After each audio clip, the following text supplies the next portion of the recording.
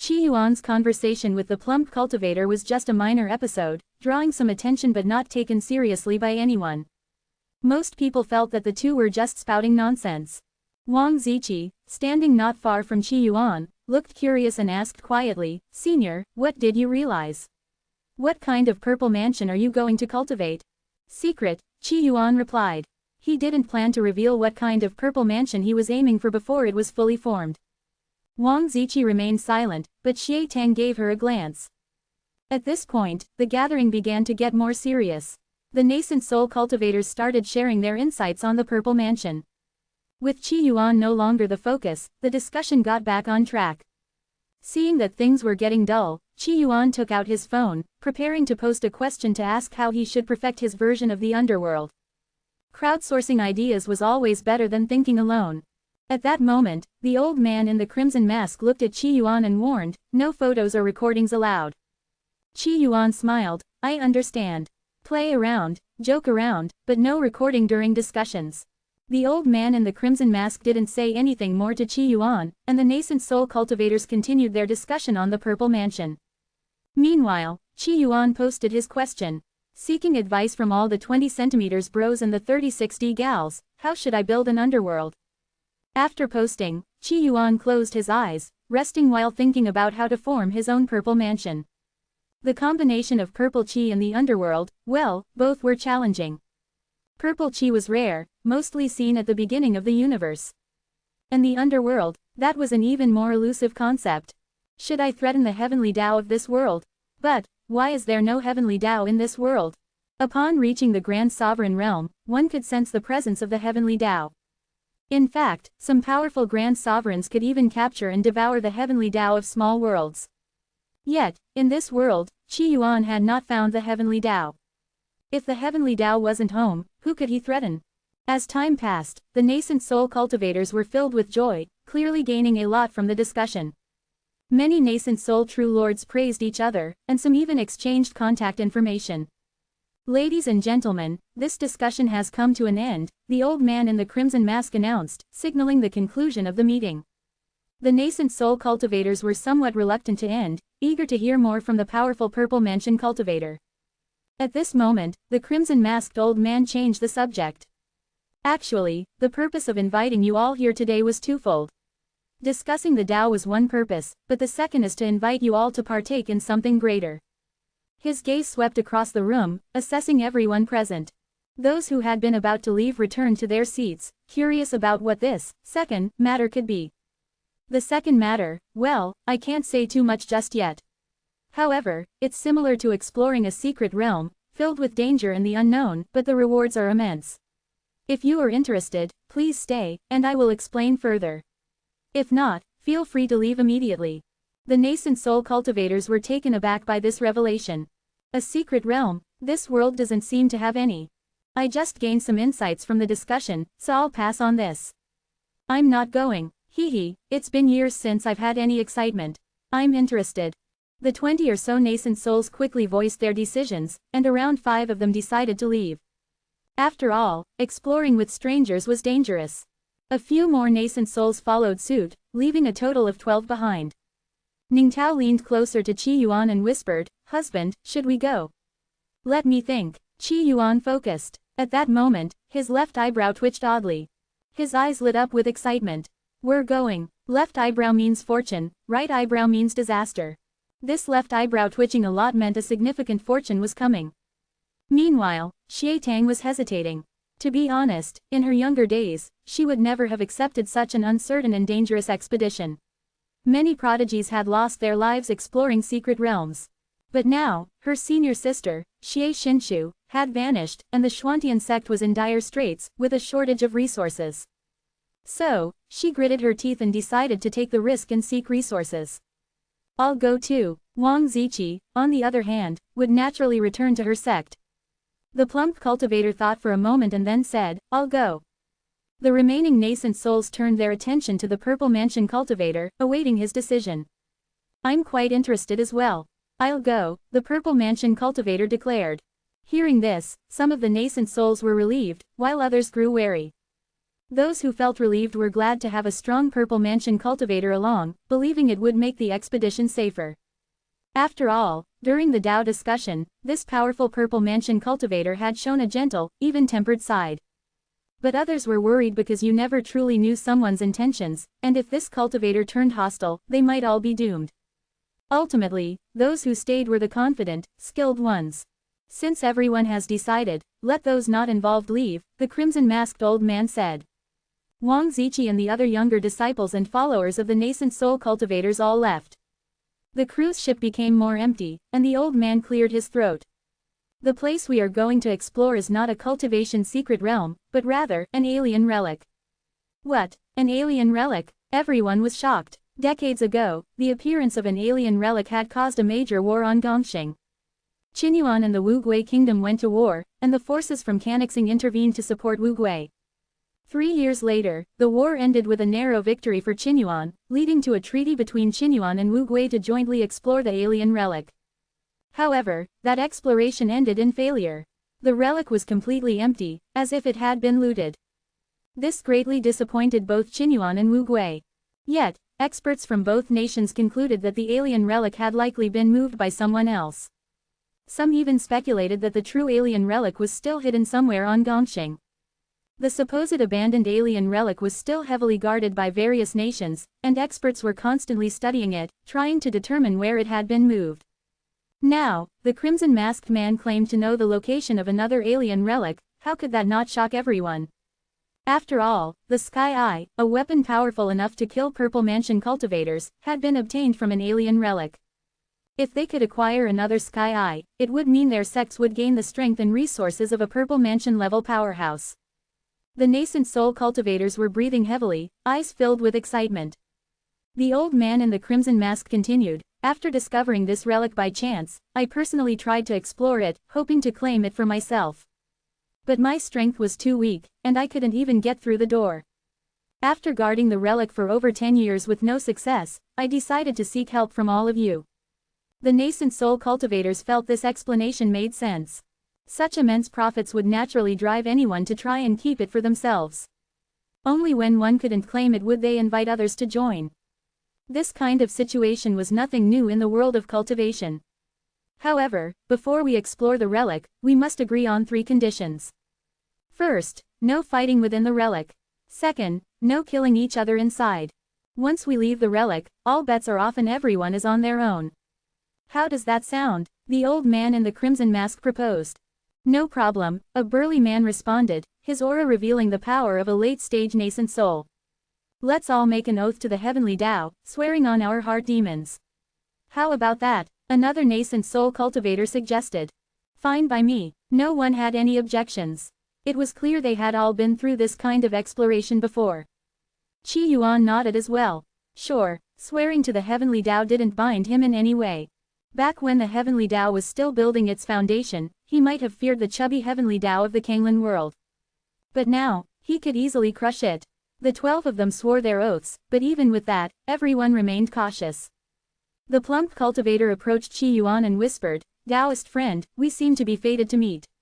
How about we watch each other's backs inside the relic? Sure, Qi Yuan agreed.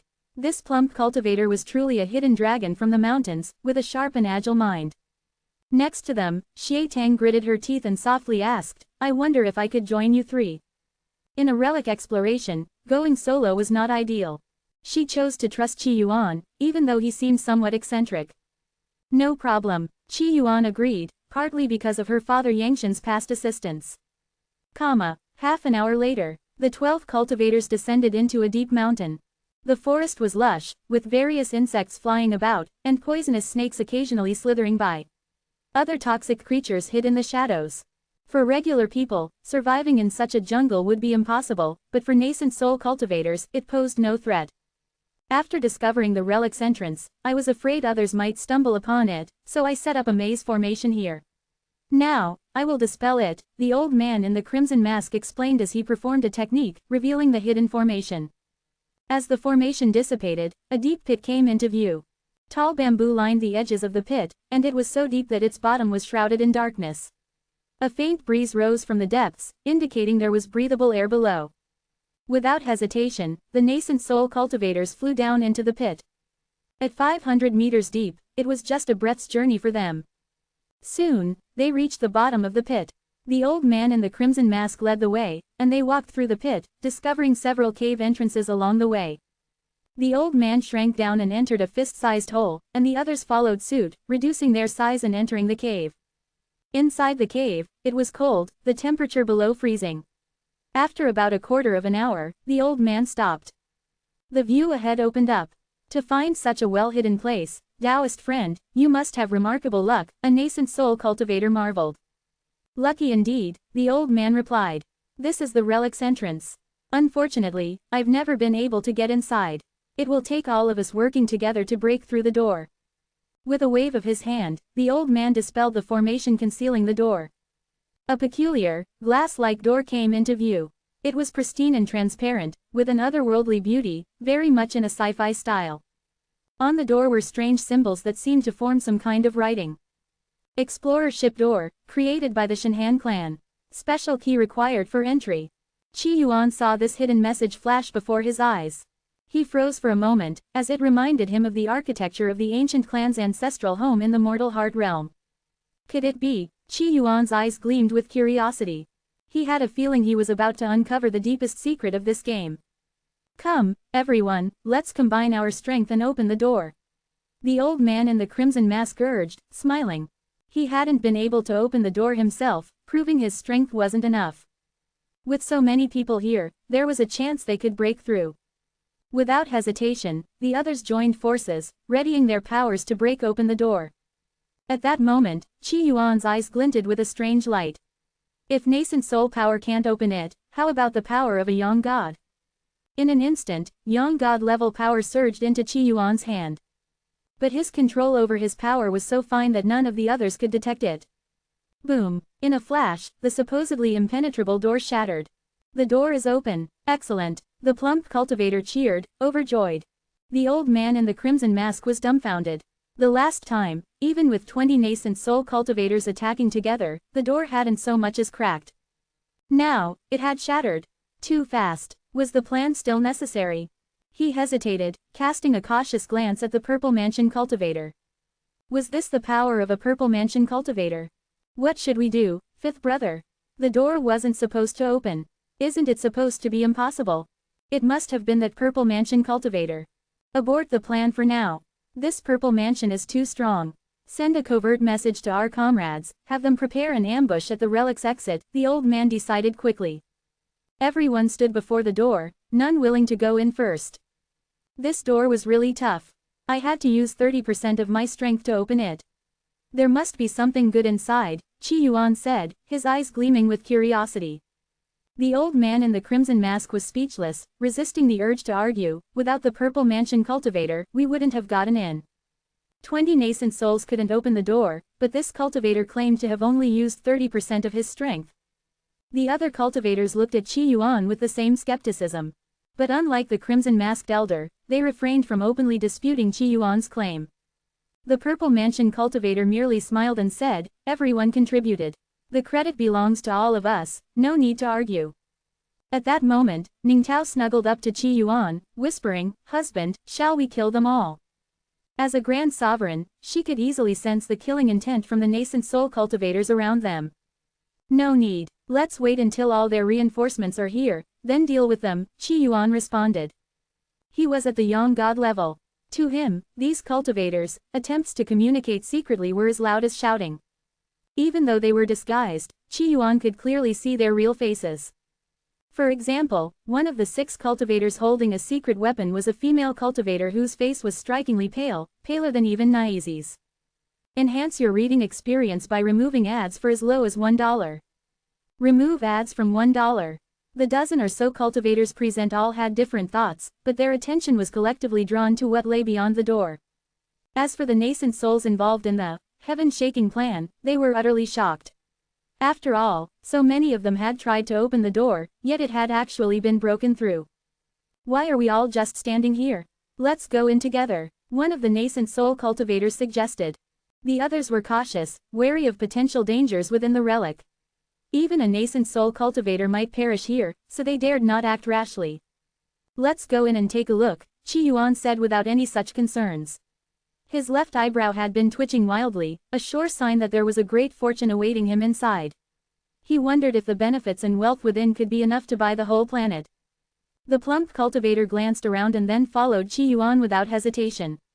Xie Tang gritted her teeth and quickly followed suit. Seeing this, the remaining cultivators also moved forward. As they passed through the door, the entire world seemed to change in an instant. Where once there was a cramped cave, the view suddenly expanded into a vast horizon. Starlight flooded over them. The starry sky. This place, it's an entire starry sky. The cultivators all looked up, astonished by what they saw. Above them stretched an endless sky filled with stars. The expanse seemed boundless, and no single glance could capture all the stars at once. The sky was brilliant, sparkling with countless stars. Everyone's eyes were filled with awe, as if they had stepped into a new world. There are so many stars, it's making me hungry just looking at them, Qi Yuan muttered, as his mouth began to water, as if he were savoring plums to quench thirst. Is this another world? Why do these stars feel so strange? The cultivators, born of the cultivation world, knew that the stars above were typically the celestial bodies that gods used to reflect their power. Each star represented a deity. When they had first arrived on Gongxing, they had noticed something different about the sky, but because the stars were few, they hadn't paid much attention. Now, the sky was filled with countless stars. This is probably just a map of the spaceship, Qi Yuan said softly, but it's pretty realistic. A map? One of the nascent souls asked in surprise. Their divine sense spread out, and they became even more alarmed. This map is capable of deceiving our senses. A mere map could fool their senses into thinking they were in a real starry sky. If there were traps or mechanisms in this place, they might never see them coming. Well, since we're here, let's go our separate ways, said a lone nascent soul cultivator. Without another word, he flew deeper into the relic. The other cultivators didn't say much either and quickly dispersed. Each one was hoping to find treasures hidden within the relic. If they came across something like the sky eye, they would strike it rich. Where do you want to go? The plump cultivator asked Qi Yuan. Xie Tang also looked to him, seeking his opinion.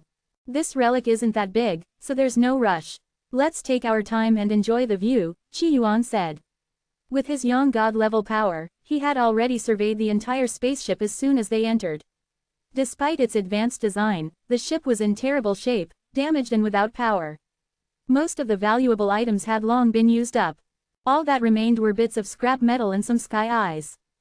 As for other powerful weapons, such as the planet-destroying cannons Qi Yuan had imagined, there were none. This relic may have a big reputation, but inside, it's just a pile of scrap metal, Qi Yuan said nonchalantly. Xie Tang was taken aback. Taoist friend, have you been here before? I've never been here, but I can tell at a glance that aside from some junk, there's nothing valuable here. If there's anything of value, it's probably the ship itself. A door that hard to open, and all it contains is junk. The plump cultivator was puzzled. Well, there are just a few thousand sky eyes. Is that considered junk? Qi Yuan said casually. For the inhabitants of this spaceship, the sky eyes were probably just standard-issue weapons, equivalent to modern rifles in an army. As for more advanced weapons, there were none. A few thousand sky eyes. The plump cultivator gulped. Xie Tang's breath quickened, though she was still skeptical about Qi Yuan's claim. However, she did not leave. When the door had opened earlier, she had sensed an ominous feeling as if there had been some hidden threat targeting her. The most valuable thing here is probably this wall, Qi Yuan said as he walked over to a corner. In the corner was a wall made of an unknown material, somewhat like marble but incredibly smooth. On the stone wall, numerous murals were etched. Curious, the other cultivators turned their attention to the murals. The first mural was simple. It depicted a young man dressed in flowing white robes, standing in a futuristic villa, gazing up at the starry sky. His eyes were filled with longing and love. Based on my experience of acing reading comprehension tests, the first mural depicts the protagonist longing for a woman across the stars. His clenched fist represents his determination. Clearly, he's about to tell his mother that he's setting sail tonight to find his beloved, Qi Yuan analyzed confidently. Back on Blue Star, Qi Yuan had always excelled in reading comprehension, and to him, this mural was easy to understand. He moved on to the second mural. In this one, a man and a woman stood in space, staring deeply into each other's eyes, with a vast starry sky as their backdrop. They've met. The lovers have been reunited. The third mural showed a woman standing under a beautiful night sky, her back turned toward the viewer, bathed in moonlight. The heroine has been misunderstood. She's hurt and suffering in silence, so she's going home, Chi Yuan continued his analysis. Based on the earlier murals, it looks like the guy's parents met with the girl in secret and handed her a bank card, telling her to leave. I'd bet that guy's mother is still quite attractive. Hearing this, Ningtao laughed softly. This plot feels so familiar. Does it involve a car accident? Cancer, maybe. It's definitely headed that way. Wait for the VCR. Chi Yuan said as he turned to the fourth mural. Carrying her pain, the woman returns to her home planet. Oh, it looks like this planet is Gongxing. One day, a great enemy arrives, and to protect her homeland, she fights to the death in space, dying heroically on the battlefield. Ningtao's expression softened. Though your commentary is funny, the story itself is quite moving. Despite Chi Yuan's humorous narration, the essence of the story was indeed touching. A woman who died defending her world was a tale worthy of song and sorrow. The group moved on to the fifth mural. This mural's theme is the search. The man, upon learning of his lover's disappearance, takes his spaceship and begins a journey across the stars. For thousands of years, he searches tirelessly, wandering the endless reaches of the universe. But the stars are vast, and finding his beloved is like searching for a needle in a haystack. However, as everyone knows, they're bound to have a few near misses, close encounters where they don't realize they're right next to each other. In the end, love moves the heavens and the earth, and the man finally finds the woman. Ningtao, hearing this, smiled wryly. It was supposed to be a romance drama, but it's turned into a comedy. She looked at the sixth mural. In this one, the man finally finds the woman, only to discover she is on the verge of death. The heroine is surrounded by an army, teetering on the edge of death. At the last moment, the hero rushes in and finally cradles her in his arms. But the woman has lost all signs of life. She looks at him one last time, sheds a tear, and dies completely. The joy of reunion turns to sorrow, and in his grief, the hero unleashes his full power, driving back the enemy. Xie Tang looked at the scene with a somber expression. Such a tragic end for this pair. The plump cultivator sighed as well. There are always regrets in life that can't be erased. I remember before I started cultivating, I confessed to my childhood sweetheart next door. She told me I was too fat. She said if I could lose 30 pounds in a month, she'd be with me. But after a month, I was only able to lose 29 pounds, so we never got together. I'll regret it for the rest of my life. Chi Yuan nodded. That example is quite fitting. It's the same core idea, regret. These near misses tug at the hearts of the audience. There's a saying that the most heartbreaking failure is the one where success is just within reach. Everyone's attention turned to the final mural. The last mural's theme is the Watcher. The man stays behind in this world, witnessing the gradual decay and destruction of the world his lover once called home. Unable to bear it, he remains in this world alone, like a sentinel. He follows in her footsteps, touching every trace she left behind. He vows to save her world from destruction and bring her back to life. He will reboot this world. As Chi Yuan spoke, his voice grew impassioned, almost as if he were delivering a speech. Normally shy in real life, Chi Yuan had only ever posted such speeches on forums like Shenhua. He had never made a speech in real life. But with so few people here, he thought, why not give it a try? Chi Yuan felt good about his delivery. So good, in fact, that he was moved by his own words. If he were a bit more sentimental, he might have even shed a tear. But instead, he decided that for dinner tonight, he wouldn't add any chili flakes to his braised pork. A truly tragic and moving story, Xie Tang said, casting an odd glance at Chi Yuan. If Chi Yuan hadn't been narrating, they might have found the murals more moving. But with him around, everything felt off. Ningtao rolled her eyes at Chi Yuan. Husband, this heart-wrenching romance turned into a comedy thanks to you. Who says it's a romance? Maybe it's a power struggle or a crime drama, Chi Yuan shot back, unwilling to let the story be defined so easily. I understand. Husband, you have an artistic flair, like those short videos where they use humor to explain horror films, Ningtao said. Chi Yuan nodded in agreement. Meanwhile, Xie Tang seemed to realize something. Her expression grew complex, filled with deep concern. If these murals are telling the truth, doesn't that mean this world is doomed? Even though the murals lacked text or detailed descriptions, it was clear that the man and woman depicted were at least at the level of yin gods, or perhaps even higher. After all, traveling through space for thousands of years wasn't something even a purple mansion cultivator could do. And if the story involved rebooting a world or resurrecting someone, that was beyond even a yin god's capabilities. Only a yang god could manage such feats. The male protagonist is probably somewhere out there right now, fighting some great enemy while preparing to reboot the world and resurrect his lover. If that happens, won't we, as non-Gongxing natives, get reset back into embryos? The plump cultivator asked nervously, using a term from Gongxing's modern vocabulary. This world has already been rebooted once. Wait, Xie Tang paused, her mind racing. Could it be that before her disappearance, her senior sister had visited this world and ended up getting reset into an embryo? If that were the case, it would be a tough pill to swallow. Sure, their love story is touching and all, but it hasn't moved me, so I think we should hurry up and leave this world. For us nascent soul cultivators, this place is way too dangerous, the plump cultivator said, filled with anxiety. Forget the enemies the couple faced, even the male protagonist alone seemed like a dangerous madman. I'd destroy 3 realms for you, a sentiment that seemed quite fitting for him. There was a reason people said that when gods fell in love, the whole universe trembled. But Qi Yuan remained calm. What's there to worry about? It's just the backstory of a game. Besides, didn't I tell you, even if you die, I'll remember you and bring you back to life in my purple mansion. The plump cultivator was stunned for a moment. You have a point. Meanwhile, Qi Yuan stared at the final mural with a strange expression. Based on this plotline, hasn't this world already been rebooted many times?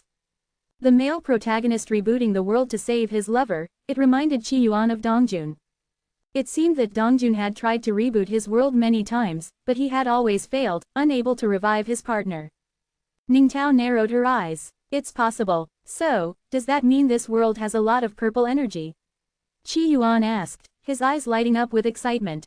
Purple energy, born from the beginning of the universe, was the foundation of all things. If this world had been rebooted over and over, following the same cycle, wouldn't that mean there was an abundance of purple energy here? But then, just as quickly, he shook his head. If it were that easy to exploit the reboot mechanic to gather purple energy, powerful yang gods wouldn't lack for it. Purple energy wouldn't be called the first essence of the immortal path. Still, Qi Yuan was sure that this world contained purple energy. Alright, the TV show's over. Time to start looting, Qi Yuan said, his divine sense sweeping through the relic. In an instant, a flood of information poured into his mind. Come on, let's head to the control room. Qi Yuan had already found the control room. Hearing this, Xie Tang hurried after him. In truth, she was feeling quite anxious. After all, this place might actually contain a sky eye. If other nascent soul cultivators managed to get their hands on a sky eye and they didn't, the heavenly profound sect's position would be severely weakened. What's more, the sect was currently in a precarious situation, with a shortage of resources. She needed to gather some wealth. Soon, the 4 of them arrived outside the relic's control room. The remaining 8 cultivators were already there. Their faces were filled with undisguised excitement and greed. Clearly, they had all gained a lot from scavenging the relic. Even though the spaceship wasn't large, it was easy to move around in, and they had all managed to grab some sky eyes. Now, they had gathered outside the control room, their eyes gleaming with desire, mixed with a hint of frustration. The 8 cultivators had all worked together to try and open the control room's door but had failed. Strange. This door is just like the one at the entrance to the relic. Why can't we open it? The old man in the crimson mask muttered, puzzled. Though they were missing 4 people, the key to opening the door was the purple mansion cultivator, and he was still here. The others were just as confused. The members of the heaven-shaking plan had yet to make their move, but they were planning to. After all, if the outer parts of the relic contained so many treasures, the control room surely held even greater ones. How can you not understand such a simple reason? Qi Yuan said softly, holding Ningtao in his arms as he arrived. His eyes glimmered with amusement. The big boss hasn't made his entrance yet. I told you before, when the last door opened, the credit was mine, but you didn't believe me. Hearing Qi Yuan's words, the old man in the crimson mask frowned in doubt. Could it really have been him? He studied Qi Yuan, trying to discern what power he was hiding. But he saw nothing out of the ordinary. Could it be some sort of special encounter or ability that had allowed him to open the door? Enhance your reading experience by removing ads for as low as $1. Remove ads from $1. The Purple Mansion cultivator looked at Qi Yuan and smiled. Let us all join forces to open this door together. At that moment, Qi Yuan glanced at Ning Tao and whispered, you should head back and bring 01 here. I think this place suits him well. Okay, Ning Tao nodded and vanished instantly. The nascent soul cultivators present were momentarily surprised. The elder in the crimson mask squinted, deep in thought. That boy dared to send his companion away. The members of the heaven-shaking clan were rushing over, and if they encountered her, that woman would surely die. However, he kept these thoughts to himself. The other cultivators didn't comment on Ning Tao's departure either. Before entering the relic, they had hidden their identities, fearing that other nascent souls might discover the relic. Now, they were glad for others to know. Holding the Sky Eye, even though they couldn't fully unleash its power, killing a few nascent souls would be easy. Alright, let's do it together. Qi Yuan clenched his fist. A powerful force surged forth, and the door, which had previously resisted their combined efforts, crumbled into dust in an instant. The cultivators were astonished and cast suspicious glances at Qi Yuan. After a brief moment, all of them turned into streaks of light and vanished. Only the Purple Mansion cultivator remained, looking slightly nervous. He cautiously asked, could you tell me more about the person who helped others comprehend the essence you spoke of earlier? Who exactly is this person? Qi Yuan smiled at the man in the purple robes. That was one of my alternate accounts. The Purple Mansion cultivator's heart raced, his breath quickening. Is that really true? Of course, Qi Yuan said, smiling with a hint of nostalgia. The Flowing Wind Realm, Wugui City, I am. The Blood Lord, the Purple Mansion cultivator blurted out, trembling all over. Nearby, Xie Tang was utterly confused by the Purple Mansion cultivator's reaction. The plump cultivator gaped, shocked. What was happening? You're the Blood Lord, the legendary Blood Lord of the Flowing Wind Realm, who preached the Tao to 10,000 supreme cultivators. The Purple Mansion cultivator was in disbelief, filled with terror. Xie Tang stared at Qi Yuan, finding the whole situation absurd. Wasn't he just a nascent soul cultivator? How had he suddenly become the Blood Lord, a legendary figure who helped nascent souls comprehend the essence? The plump cultivator blinked in astonishment. Could he really go and find him after dying, as he had joked? Both Xie Tang and the plump cultivator were overwhelmed by the strangeness and absurdity of it all. Xie Tang even wondered if the two were just acting, but to what end? Oh, Qi Yuan raised an eyebrow and glanced at the Purple Mansion cultivator. You're one of the demons from the myriad demon realm that invaded the Flowing Wind realm. No, Blood Lord, I am not one of those demons. The Purple Mansion cultivator quickly protested, clearly terrified.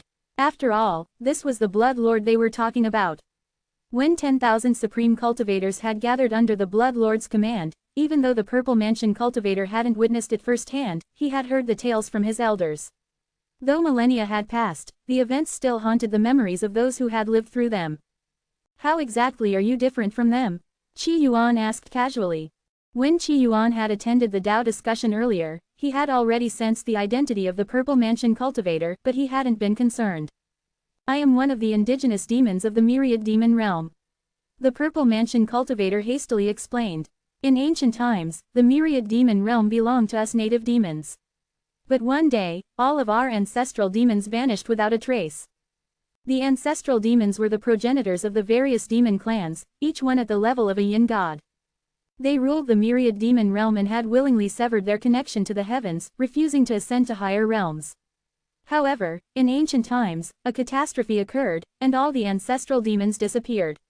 With no ancestral demons to protect them, the myriad demon realm was invaded by demons from the upper realms. The native demons were either exterminated or enslaved, becoming resources for the upper realm demons. Now, most of the ancient demons in the myriad demon realm were either enslaved or in hiding. Very few, like the Purple Mansion cultivator, had managed to survive and secretly cultivate to the Purple Mansion level. Qi Yuan looked at the Purple Mansion cultivator and said calmly, it's true, you are somewhat different. Your path carries a hint of martial arts. His nose hadn't grown longer, so the Purple Mansion cultivator was telling the truth. Even his tone was genuine, and there was indeed a trace of martial arts in his aura. The Purple Mansion cultivator swallowed nervously. For some reason, I feel a strange sense of familiarity with you, Blood Lord. Although he was terrified, he couldn't shake the feeling of kinship. Qi Yuan chuckled but didn't respond. The truth was, humans from this world and the demon tribes from the mountain and sea scroll shared a common ancestor. I've heard that the demons of the myriad demon realm have been stirring up Kangxing, trying to invade Gongxing. Qi Yuan asked casually. Blood Lord, that has nothing to do with me. The demons currently controlling Kangxing are from the upper realms. The Purple Mansion cultivator quickly clarified, desperate not to be misunderstood. I see, Qi Yuan replied, unconcerned. Let's go inside and have a look. The control room wasn't very large, just a few square kilometers, and there were several small rooms inside. However, every room had already been ransacked, leaving nothing behind, not even a single hair. It was clear that everything in the control room had long since been taken away, leaving those who had arrived first with nothing to show for their efforts. The group followed Qi Yuan as he led them deeper into the relic. After about a dozen breaths, they regrouped with the other cultivators inside. These cultivators were all staring greedily at something in the air ahead of them. In the air, a translucent, glass-like box floated, a crystal-clear, flawless structure resembling white jade. Its shape was unmistakable, a coffin. This coffin must be a supreme treasure. Is there someone lying inside? The nascent souls, noticing Qi Yuan and his group, continued staring at the coffin. The coffin radiated an aura stronger than even the ancestral treasure they had discovered. It was likely the most valuable item in the entire relic. However, their magic powers were too weak to see through the coffin, leaving them uncertain whether it held a body. At that moment, Qi Yuan smiled. This coffin and I are fated. It belongs to me now. After all, I haven't taken anything from this relic yet, so taking a coffin isn't unreasonable, right? That's fair, isn't it? Who agrees? Who objects? Qi Yuan always prided himself on being ethical and never taking advantage of others. The elder in the crimson mask sneered. You sure know how to make plans. A pale-faced female cultivator added, you couldn't manage to grab anything yourself, and now you want to talk about fairness. The members of the heaven-shaking clan chimed in. Before we came here, we agreed that everything would depend on our abilities. Friend, we're all nascent souls here. Surely you understand that in this world, there's no such thing as fairness. Everything depends on power. Most of those speaking were members of the heaven-shaking clan. The lone nascent soul who had come alone chose to remain silent, unwilling to offend Qi Yuan. Qi Yuan spoke softly, I offered you fairness, but you refused. Very well, as you wish. So, who agrees, and who objects?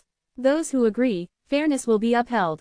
Those who object, well, their cultivation level will take precedence. The elder in the crimson mask sneered again. I object.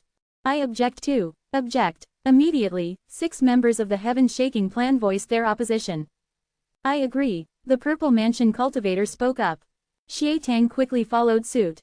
Agree. The plump cultivator, sensing the tension, hastily added, agree. The lone nascent soul, caught between 2 factions, hesitated, a look of struggle on his face. Everyone here has made a heart devil oath not to fight inside the relic. Isn't that enough to avoid conflict? He asked nervously. Hey, you made a heart devil oath, but we didn't. At that moment, over a dozen nascent souls entered the room, exuding powerful auras.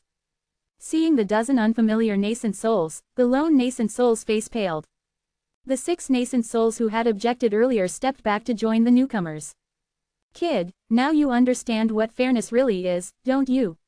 The elder in the crimson mask said smugly. He had no fear now. They had all sworn not to fight inside the relic, but the newly arrived nascent souls weren't bound by that oath. With a wild grin, the elder in the crimson mask laughed, confident in their overwhelming advantage. They had gained the most from the relic, while Qi Yuan and his group of fools had wasted time staring at murals. Now, Qi Yuan even dared to claim the most valuable treasure for himself. Ridiculous. At that moment, Xie Tang looked at Qi Yuan, her mind racing. Was he really the Blood Lord? She remained on high alert, prepared for any danger. I've studied for 9 years under the compulsory education system, so I understand what fairness is. I also understand what peace means, Qi Yuan said, scanning the group of nascent souls. Oh, and if you die, don't forget to thank me for giving you the chance to show off in front of me. Oh, right, I forgot, you're all wearing masks. No faces to show. With those words, Qi Yuan glanced at the group and gently blew a puff of air. This is fairness. The gust of wind was so faint, not even strong enough to match a cat's yawn. Yet, in that instant, the 20 nascent souls standing before him froze, unable to resist. It was as if time had stopped for them. Their ancestral treasures, their sky eyes, everything crumbled before that one breath, as insignificant as amoebas. Crack, the mighty nascent souls, revered as gods among men, disintegrated like wax statues, turning to dust in the blink of an eye. The scene was terrifying. These were nascent souls, legends among mortals, beings of immense power. Yet they couldn't even withstand a single breath from Qi Yuan. They weren't even on the same level. Xie Tang forgot to breathe. At that moment, she fully understood. This was the Blood Lord, the legendary powerhouse. The Purple Mansion cultivator was equally horrified. The Blood Lord was even more powerful than the ancient records had suggested. A single breath from him could kill even a great supreme. Qi Yuan then turned to the last surviving nascent soul in the room, the one who had come alone. Do you agree, or do you object? The lone nascent soul trembled, utterly terrified. What had he just witnessed? Even a yin god couldn't do this. I agree, he stammered, his face contorted in fear. Why do you look so miserable if you agree? Are you only pretending to agree? No, no, no. The nascent soul was so scared he fell to his knees. I swear, my ancestors for 18 generations all agree. Qi Yuan nodded, satisfied. Fairness prevails. I'll gladly accept this coffin as my own. With that, Qi Yuan turned to the coffin, his eyes undergoing a subtle transformation. Where before the contents of the coffin were hidden, now details began to emerge. Suddenly, a familiar face appeared before Qi Yuan's eyes. It's her. Inside the coffin lay a woman whose appearance bore a striking resemblance to someone Qi Yuan knew. At that moment, Ning Tao reappeared, along with the robot 01. There's someone inside that coffin. Yes, a woman, Qi Yuan confirmed, relaying what he had seen to Ning Tao. Ning Tao squinted, her expression shifting. Could it be the female led from the murals? Probably, Qi Yuan nodded. What a tragic and moving story. Poor thing, the plump cultivator murmured. Qi Yuan agreed. She's been lying here for who knows how long. She must be so lonely. Xie Tang was puzzled. Could a dead person feel lonely? Qi Yuan's voice was filled with sympathy, his expression almost like that of a concerned older sister. She's all alone here, without a single friend or relative, just sleeping in this lifeless place. It's heartbreaking. I'm a very compassionate person, so I'll be generous today and give her a grandmother. Huh, Xie Tang blinked in confusion. Was the person lying in the coffin flat-chested or something? But in the murals, she didn't seem small. At that moment, Qi Yuan closed his eyes. Within his body, the last of his nascent souls stirred. This nascent soul belonged to Wu Shi, and for a long time, it had remained dormant. But now, it finally showed signs of awakening. Through the coffin, the nascent soul of Wu Shi, the mother of no food, entered the body of the woman inside. Qi Yuan sighed in relief. Wu Shi was beginning to awaken. Suddenly, he realized something. Oh no, I didn't get her permission before giving her a grandmother. Is that rude? Meanwhile, the Purple Mansion cultivator was in shock. If the woman inside the coffin really was the heroine from the murals, her power would be unimaginable. Yet, the Blood Lord had casually opened the coffin and placed something inside her. Just how powerful was the Blood Lord? Ning Tao chuckled. She's dead, she can't give permission. Does that mean I have to find her guardian? But she doesn't have one. Qi Yuan frowned, thinking. This was tricky. Then, suddenly, an idea struck him. Wait, Wu Shi is her grandmother. As long as Wu Shi agrees, it's fine. Wu Shi, do you agree? The nascent soul of Wu Shi, now inside the woman's body, pulsed once or twice. Qi Yuan smiled in satisfaction. Wu Shi agreed. Great, today, I've been especially polite. Xie Tang, listening to all this, dared not say a word. Was this really how things worked? If someone didn't agree with you, you could just give them a new grandparent to agree on their behalf. She couldn't help but feel that the Blood Lord was rather odd, powerful, yes, but odd.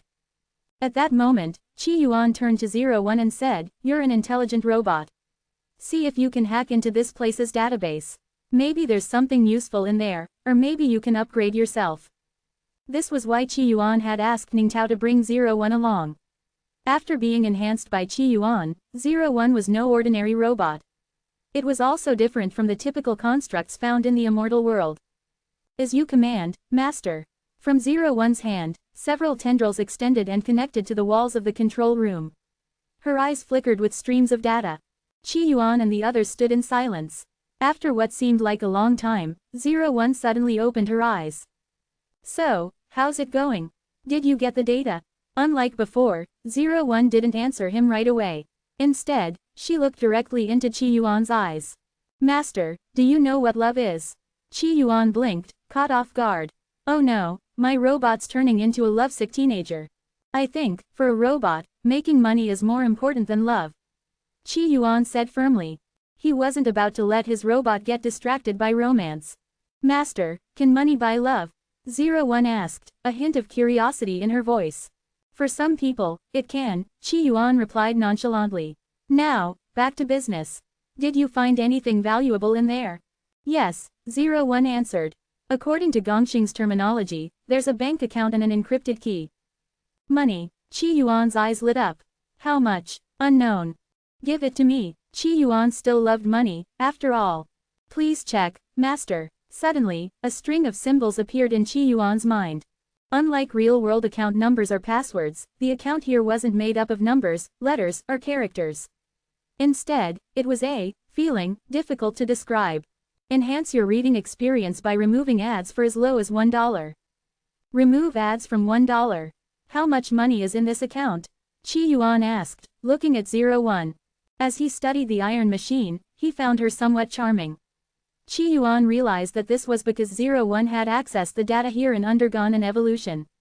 Otherwise, she wouldn't have asked him the strange question about what love was. For a robot, evolution and awakening intelligence were similar but fundamentally different. The current 01 was entirely different from her previous self. I don't know, 01 shook her head. Qi Yuan thought for a moment and understood. This was just an account and a password. They would need to access a banking system to figure out how much money it held. Standing nearby, Ningtao asked curiously, could this be breakup money? In the mural, the male lead's mother had offered a large sum to make the female lead leave. I don't know, Qi Yuan shook his head. Right now, he found this account and password intriguing. It was a new system, one that wasn't entirely technological nor completely mystical. This spaceship had only the woman in the coffin, so she's technically the legal owner. Everything on this ship belongs to her. Wu Shi is her grandmother and legal guardian, so she has the authority to decide the distribution of assets. So, taking this account and password isn't stealing, it's not robbing, it's my payment for eliminating the robbers. The robbers naturally referred to the nascent soul cultivators Qi Yuan had easily slain. Who agrees, and who disagrees? Qi Yuan asked, looking at the remaining cultivators. The Purple Mansion cultivator quickly responded, I agree.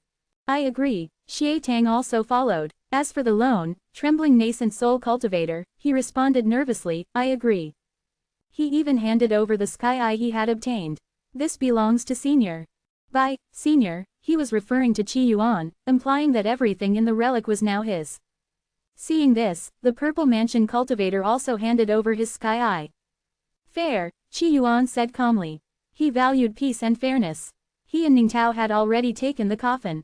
The remaining items should naturally be divided among the 4 remaining cultivators. These 4 were quick to understand what Qi Yuan meant by fairness and immediately divided up the sky eyes. They did so quickly and evenly, even going so far as to split one sky eye into 4 parts to ensure complete fairness. None of them wanted to end up like the dead nascent soul cultivators. How can there be an 80-year-old cat? In the room, Xie Shinsu had a smug smile on her face, feeling triumphant. She dashed around the room, running back and forth. Ha ha ha, everyone's gone, even that stupid robot 01 is gone. Wasn't this her perfect opportunity? Time to escape. This owner is ridiculously lucky. Not only does he have me, the cutest cat in the mortal realm, but also the beautiful canary as his wife, helping him step onto the path of immortality. He hasn't aged at all, he's probably a Foundation establishment or Golden Core cultivator by now. But so what, whether he's Foundation establishment or Golden Core, it's time for this cat to rise up and take charge. Xie Shinsu smirked coldly, already fantasizing about escaping and finding the Xuantian sect, where her junior sister and master would take revenge on her owner. By then, she'd make sure 01 was filming everything. As for the owner, hey, daring to pet her. From now on, it would be the cat petting the owner. With these thoughts, Xie Shinsu leapt gracefully and twisted the door handle open. Strangely, before leaving, she felt a hint of reluctance. But the thought of petting her owner made her gleeful, and she left without hesitation. The room was now empty. A few days later, on Kangsheng. A wild-haired man sat high in the clouds, his hair billowing in the wind, hiding countless black eyes. Suddenly, beams of light burst from the clouds, and the man let out a chilling howl that sounded like the wailing of ghosts. The high-ranking nobles gathered in the grand hall below all wore grim expressions as they witnessed the scene. The terrifying figure in the clouds was a powerful being from the myriad demon realm. Currently, 9/10 of Kangsheng's power lay in the hands of the myriad demon realm. The king was merely a puppet. A princess stood in a corner, watching the terrifying demon in the sky with deep dread in her eyes. Beside her stood a pale, frail man, staring at the terrifying figure in the sky with eyes full of hatred. The demons of the demon court are getting restless. War is about to begin, said the frail man, Fang Hun, who was also a demon. But unlike the demon court demons who controlled Kangsheng, he belonged to the original inhabitants of the myriad demon realm, who had been enslaved by the invading demons. His hatred for the demon court demons ran deep. Damn it, if war breaks out, the citizens of Kangsheng will become nothing but cannon fodder. The tall princess gritted her teeth, her eyes filled with frustration. Although Kangsheng had once gone to war with Gongsheng, the new king's policy had been to focus on recuperation and rebuilding. But if the myriad demon realm demons incited war, it would be the innocent people of Kangsheng who would suffer. They've always been barbaric, cold-blooded, and brutal. Fang Hun spat. When the ancestral demons vanished, the demons from the upper realms descended, establishing the demon court and enslaving the original demon inhabitants. Now, they were repeating the same tactics on Kangsheng. Fang Hun, can't your grandfather help us? The princess turned to Fang Hun with a pleading look. Fang Hun's grandfather was a powerful cultivator, a force to be reckoned with. My grandfather can't do anything, Fang Hun replied bitterly. If his grandfather could stop the demon court demons, they wouldn't be living in secret realms, scraping by. Even your grandfather can't help. The princess was disheartened. Just then, a strange sound echoed from the clouds. The terrifying figure in the clouds suddenly shouted, "Blood will spill on Gongsheng. Heaven and earth will dance. In 100 days, war will begin." As his voice rang out, the other demons roared with excitement. War begins. War begins. On Kangsheng, the war factions echoed the cry, their voices filled with fanaticism. War, war, war. The sound spread like a tide, echoing through the city. The princess watched in horror, as if she could already see broken spaceships and lands drenched in blood and fire. War was finally about to begin. And the intelligence agents hidden on Kangsheng, upon learning this news, felt as if the sky was falling. Gongsheng was doomed. The news soon reached Gongsheng as well. The 7 martial star families and the royal family were immediately thrown into a state of panic. Although Kangsheng had supported Wu Gui in the past, that support had been limited. Now, with war on the horizon, could Gongsheng withstand it? Especially when rumors hinted that behind Kangsheng stood a mighty and unmatched myriad demon realm. The myriad demon realm was far stronger than the 3 realms of cultivation. In the grand hall, the king sat at the head, and the heads of the 7 martial star families gathered together. The last time all the 7 martial star heads gathered was to deal with Qi Yuan. But now, the king had changed. The new king was the former 7th prince. Nearly 100 years had passed, yet the 7th prince still looked young and in his prime. Everyone, Kangsheng has sent word. In 100 days, war will begin, the king said, his voice calm but with an underlying urgency. Kangsheng's power surpasses ours, and the myriad demon realm behind them is shrouded in mystery. This war will likely be brutal. HMPH. Our sky eyes aren't for show. If they dare come, we'll make sure they don't return. One middle-aged patriarch said confidently, his face full of defiance. Clearly, the sky eyes had given him great confidence. War, what more is there to say? Right, war is inevitable. We must prepare for it and declare a nationwide wartime state. Today's Qin Yuan is not the Qin Yuan of the past. Facing the threat from Kangsheng, the 7 martial star families of Qin Yuan chose to confront it head-on. Even if the myriad demon realm was strong, they believed it couldn't be that much stronger than the 3 realms. With over 100 sky eyes, they felt they could protect themselves.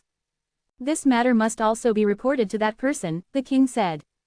The room fell silent. They all knew exactly who he was referring to. That person was not only the most solid pillar of Gongsheng but also the sword hanging over their heads.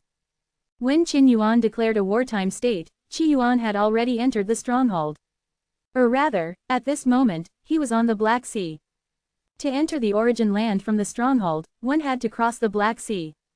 All the ships departing for the origin land from the strongholds were divided into 12 routes. On the route Qi Yuan was taking, there were not many people on board, only about 100 martial kings.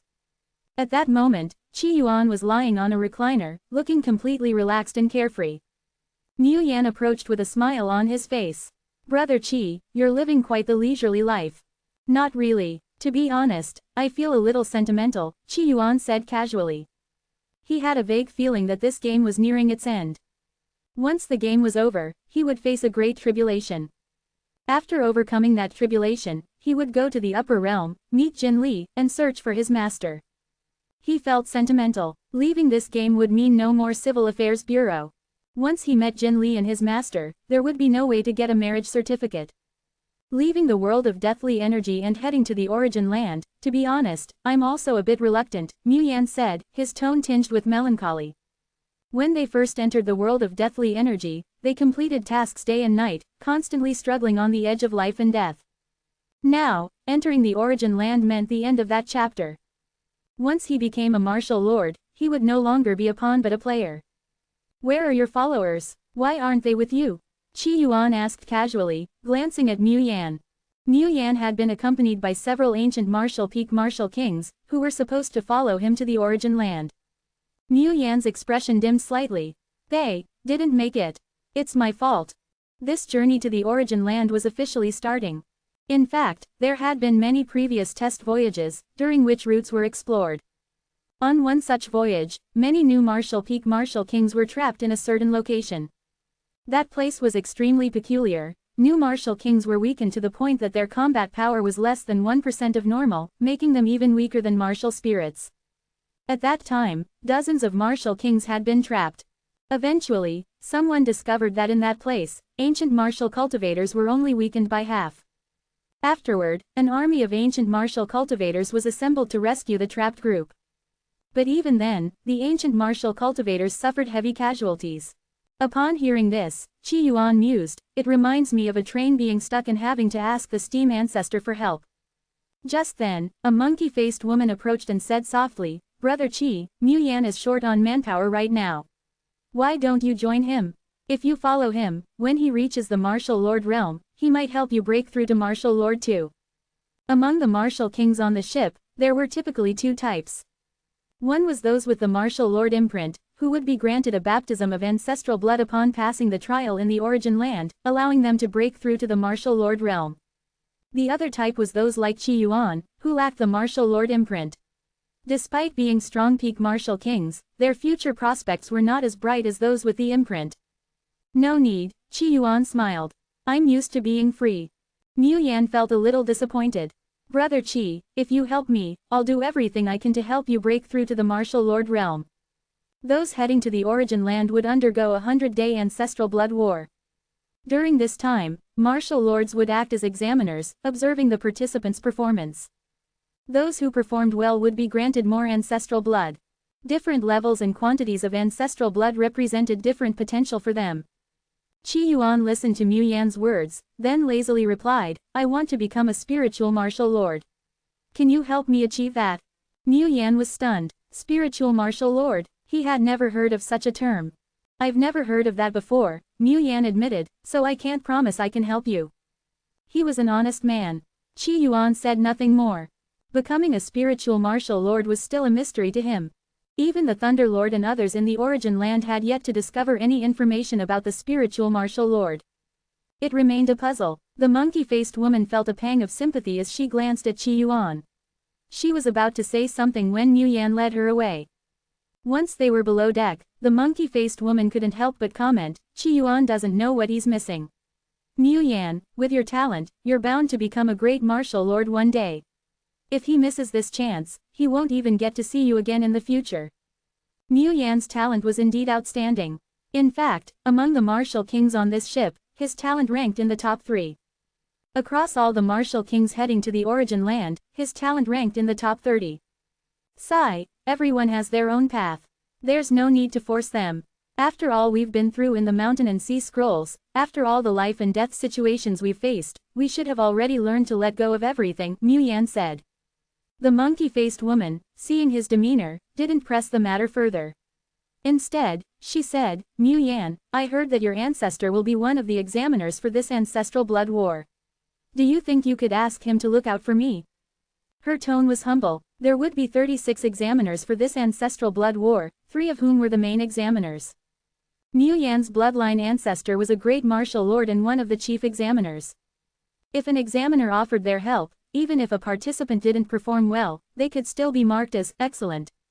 I can't promise anything. Everyone has to rely on their own performance, Mu Yan replied. He didn't want to get too entangled with the monkey-faced woman. Meanwhile, Qi Yuan lay on his recliner, gazing at the sky and occasionally glancing at the Black Sea.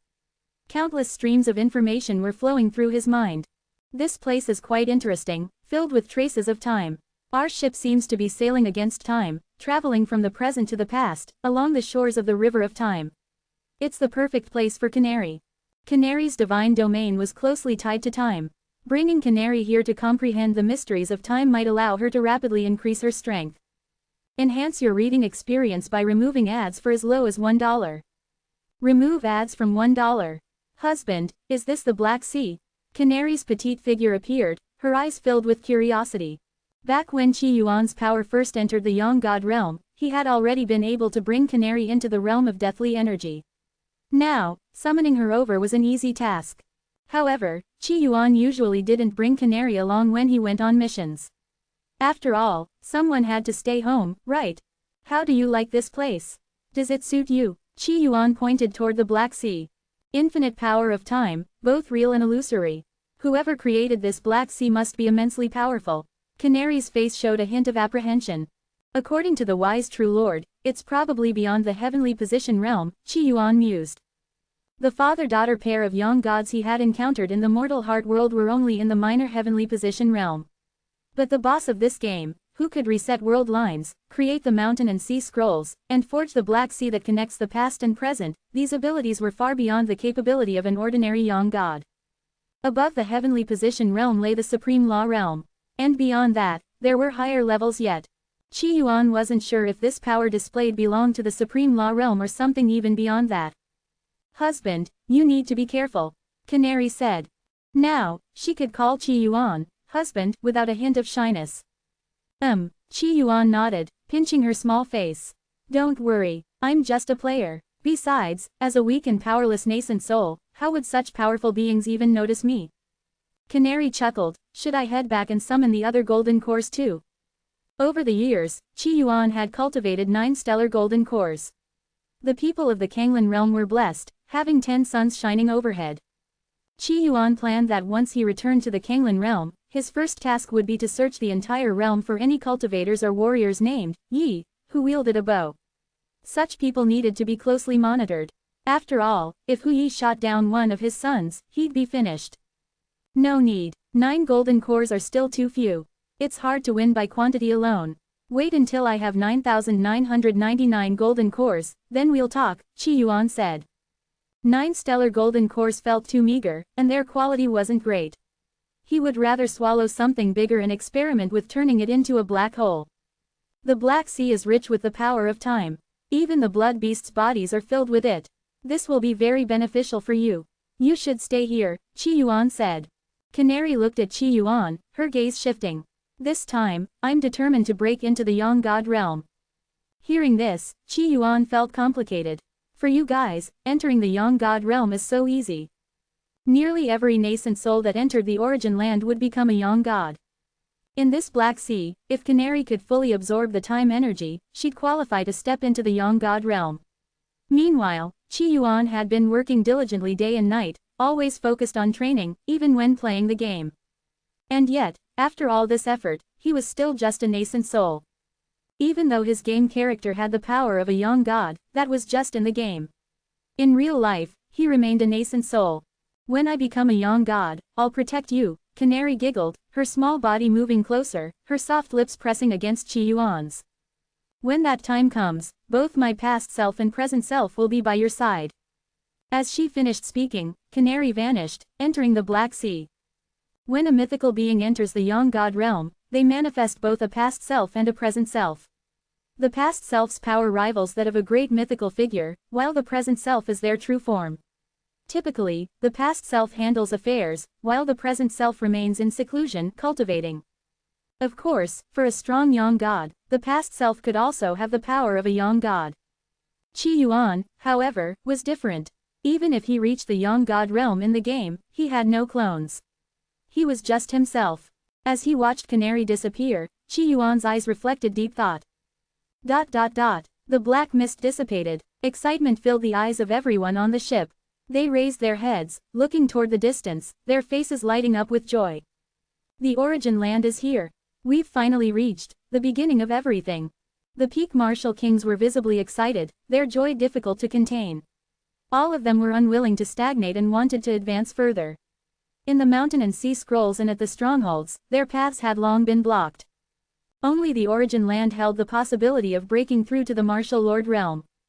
Everyone, the origin land is near. Farewell. At that moment, a peak martial king left the ship, leaping into the Black Sea. Farewell. Soon, more peak martial kings followed suit, one after another. These departing martial kings didn't bear the martial lord imprint. They were used to their freedom and didn't want to follow the martial kings who bore the imprint, but they still sought their own path. Leaving before reaching the shore was the best choice for them, as they didn't trust the martial lords waiting on shore. Qi Yuan finally stood up, his eyes filled with anticipation. Going back to the starting point is quite interesting. He looked at Mu Yan and said softly, "Brother Mu, I have some friends waiting for me, so we'll part ways here. Perhaps we'll meet again." With that, Qi Yuan's figure vanished into the Black Sea like the other peak martial kings. Watching this, Mu Yan felt a sense of regret. Brother Qi still refuses to stay and help me. What a pity. The monkey-faced woman beside him couldn't help but sneer, "That guy is quite something, huh?" Scared of being targeted by a martial lord, he left early and made up an excuse about having friends. What friends could he possibly have here? HMPH, Brother Mu, you're too kind and gentle. If I were you, I wouldn't let him leave so easily. He wouldn't make it ashore. Mu Yan frowned, feeling displeased. Suddenly, a voice rang out. "I was leaving, but I heard someone talking bad about me, so I came back." Qi Yuan's figure reappeared on the ship, his eyes calm and smiling. Seeing this, the monkey-faced woman's face flushed with embarrassment, but she quickly hardened her expression. "I wasn't bad-mouthing you, just stating the facts. You're a mere peak martial king. At the stronghold, you might be a big deal, but here in the origin land, what are you?" Thinking of her martial lord imprint and the martial lord supporting her, the monkey-faced woman grew bolder. People are often like this. When they're weak, they're cautious and afraid of provoking dangerous enemies. But as they gain strength, they grow arrogant and reckless. The monkey-faced woman was no different, starting to believe herself superior to others. Mu Yan's expression darkened. "You were in the wrong and overheard. It's only right to apologize." The monkey-faced woman felt wronged. She didn't want to apologize, but she still needed Mu Yan's help for the upcoming battle for ancestral blood. She shot Qi Yuan a vicious look, her expression conflicted. At that moment, Qi Yuan raised his hand. "No need to apologize." The monkey-faced woman thought she had intimidated him. Her disdain for Qi Yuan deepened. But Qi Yuan spoke again. "If she apologizes, I'll feel bad for not rejecting her. And if I don't reject her, I'll feel guilty when I kill her later." The monkey-faced woman's face turned pale, and she immediately grew alert. "You wouldn't dare kill me. Do you know who's backing me? A common man's anger can spill blood in 5 steps. Why wouldn't I dare to kill you? Just because I don't have a martial lord ancestor, does that mean I deserve to be bullied by you? This world is too unfair to people like me, with no backing." Suddenly, Qi Yuan remembered that he did have a martial lord, grandson. Did that count as having a frontman? No backing, but a frontman. Qi Yuan's thoughts started to get tangled, so he stopped thinking about it, or else he might strain his brain. "Kill," he struck without hesitation. Mu Yan, seeing this, grew tense and quickly shouted, "Spare her." After all, the monkey-faced woman was a descendant of a martial lord. If Qi Yuan killed her, the martial lord would target him, making survival in the origin land difficult. In Mu Yan's eyes, Qi Yuan's strength was among the top peak martial kings, and the monkey-faced woman was no match for him. That's why he had been trying to recruit him. "Ah, You shouted too slowly. Well, her head is still here. That should count as sparing her, right? Qi Yuan said, casually tossing a head toward Mu Yan. The monkey-faced woman's body and head had been obliterated, leaving only a human face for Mu Yan to hold. Mu Yan's heart sank. She was truly dead. Brother Qi, you've caused big trouble. Mu Yan said regretfully, holding the severed face. She had a martial lord imprint, and a martial lord was watching over her. Now that you've killed her, the martial lord will come after you. The other martial kings on the ship looked at Qi Yuan with a mix of fear and sympathy, though none dared show hostility. After all, Qi Yuan had just killed a peak martial king with ease, suggesting he was only a step away from becoming a martial lord himself. She had backing, and I have a frontman. Why should I be afraid? Qi Yuan dismissed their concerns. The peak martial kings were confused. Frontman, what does he mean? A cashier? What nonsense was this? I'm the slayer of old masters. I'd be thrilled if her backer came. Hopefully, they'll take a bath before arriving. I wouldn't want my white moonlight to smell like an old man. With that, Qi Yuan vanished once more. The others understood. He killed someone, said some tough words, and ran away, naturally, to avoid being caught by the martial lord. Of course, these were thoughts they only dared to keep to themselves. None of them would dare say it aloud, fearing that Qi Yuan might return and kill them too. Old Man Shenlei, goddaughter, village chief, Zhu Zhuangxi. It's been a long time. You're all young gods now. Not bad, not bad. If you returned to the mortal heart world now and encountered those two great enemies, hey, they wouldn't even be worthy to tie your shoes. In the origin land, Qi Yuan looked down at the 1,000 people below, faces familiar from battles in the mortal heart world. Lord God. Zhu Zhuangxi rushed over. The burly man's eyes were filled with tears, as if he were about to cry. I never thought I'd live to see you again. Back in the mortal heart world, the great enemies had loomed over them like nightmares. The enemies had been two young gods, and even their god lord couldn't defeat them alone. From the beginning, Zhu Zhuangxi, along with the village chief Yuli and the priest Shen Tu, had devised a plan to sacrifice themselves, using a technique that would empower their god lord by consuming their lives to enhance his strength to battle the two powerful young gods. They had been fully prepared to die when facing those enemies. But to their surprise, after their supposed death, they had been resurrected and had become young gods themselves. Stop crying. It's not moving at all, Qi Yuan said bluntly. Zhu Zhuangxi, looking aggrieved, muttered, does Lord God only like women full of charm? I should have known. I should have cultivated my past self as a female body, so I could have stayed by your side day and night. In the young god realm, past selves could be male, female, or even genderless. Young gods' past selves came in all forms. In fact, an entire world could even be the past self of a young god. Stop disgusting me, Qi Yuan said with distaste. He thought back to something that made him even more unhappy. In the mortal heart world, he had come to understand that everything was a part of him. The Thunder Lord was him, Qi was him, and Zhu Zhuangxi was also him. So, if Zhu Zhuangxi disgusted him, wasn't he just disgusting himself? Dad, look what I've found. At that moment, Qi, his precious little daughter, came forward, and with a wave of her hand, a pile of rich purple energy appeared before Qi Yuan. Seeing this, Qi Yuan's face lit up with excitement. Purple Qi, open black lens bracket purple Qi, the first energy of the immortal Tao, the origin energy of the world, symbolizing infinite vitality, close black lens bracket. Once we knew you needed purple Qi, we scoured the entire origin land and gathered every bit of it we could find, Qi said joyfully, puffing out her chest like a proud student seeking praise. Holding the purple Qi Yuan's mood lifted. Well done, my good daughter. His gaze lingered on the purple Qi, full of admiration. As expected of the first energy of the immortal Tao. For anyone below the young god realm, no matter how severe the injury, as long as they're still breathing, a trace of purple Qi could bring them back to life. Qi Yuan was indeed pleased. Purple mansion, purple mansion. Now that he had the purple Qi, all he needed was the underworld. Storing the purple Qi Yuan looked at Qi and the servant girl beside her. Have you found any trace of the big boss of this place? The path to becoming a spiritual martial lord remained unclear. Perhaps the Eastern Lord knew something. The Eastern Lord was currently the biggest known boss in this world. Qi shook her head. We've searched the entire origin land, even the Eastern Alliance's forbidden zones and treasure vaults, but found nothing. Oh, so if the mural is real, he might be in some unknown place, fighting off a great enemy. Qi Yuan recalled the mural he had seen in the ruins. In the mural, the woman had encountered a powerful enemy and ultimately perished. If the Eastern Lord was the mural's male lead, he might still be fighting that great enemy even now.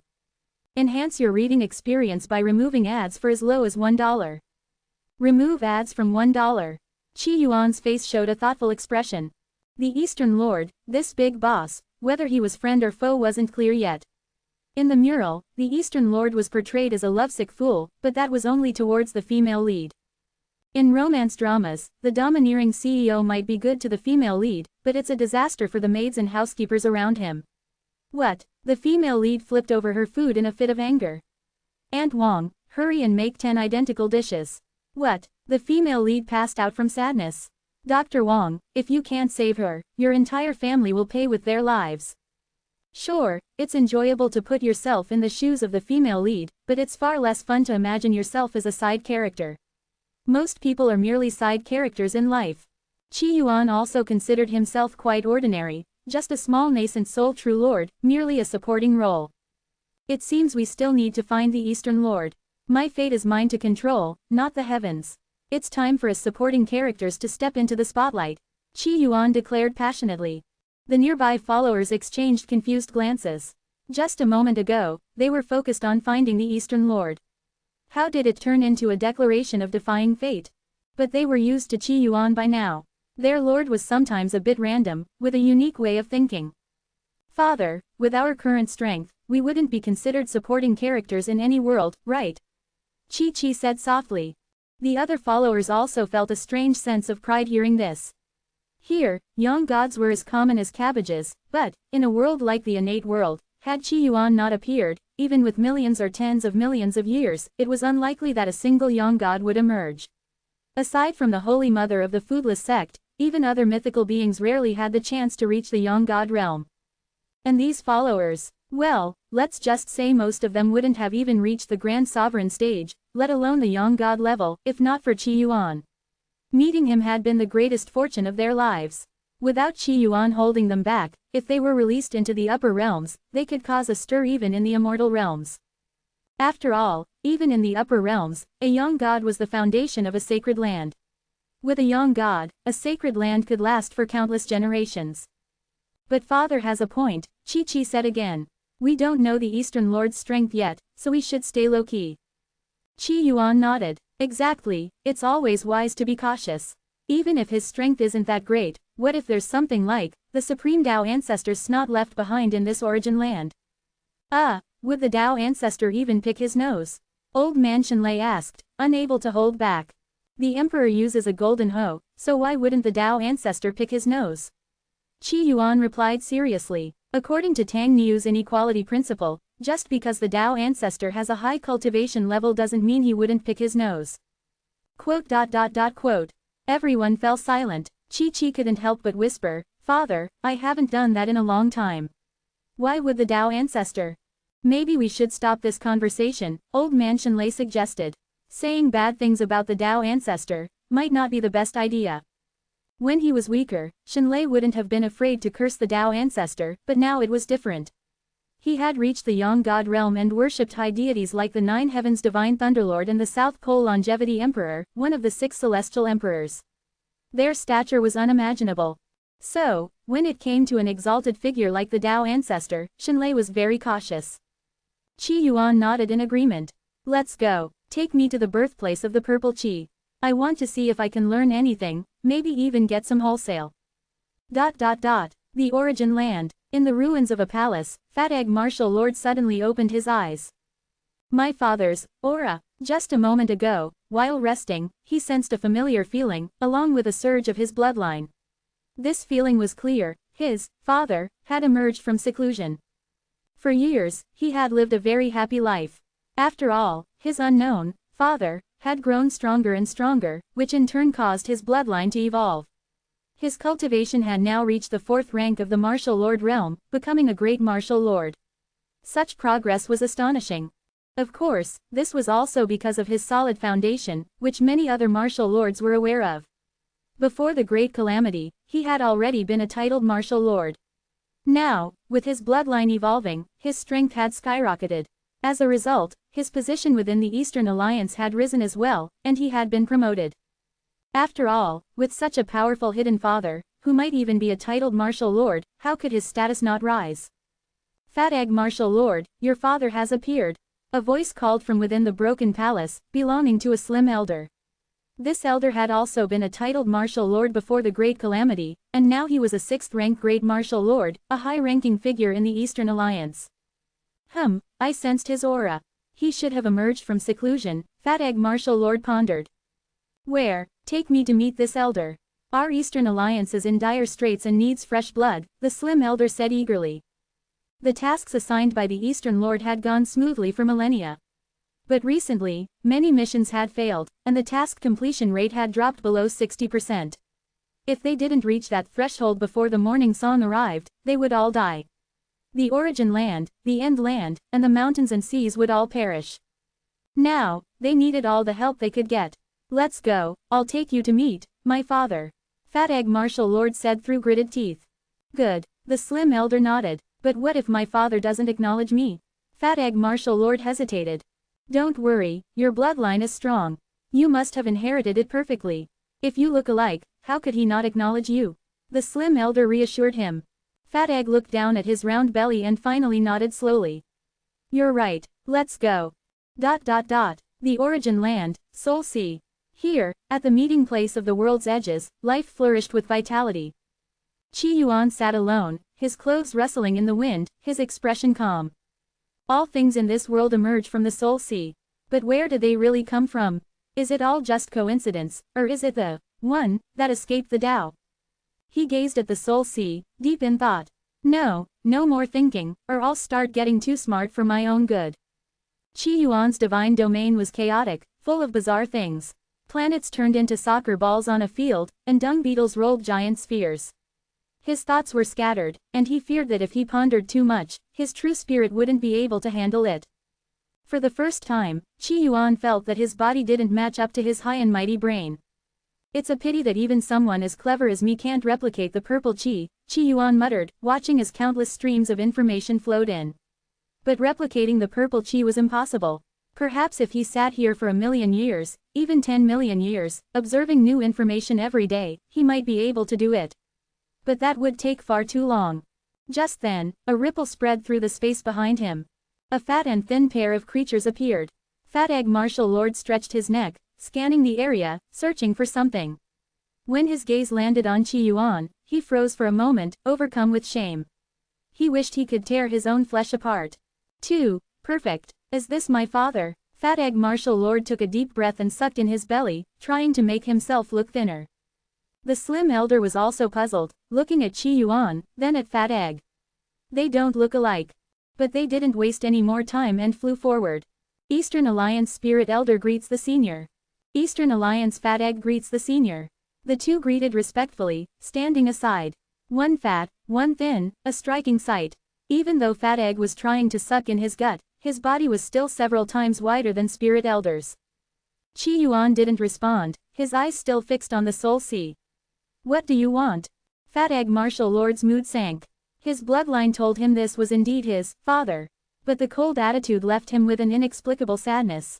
The bloodline path was faster than the immortal path and even had benefits like bloodline evolution. However, there was one major flaw. Those with weaker bloodlines would always feel a strange sense of attachment to the strongest bloodlines.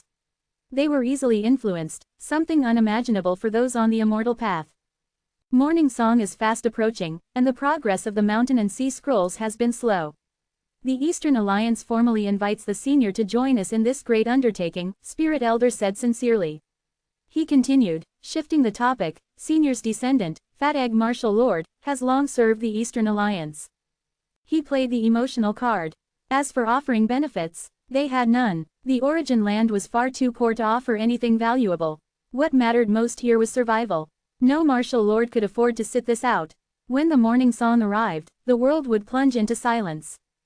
Saving the world sounds interesting, Qi Yuan mused, but saving the world is the job of heroes and chosen ones. It takes too much time, and I'm busy. I don't have the time. Spirit Elder was taken aback. He had expected a refusal, but not for the reason of being too busy to save the world. Senior, surely you can find the time if you try, Spirit Elder said. Fat Egg Martial Lord also chimed in, Senior, if you're too busy, the Eastern Alliance can help relieve you of your burdens. Qi Yuan glanced at Fat Egg, seemingly impressed. I want to become a Spirit Realm Martial Lord. Any ideas? This was his mission, a higher priority than saving the world. I've never heard of it, Fat Egg Martial Lord frowned. There was no record of Spirit Realm Martial Lords in the Eastern Alliance. Spirit Elder frowned too, but then he thought of something. The Spirit Realm Martial Lord. We don't know of such a thing, but the Wall of the Eastern Lord might. The Wall of the Eastern Lord? What's that? Qi Yuan asked curiously. In the Eastern Alliance, there's a mystical wall left behind by the Eastern Lord. This wall knows all things and can discern truth from falsehood. After the Blood of Ancestors battle, the Wall of the Eastern Lord will appear. Senior can inquire about the Spirit Realm Martial Lord from the wall at that time, Spirit Elder explained carefully. If Senior is willing, I can nominate you as one of the 3 chief examiners for the Blood of Ancestors battle. The chief examiners have the right to consult the Wall of the Eastern Lord. Qi Yuan thought about it. That sounds reasonable. All right, I'll reluctantly accept the role of chief examiner. He was quite interested in becoming a Spirit Realm Martial Lord. The Human Path Martial Lord task was nearly done. If he could complete the Spirit Realm Martial Lord task too, he could break through and become the 10,000 Paths Martial God. Then, this game would be over. Spirit Elder's face lit up with joy. Congratulations, Senior, on joining the Eastern Alliance. Oh, by the way, let me make one thing clear. Joining the Eastern Alliance doesn't mean I'll swear allegiance to the Eastern Lord, Qi Yuan said. After all, he was here to play a game, not to pledge loyalty to anyone. No problem. Although the Eastern Alliance was founded by the Eastern Lord, our goal is to save the world, not to pledge loyalty to anyone. If the Eastern Lord ever sought to destroy the world, we would be the first to strike him down. Spirit Elder quickly reassured him. Qi Yuan nodded. In that case, I'll go take a look at your Eastern Alliance. Please follow me, Senior, Spirit Elder said as the 3 of them swiftly made their way toward the Eastern Alliance. As they traveled, Fat Egg Martial Lord followed behind, looking conflicted. Finally, he mustered the courage and softly called out, Senior, please wait. Oh, Qi Yuan stopped, a hint of wariness in his eyes. What is it? Whenever someone said, fellow Taoist, please wait, it rarely led to anything good. May I ask, are you my long-lost father? Fat Egg Martial Lord stammered, finally voicing the question that had plagued him for years. Despite his enormous size, his eyes held a certain innocence and purity, a testament to the power of bloodlines. Even a great martial lord, when faced with a stronger and more perfect bloodline, would unconsciously display the emotions of a younger generation. Qi Yuan looked at him and struggled to keep a straight face. Don't spread rumors. I just got married recently. There's no way I'd have a child as big as you. Currently, there were only 3 people on his family register, himself, Xiao Jia, and the canary. Fat Egg wasn't one of them. Hearing this, Fat Egg's face fell, and his heart filled with disappointment. I see. He fell silent, nursing his sorrow. He figured it must be because his mother was too ugly, causing his father to disown him. It was unfortunate. Why did he inherit his mother's looks instead of his father's? ... Greetings, ancestor. Greetings, senior. On a derelict ship, Mu Yan looked up at his ancestor with deep reverence in his eyes. Behind him stood several peak martial lords who had left the base with him. Some of these peak martial lords bore the martial lord mark, while others had pledged their allegiance to Mu Yan, assisting him in the Blood of Ancestors battle. At that moment, Mu Yan gazed at a projection of his ancestor, filled with awe. It was just a projection, but Mu Yan could feel that if his ancestor willed it, he could annihilate everyone present with a single glance. Such was the power of a martial lord, the goal of every martial artist. Well done, you're still young, but already accomplished. In this Blood of Ancestors battle, strive for a spot in the top 30. As long as you enter the top 30 and receive the ancestors' blood baptism, you'll step into the martial lord realm within 10 years. The projection praised him. Any peak martial lord with the martial lord mark could receive the ancestors' blood baptism. However, the extent of the baptism depended on their ranking in the battle. Those ranked lower might take many years to become martial lords, and even then, they would likely be stuck at the first rank for the rest of their lives. I will give my all to secure a place in the top 30. Mu Yan declared earnestly. If you make it into the top 30, I will grant you one small request, the martial lord projection said, clearly favoring his descendant. Now, tell me, is there anything you need? Mu Yan's heart swelled with excitement, and he quickly replied, during our journey through the Black Sea, I was saved by a peak martial lord named Qi Yuan. However, he had a conflict with Ji Xian and ended up killing him. Ji Xian was backed by martial lord Dai Mao. I hope Ancestor can mediate and resolve this conflict. Mu Yan gritted his teeth as he spoke.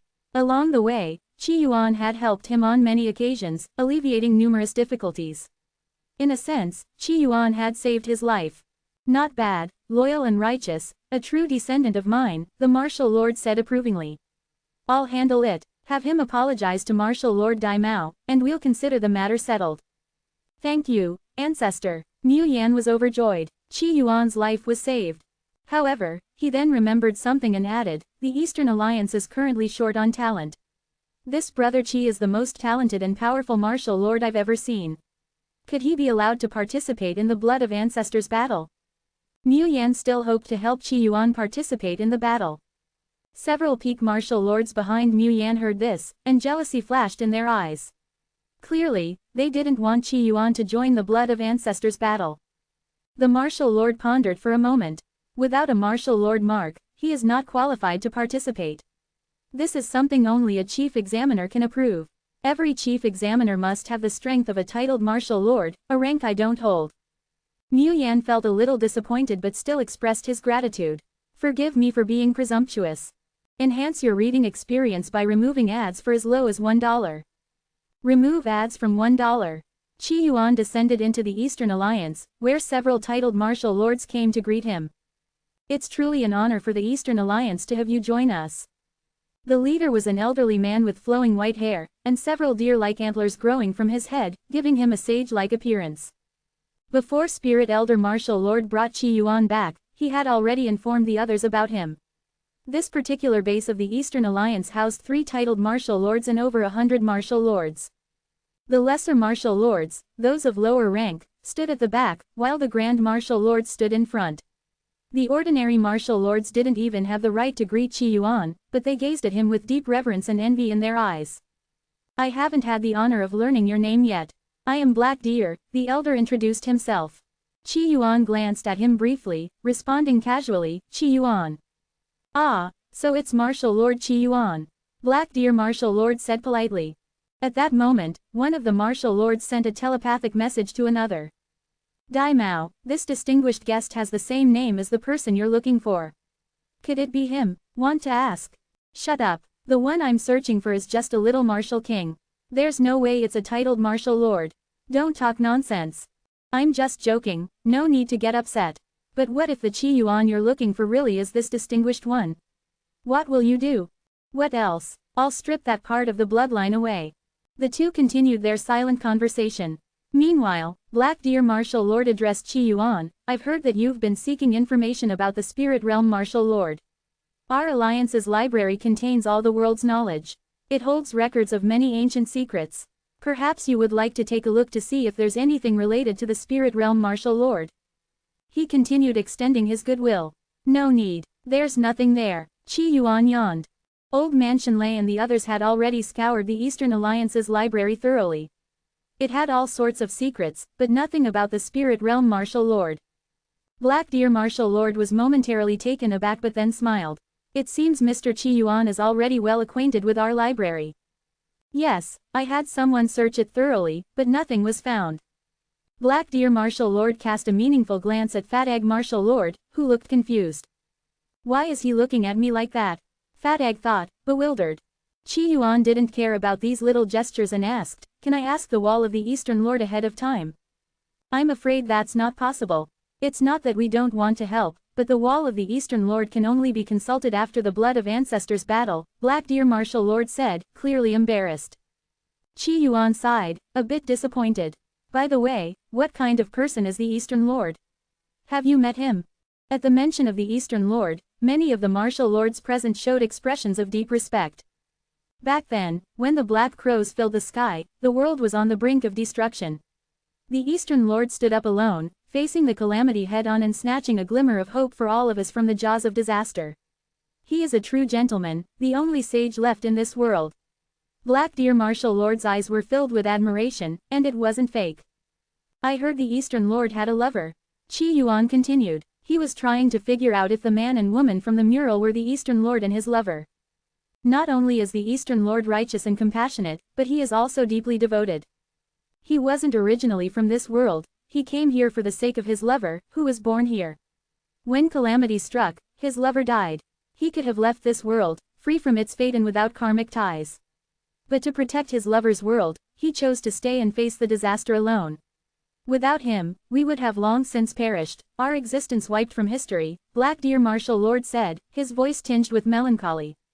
A female titled Martial Lord added, if it were me, I couldn't have done the same. I'd probably just take the body and leave the disaster far behind. Black Deer Martial Lord nodded. Over the years, the Eastern Lord not only held back the calamity but also used the mountains and seas scroll to revive his lover. Once she is revived and they join forces, they will be able to resist the coming disaster. Oh, how exactly is he reviving her? I'm curious. Qi Yuan's interest was piqued. He was currently aiming to achieve the Purple Mansion realm, having acquired the Purple Qi but still missing the underworld aspect. He had no idea how to bring someone back to life. The Eastern Lord's lover's spirit is scattered across the mountains and seas scroll. The scroll is the key to reviving her, as well as reshaping the world. We've been repeatedly reenacting past events, gradually restoring her memories, or rather, recreating her past memories. But the Eastern Lord's lover is too powerful, and the beings within the mountains and seas scroll cannot bear her full essence. As a result, her spirit has been divided into many parts. Each part relives its past, reenacting the events of that time. Eventually, before the morning song begins, the mountains and seas scroll and the end land will collide, and all the parts of her spirit will merge into one. At that point, the Eastern Lord's lover will be fully revived, and the history recreated within the mountains and seas scroll will replace the history of the end land. The dead will rise again, and the course of history will be rewritten, Black Deer Martial Lord explained. The process sounded complicated. According to him, the Eastern Lord's plan had two parts, reviving his lover and bringing back all those who had fallen by reviving them within the mountains and seas scroll, reenacting their past lives until they were fully restored. The combined history of the mountains and seas scroll would replace the predetermined, doomed history of the world. Oh, so it's like turning the fake into the real, cloning people and implanting memories. Qi Yuan summarized. In simple terms, it sounded like cloning a bunch of people and having them act out a show. Once they had the original memories, they would believe they were the characters they portrayed. But wouldn't that mean the beings in the end land would perish? Qi Yuan asked. When the morning song begins, this world will fall into silence, and they won't be able to escape that fate, Black Deer Martial Lord responded. The female Martial Lord sighed. To encounter a man like the Eastern Lord in one's lifetime would be a blessing. A male Martial Lord added with emotion, guarding an entire world, laying out plans for 10,000 years, all to revive his lover. Such a love, it's hard to find. The other Martial Lords shared similar sentiments. If they were in the Eastern Lord's position, they doubted they could do the same. It is moving. They should bury him in the North Pole and her in the South Pole, Qi Yuan quipped. What do you mean by that? Black Deer Martial Lord asked, confused. Nothing, Qi Yuan waved off the question, not bothering to explain. Mr. Qi Yuan, the Eastern Alliance has prepared a welcome banquet in your honor. Black Deer Martial Lord said, shaking off the somber mood and returning to business. Let's go, Qi Yuan agreed without hesitation. The next day, Qi Yuan opened his eyes, his face showing a rare look of confusion. It's too difficult, too difficult. Creating an underworld is harder than advanced math. After hearing how the Eastern Lord was reviving his lover through the mountains and seas scroll, Qi Yuan had thought about whether he could use a similar method to create the underworld. But no matter how he simulated it, the result was always fake. The creation would only be a pale imitation, like two similar flowers. It seems I'm still too weak. Not only can I not turn the fake into reality, but I can't even perform a proper resurrection. Am I doomed to create a cheap knockoff underworld? Qi Yuan felt a bit downcast. He was already a nascent soul true lord living in a modest house, and now the idea of creating a knockoff underworld seemed even more embarrassing. Even his junior sister, Zhongling Su, might look down on him. It looks like I'll have to extort this game, Qi Yuan sighed.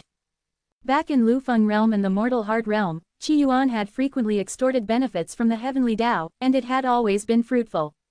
He looked up at the sky but was quickly disappointed.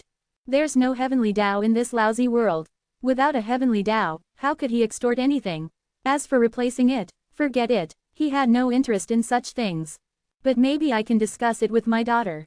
She contemplates how to, so she should know quite a bit about the underworld, Qi Yuan mused. Lord God, a voice called out just then. A headless, hulking figure appeared beside Qi Yuan. Although the figure was trying to suppress it, Qi Yuan could still feel the overwhelming battle intent radiating from him.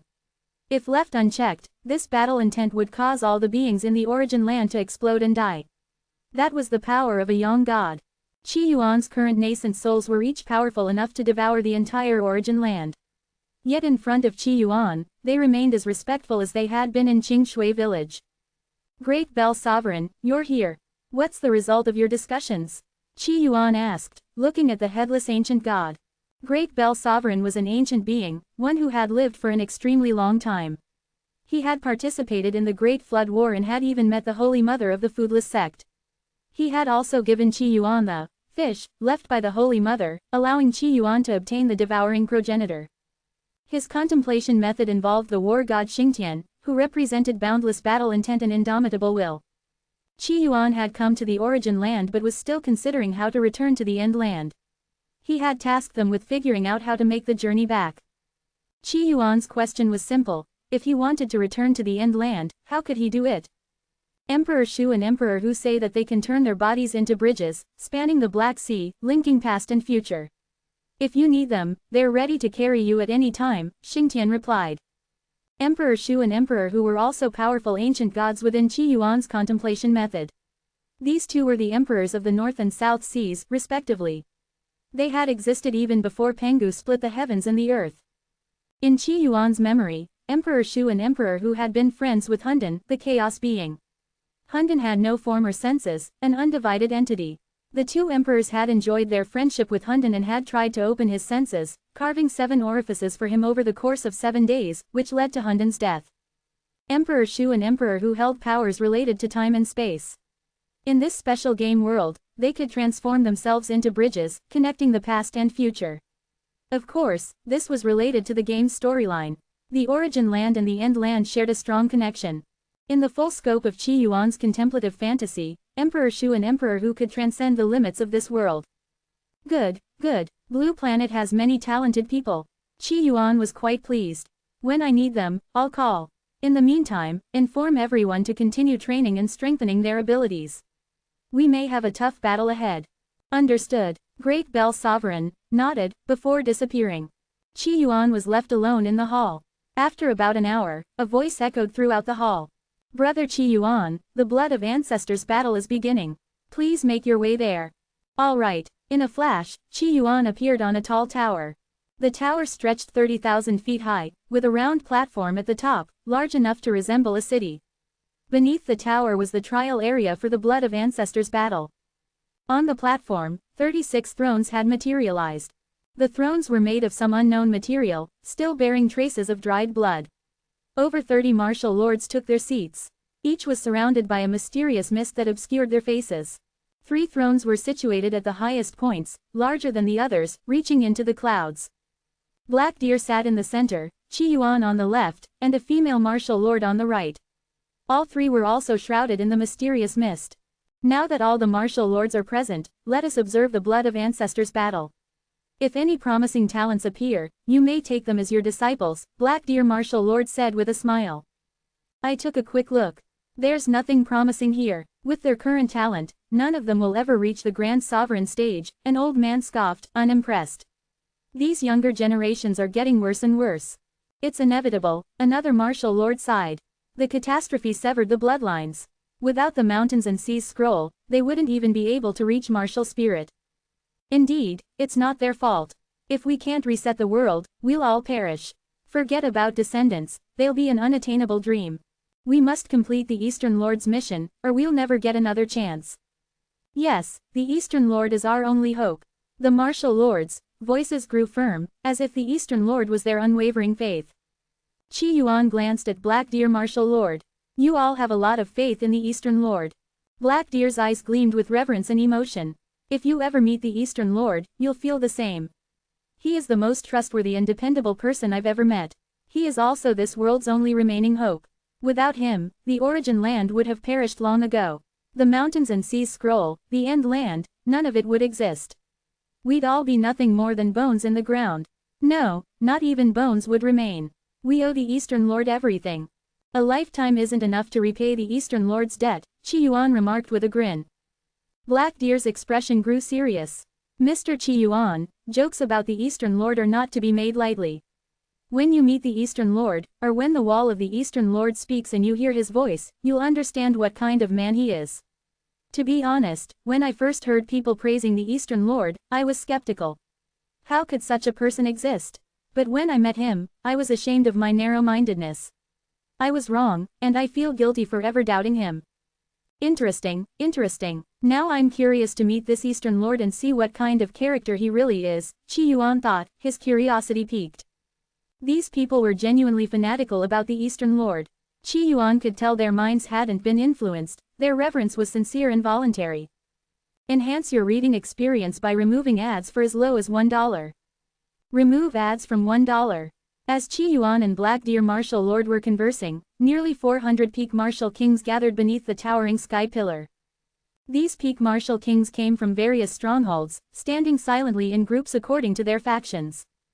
Due to the gravity of the blood of ancestors battle, none dared to speak loudly or act out of line. Though they appeared calm on the surface, inside they were brimming with excitement, each filled with ambition.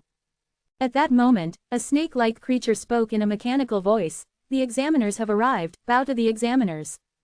As it spoke, 36 thick beams of light descended from the top of the tower. Each beam represented one of the powerful martial lords seated above. These martial lords, seated high atop the tower, released only a sliver of their aura through the beams of light. The nearly 400 peak martial kings below quickly bowed their heads in respectful salutation. Greetings, examiners. They didn't dare look up at the examiners, keeping their heads lowered, cautious and obedient. Even if some were bold enough to look up, they wouldn't have been able to see anything, they could only sense the aura released by the martial lords. The beams of light appeared for just a breath before vanishing, like gods high above the clouds. The snake-like creature spoke again, bow to the ancestor. All the officials immediately turned to face south, their expressions reverent as they performed a solemn salute. After the salute, the snake-like creature declared, "The blood of ancestors battle begins."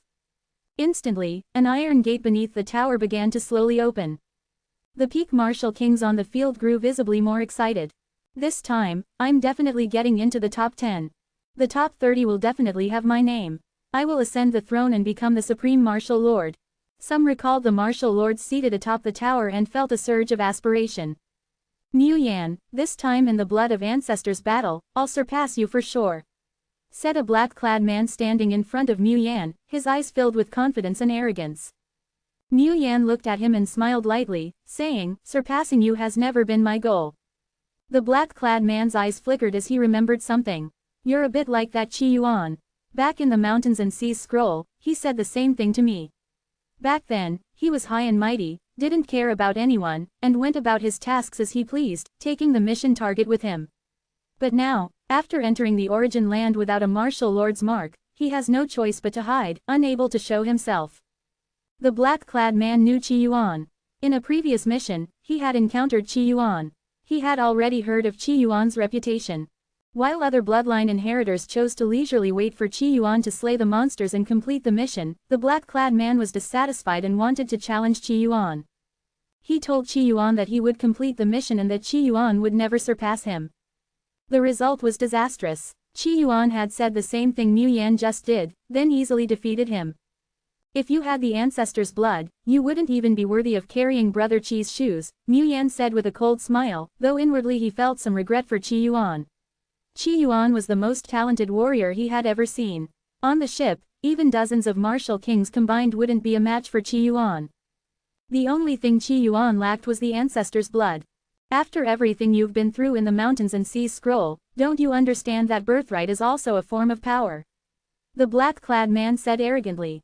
Having a martial lord's mark meant the ancestor was still alive. Mu Yan didn't respond, falling into silent contemplation. At that moment, screens appeared atop the tower, displaying the images and conversations of all the peak martial kings below. Black Deer Martial Lord smiled and asked, "Do any of you have a favored candidate?" One Martial Lord replied, "Li Fan looks plain at first glance, but if you look closely, his talents stand out. He has the potential of a Grand Martial Lord, quite promising. I think Zhu Yu is impressive. He looks very intelligent. On the martial path, besides talent and bloodline, wisdom is also important." The Martial Lords casually discussed the candidates. To them, the younger generation had no secrets. A glance was all it took to see everything. As the other Martial Lords chatted, Black Deer Martial Lord turned to Qi Yuan and asked casually, "Brother Qi, do you have a favorite?" "If I had to choose, I'd say that Mu Yan seems promising," Qi Yuan said offhandedly. "But don't show him any favoritism just because I mentioned him. I'm only saying this because I know him." Qi Yuan prided himself on being fair. Even though he had mentioned Mu Yan, he made sure to clarify that there shouldn't be any favoritism. He thought of himself as a meticulous and perfect person. "Oh, is that so? He certainly has a good bearing," Black Deer Martial Lord said, glancing at Mu Yan and offering praise. The other Martial Lords also glanced at Mu Yan. Among them, a burly Martial Lord's eyes flickered with doubt. Mu Yan was one of his bloodline descendants, but how did Lord Qi Yuan know him? And they seemed familiar. Suddenly, he remembered the request this bloodline descendant had made, and a realization struck him. No. In the Mountains and Seas scroll, without the ancestor's blood, he couldn't have broken through to Martial Lord. And besides, we Martial Lords cannot leave the origin land. It must be a coincidence that they share the same name. Or perhaps that Qi Yuan is connected to this Lord Qi Yuan in some way. The Martial Lord mused to himself, deciding to increase his efforts in nurturing Mu Yan and strengthening his ties with Qi Yuan. If there's someone you favor, there must also be someone you don't. See that guy in the black robe? I don't think he'll do well. Look at how long his legs are. When he walks, his hips sway. Clearly, his hips are afraid of heights. And if his hips are afraid, he probably is too. The trial grounds are a tall tower, and the higher he goes, the more scared he'll get. There's no way he'll perform well." Qi Yuan analyzed the situation seriously, like a scholar, his reasoning meticulous and thorough. Quote. Silence. The Martial Lords around him were speechless. Afraid of heights. A peak martial king afraid of heights. What Qi Yuan said left them baffled. But since he said it, there had to be some truth to it. Black Deer Martial Lord chuckled softly. Mr. Qi Yuan makes a good point. Qi Yuan had just joined the Eastern Alliance, and being a powerful figure, they had to give him face. Even if his reasoning seemed bizarre, they had to take it seriously. Naturally, I'm a man of reason. I never speak without basis, and I always ground my actions in practical experience, Qi Yuan shrugged. Haha, Black Deer Martial Lord laughed politely. The other Martial Lords remained silent. No one would mourn the black-robed man. Since Qi Yuan had named him, his fate would likely be grim. At that moment, Qi Yuan asked another question. This ancestor's blood, is it related to the Myriad Demon Realm? The disappearance of the ancestor demons from the Myriad Demon Realm likely meant they had come to this world. At the mention of the Myriad Demon Realm, Black Deer Martial Lord's expression changed slightly. He then replied, "It seems Brother Qi has lived for an exceptionally long time, to even know of the ancestor demons. The Eastern Lord's lover was an ancestor demon. Or rather, the ruler of the ancestor demons.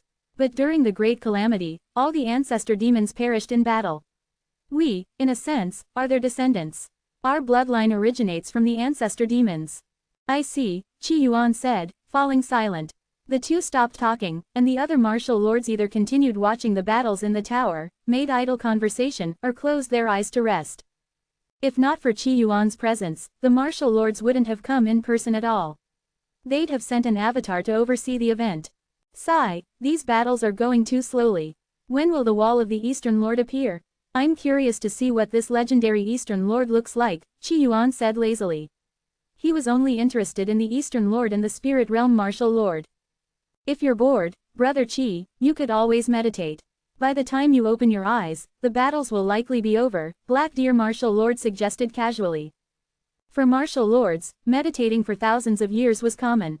But due to the presence of the morning song and the Eastern Lord's instructions, they had been avoiding long meditations lately. Meditating. That's not going to happen. I'll just go online instead. Qi Yuan closed his eyes after saying this. Even though he was in the origin land without access to the internet, it didn't stop him from going online. He had his nascent souls. His nascent souls could handle the internet for him. Meanwhile, in the End Land, in the Qin Yuan nation, Wu Qi, who had been preparing to explore some ruins, suddenly stopped in her tracks. Fellow Taoists, I'm sorry. Something urgent has come up, so I won't be able to go on this expedition. With that, Wu Qi's figure vanished. When she reappeared, she was in a hotel room. Taking out her computer, she posted a message online. Help, how do you build an underworld? In the Tianquan sect building. Wang Ziqi stared wide-eyed at the cat in front of her, shock evident in her gaze. Is she, the senior? Xie Tang smiled, her eyes still filled with joy. Yes, I didn't expect it either. She's reincarnated, as a cat. Though she had always admired her senior sister, seeing her reborn as a useless cat left her with mixed feelings. The pressure from the sect hadn't lessened, but seeing her senior sister alive again filled her with joy. I've petted the senior before. Wang Ziqi muttered nervously. She won't blame me, will she? No, this meow is generous and won't hold it against you. With Xie Tang's help, Xie Shinsu could now speak. Wang Ziqi sighed in relief. That's good. At that moment, Xie Shinsu suddenly shouted, Meow, I won't hold it against you, but meow meow, I've endured so much humiliation over the years. It's time to take revenge and reclaim everything that was lost. Xie Shinsu stood up on her hind legs, crossing her front paws over her chest like a human, trying to look imposing. For years, not only had she been forced to shoot short videos, but she had also become addicted to watching them. She particularly enjoyed those dramas about returning home to seek revenge. When the time came, she imagined beating her enemies and watching their jaws drop in shock. It would be so satisfying. See, you all mocked and underestimated me, but this meow is the true senior sister of Tianquan sect. Xie Shinsu turned to Wang Ziqi. You followed my account, so you should know how much I've suffered. At that house, I endured humiliation, forced to film videos every day with no cat rights. Worst of all, I only had 1 day off a week. No double weekends. One time, I secretly called the Labor Bureau, but they completely ignored me. I've suffered greatly. Junior sister, you must stand up for your senior sister. My days of suffering are finally over. Wang Ziqi's heart raced, and she quickly said, Senior, in fairness, brother Qi Yuan took good care of you all these years, didn't he? Hearing Qi Yuan's name, Xie Shinsu's expression changed. HMPH, he let 01 bully me. That's his crime too. He's in trouble now. I want him to feed me 10 bags of cat food every day. Wang Ziqi blinked, then laughed lightly. All right. Xie Tang chuckled fondly. Even though her senior sister seemed a bit foolish now, she was still her beloved senior. I can forgive Qi Yuan, but that robot 01 is unforgivable. I want her to be my slave, filming videos every day with no breaks. Xie Shinsu said furiously. Xie Tang smiled indulgently. All right, I'll take you to get your revenge. Bring plenty of cat food. I traveled thousands of miles to find you. All this suffering must be repaid to 01. Xie Shinsu grumbled. All right, I'll make sure to teach them a lesson. Xie Tang agreed. Of course, since the other side had taken care of her senior sister for so long, she would remember their kindness and go easy on them. But a little punishment was still necessary. After all, her senior sister had suffered for so many years. Half a day later, in Junan Residential District, 2 women and a cat appeared. Xie Shinsu was thrilled. HMPH, ha ha ha, this meow has returned. See that dog over there? The last time I escaped, that dog bullied me and even farted in my face. Seeing a pet dog, Xie Shinsu became agitated. She had escaped when 01 wasn't around, only to be bullied by that dog as soon as she left the neighborhood. Xie Tang smiled helplessly. Ziqi, I'll leave it to you. As you wish, senior. Wang Ziqi left, but before departing, she whispered, Senior, brother Qi Yuan is a good person. Don't be too harsh. Xie Tang nodded. I'm reasonable. She said this as she carried Xie Shinsu toward Qi Yuan's house. Junior sister, that robot is too wicked. After capturing her, don't charge her battery for a few days. Let her starve, and when she's on her knees begging this meow for mercy, I'll show compassion, Xie Shinsu said excitedly. All right, no problem, Xie Tang nodded. Soon, they arrived at Qi Yuan's house. Xie Tang's eyes flashed with surprise. No one's home. She couldn't sense any living presence inside. Meanwhile, Xie Shinsu was already gleefully shouting, "Open the door! Open the door! Your queen has returned!" She was tapping her paw against the door. Just then, the door opened. A robot's face appeared, staring at Xie Shinsu. A smile spread across its mechanical face, as if it were human. "Kitty, you're finally home. There are still 300 videos left to shoot. You'll have to work hard for the next few days and film them all." Hearing that familiar and cruel voice, Xie Shinsu was furious.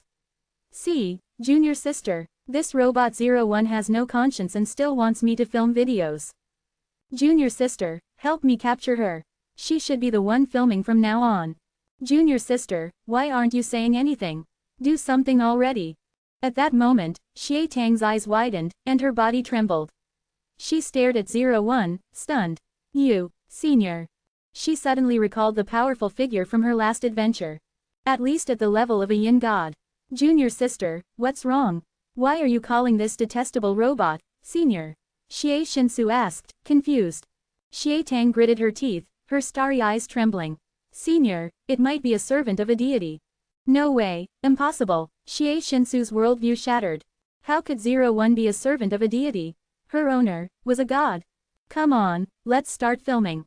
Our channel hasn't updated in a while, and if we don't start making money soon, I'll have to cut off your cat food," 01 said, grabbing Xie Shinsu. Xie Tang didn't dare resist. In fact, she had a feeling that even if she tried, she wouldn't be able to defeat this robot. Senior, this is my sister." Xie Tang stammered. "Don't worry, Master is kind and won't harm her. She just needs to film the videos. Look, she's so well behaved on camera. That means she actually enjoys it." "No, junior sister, meow. Save me," Xie Shinsu wailed, struggling to break free. Just then, a loud sound echoed in the distance. Xie Tang instinctively looked up, while 01 also raised its head, its expression calm. In the sky above, countless small fireworks seemed to explode at once. "What's going on?" Xie Tang felt a growing sense of unease. "The eye of the sky has been destroyed," 01 said calmly. "Enhance your reading experience by removing ads for as low as $1. Remove ads from $1. In Qinyuan Nation, countless eyes were raised skyward at this moment, filled with confusion. Some young couples cheered, "Look! There are fireworks in the sky." Others seemed to understand the seriousness of the situation, and their expressions turned grave. The lights in the sky symbolized something that might be terrifying. Many people immediately went online, waiting for trending news, wanting to understand what had happened. Some felt a creeping sense of unease. However, instead of an explanation for the fireworks, they were met with a blood-red declaration of war. Canaxing, in alliance with the ancient Wu nation, officially declared war on Qinyuan Nation.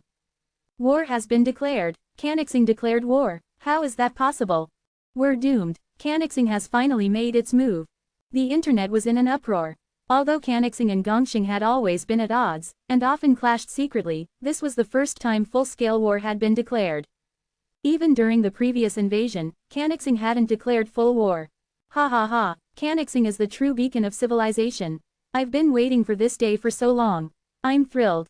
A small portion of people were celebrating online. Only under Canaxing's leadership can Qinyuan truly experience freedom and democracy.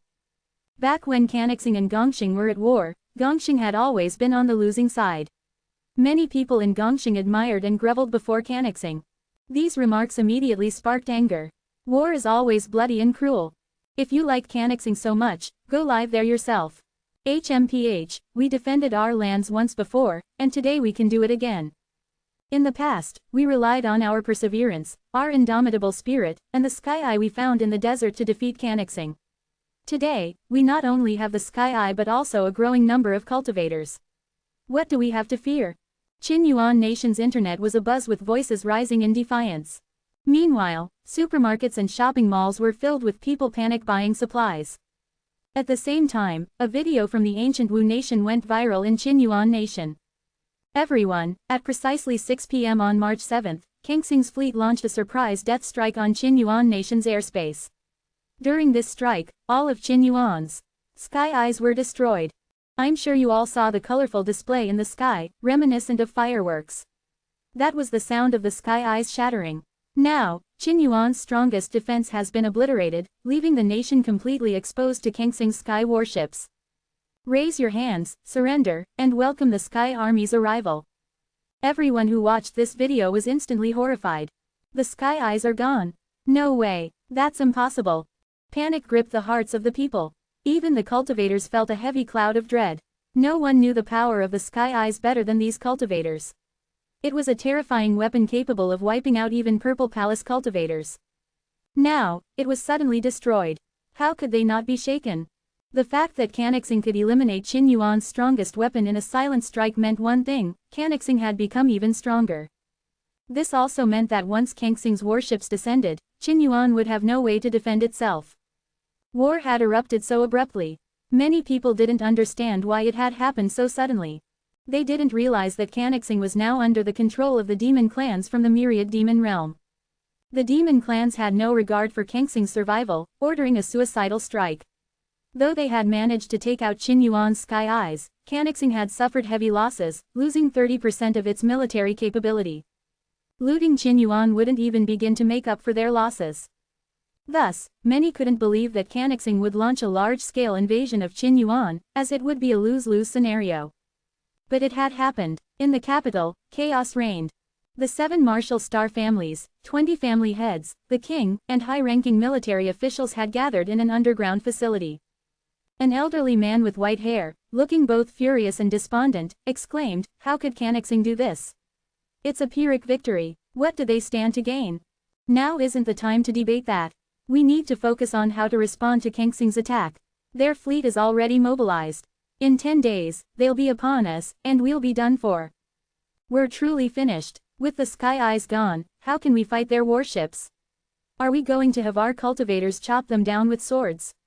A young family head was in despair. The Sky Eyes had been their faith.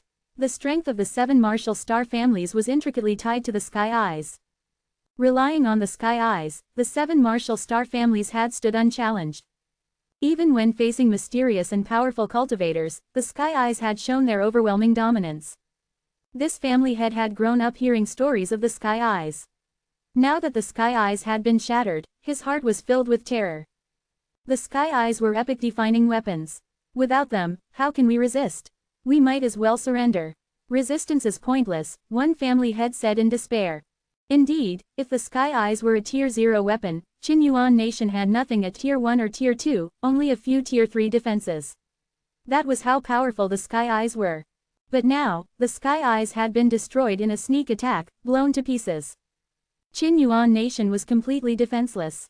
Surrender. The king's voice was filled with anger and frustration. Do you want our people to become food? Haven't the reports from Kangxing made things clear enough? Kangxing's ordinary citizens have all become food for the myriad demon realm.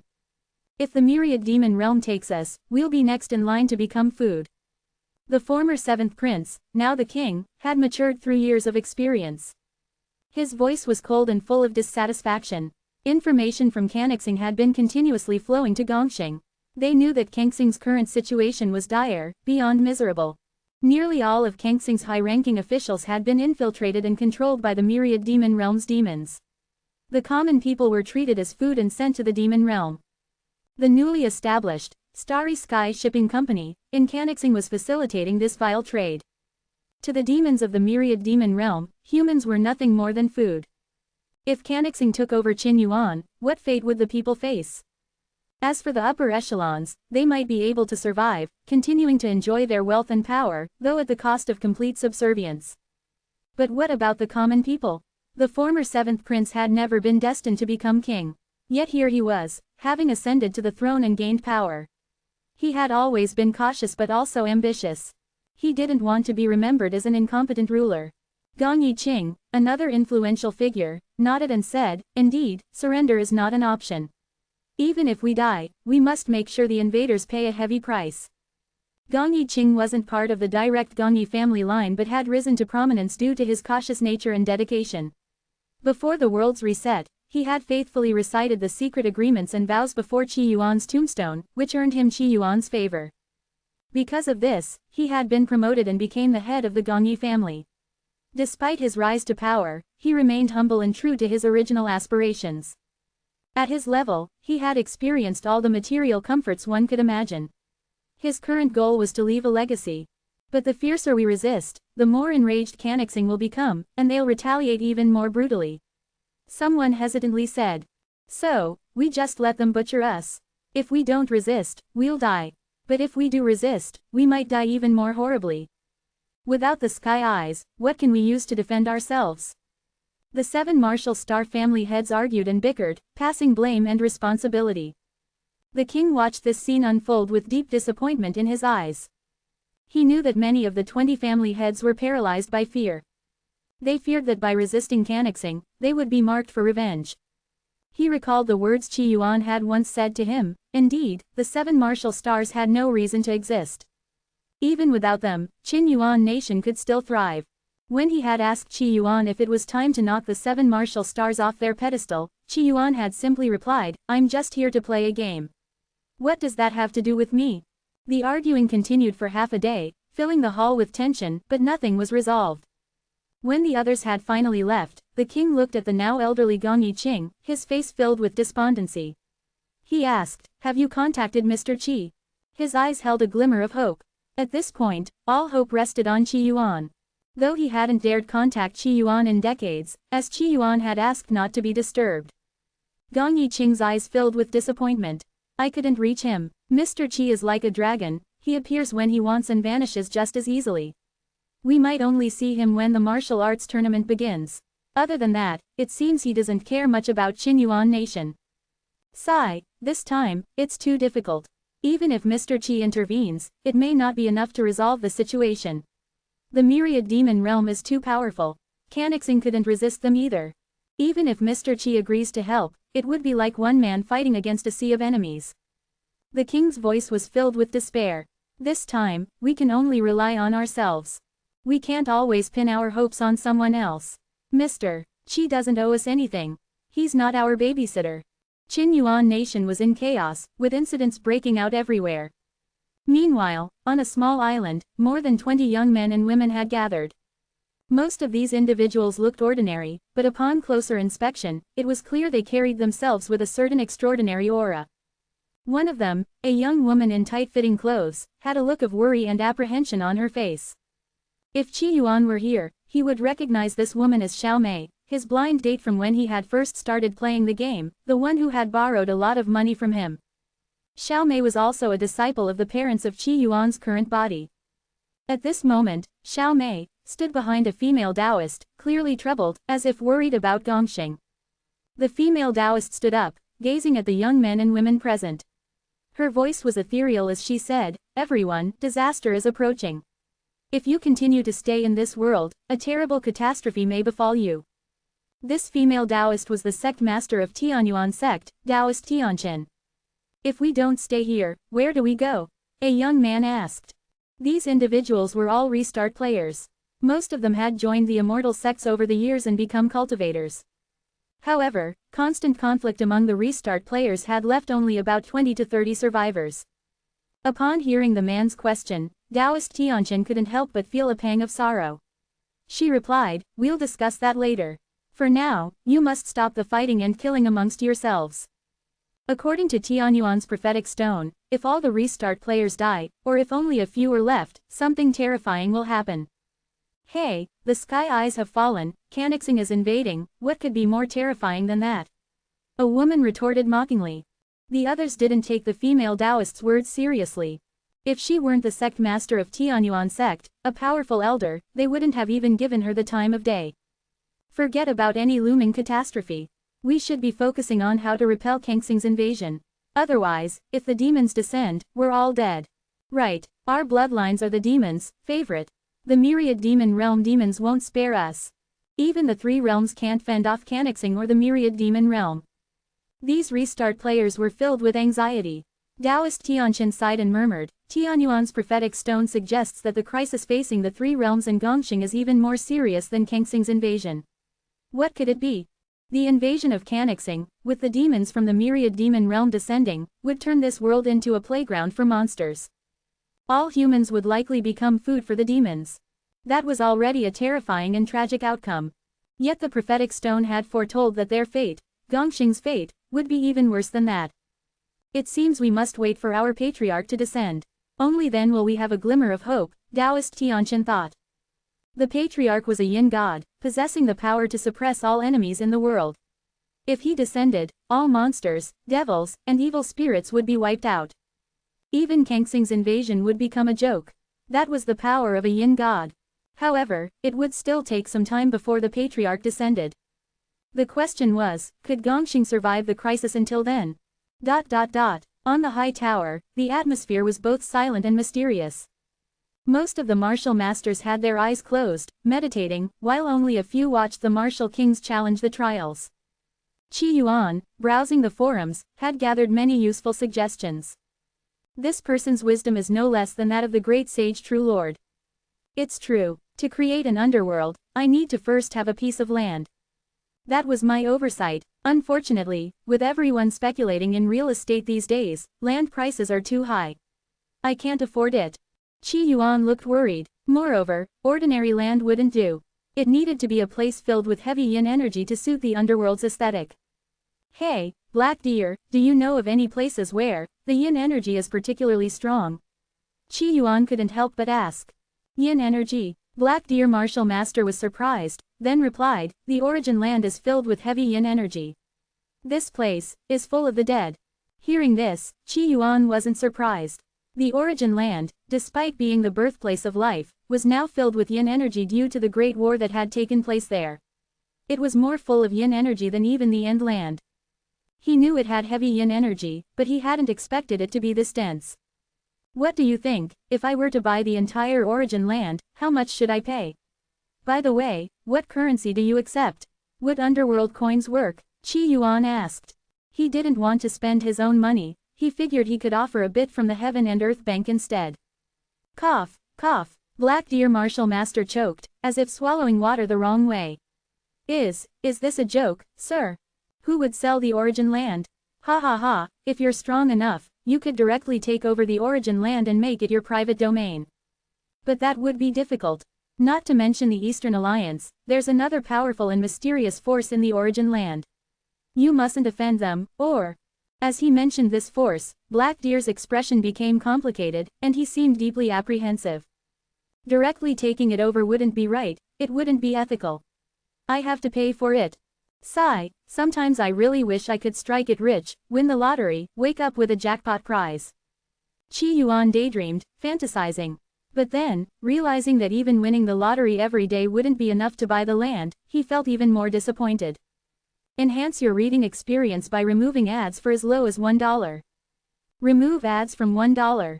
Master Black Deer stood to the side, his expression somewhat complicated. What a pity, human hearts are far too complex. If that mysterious force could align with us, the task assigned by the Eastern Lord wouldn't be so difficult to complete. It's unfortunate that they're too mysterious, impossible to communicate with. Otherwise, if they could meet the Eastern Lord, listen to his words, they'd surely be convinced and work together for the betterment of this world. Qi Yuan glanced at Master Black Deer. Is the Eastern Lord really that persuasive? I'm getting more and more curious to meet him. The level of devotion these people had for the Eastern Lord was terrifying. Qi Yuan found it quite curious. Could it be that the Eastern Lord, like himself, had such personal charm? But then, Qi Yuan thought that he might be a little inferior to the Eastern Lord. After all, his subjects were all his nascent souls, all part of him. Believing in himself was perfectly natural. Suddenly, Qi Yuan thought of the corpse inside the coffin in the ruins. Have you ever seen the Eastern Lord's partner, the Lord of the Ancestral Demons? Master Black Deer shook his head. Never. None of us have ever seen the true body of the Eastern Lord. What we've seen is merely a projection. Oh, Qi Yuan didn't dwell on it further. Master Black Deer's gaze shifted to the lower levels of the tower, a smile appearing in his eyes. Mr. Qi, you truly have keen judgment and sharp eyes. That boy named Mu Yan has already reached the 15th level, placing him in the top group. As for that black-robed boy, he's genuinely afraid of heights. He's stuck on the 6th floor, too terrified to move. The 6th floor is managed by Master Ji Qi, and with just a slight change to the challenge, that black-robed boy is completely stuck. Master Black Deer was very tactful, subtly mentioning how Master Ji Qi had shown goodwill toward Qi Yuan. This also earned a favor for Master Ji Qi. Although, as a titled martial master, he didn't particularly care for the goodwill of an ordinary martial master, doing it casually was no harm. Not bad, not bad, Qi Yuan commented nonchalantly. He casually glanced at the battle within the tower. The fights between those martial kings, giving their all, seemed to him no more thrilling than a battle between Paramesha and Yeast, completely dull. These people weren't even as interesting as the keyboard warriors on Gongxing. At least the keyboard warriors knew how to stir things up, and when arguments got heated, it was especially entertaining. His consciousness once again wandered into the forum post he had made earlier. Seeing his post, Qi Yuan was somewhat puzzled. So many days have passed, and still no new replies. Have I been shadow banned? He suspected foul play. According to the principle of inequality, if I have no views, that must mean I'm being targeted maliciously. This is despicable, Qi Yuan muttered and tagged the genius who had previously advised him to buy land, asking. Genius, any more insights? After buying land, what should I do? Before long, the genius replied. Sigh, brother, Canixing is about to invade. I don't have time for idle chat. Oh, Canixing is invading. I see, but this isn't just idle chat, we're discussing something that could change the fate of the entire cultivation world, Qi Yuan replied seriously. Creating an underworld, such a major undertaking, how could that be considered idle chatter? If the world had an underworld, wouldn't that mean achieving a perfect utopia, realizing true socialism? The elderly would be cared for, the strong put to use, the young educated, and the dead would have a place to go. Yes, perfect. If the dead felt bored, they could even work for free in Qi Yuan's underworld. How great would that be?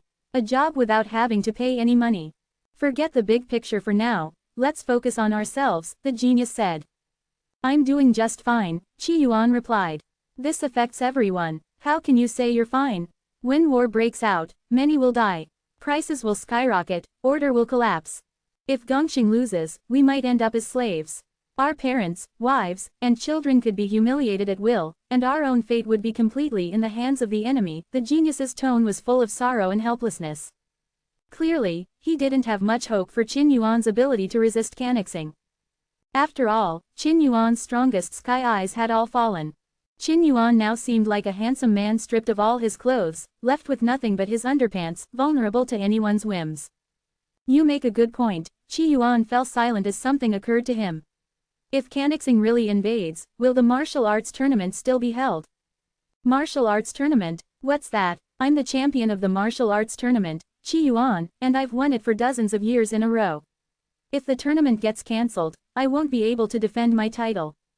I just looked it up. I can't believe such an ancient relic as the martial arts tournament still exists. Forget the martial arts tournament, even the cultivation tournament might be cancelled. How infuriating. Qi Yuan from the origin land was furious. Why, I just want to play my games in peace and watch some matches. Why are these NPCs so thoughtless, cancelling the martial arts tournament? I can't stand it. I won't stand it. Qi Yuan abruptly stood up and sent a message to the genius. Wait for me, I'm going home right now. I'll show those Canixing bastards the worth of a martial arts champion. Master Black Deer, standing nearby, looked bewildered at Qi Yuan's sudden movement. Mr. Qi, what's wrong? HMPH. Qi Yuan snorted coldly. There are villains among the NPCs. Someone dares to attack my homeland while I'm not around. I need to go back and teach them a lesson. Master Black Deer was both alarmed and concerned. Is the enemy strong? Should we, the Eastern Alliance, step in and help? No need, just some petty clowns. I could blow them away with a breath. Qi Yuan waved dismissively. I'll leave this exam for now. I'll be back soon. Oh, and remember to delay the opening of the Eastern Lord's Wall. I need to be there. No problem. Master Black Deer nodded quickly. Such matters were trivial, nothing worth mentioning. However, Mr. Qi, according to the rules, when you leave, you need to wear a recording stone. What you do must be displayed publicly here. Although, if it's secret, we could. It's fine. There's nothing secretive about it. I act openly and honorably. Give me the recording stone, I'll record it myself, Qi Yuan said generously. All right. Master Black Deer handed the recording stone to Qi Yuan. The recording stone in this realm was quite similar to those in the Kanglin realm, except it was powered by the energy of blood martial arts. I've already activated it. Qi Yuan activated the recording stone. Immediately, Qi Yuan's figure appeared in front of the tower. At that moment, Qi Yuan didn't leave right away but instead shouted toward the sky. Emperor Shu, Emperor Hu, come quickly. His voice was loud, seeming to echo throughout the entire origin land. Master Black Deer froze for a moment, and the other martial masters looked thoughtful. The sound lasted for less than 3 breaths of time. Suddenly, atop the tower, 2 men appeared. They arrived so swiftly, without a single sound. None of the martial masters present noticed their arrival. It wasn't until the 2 men spoke that the martial masters realized their presence.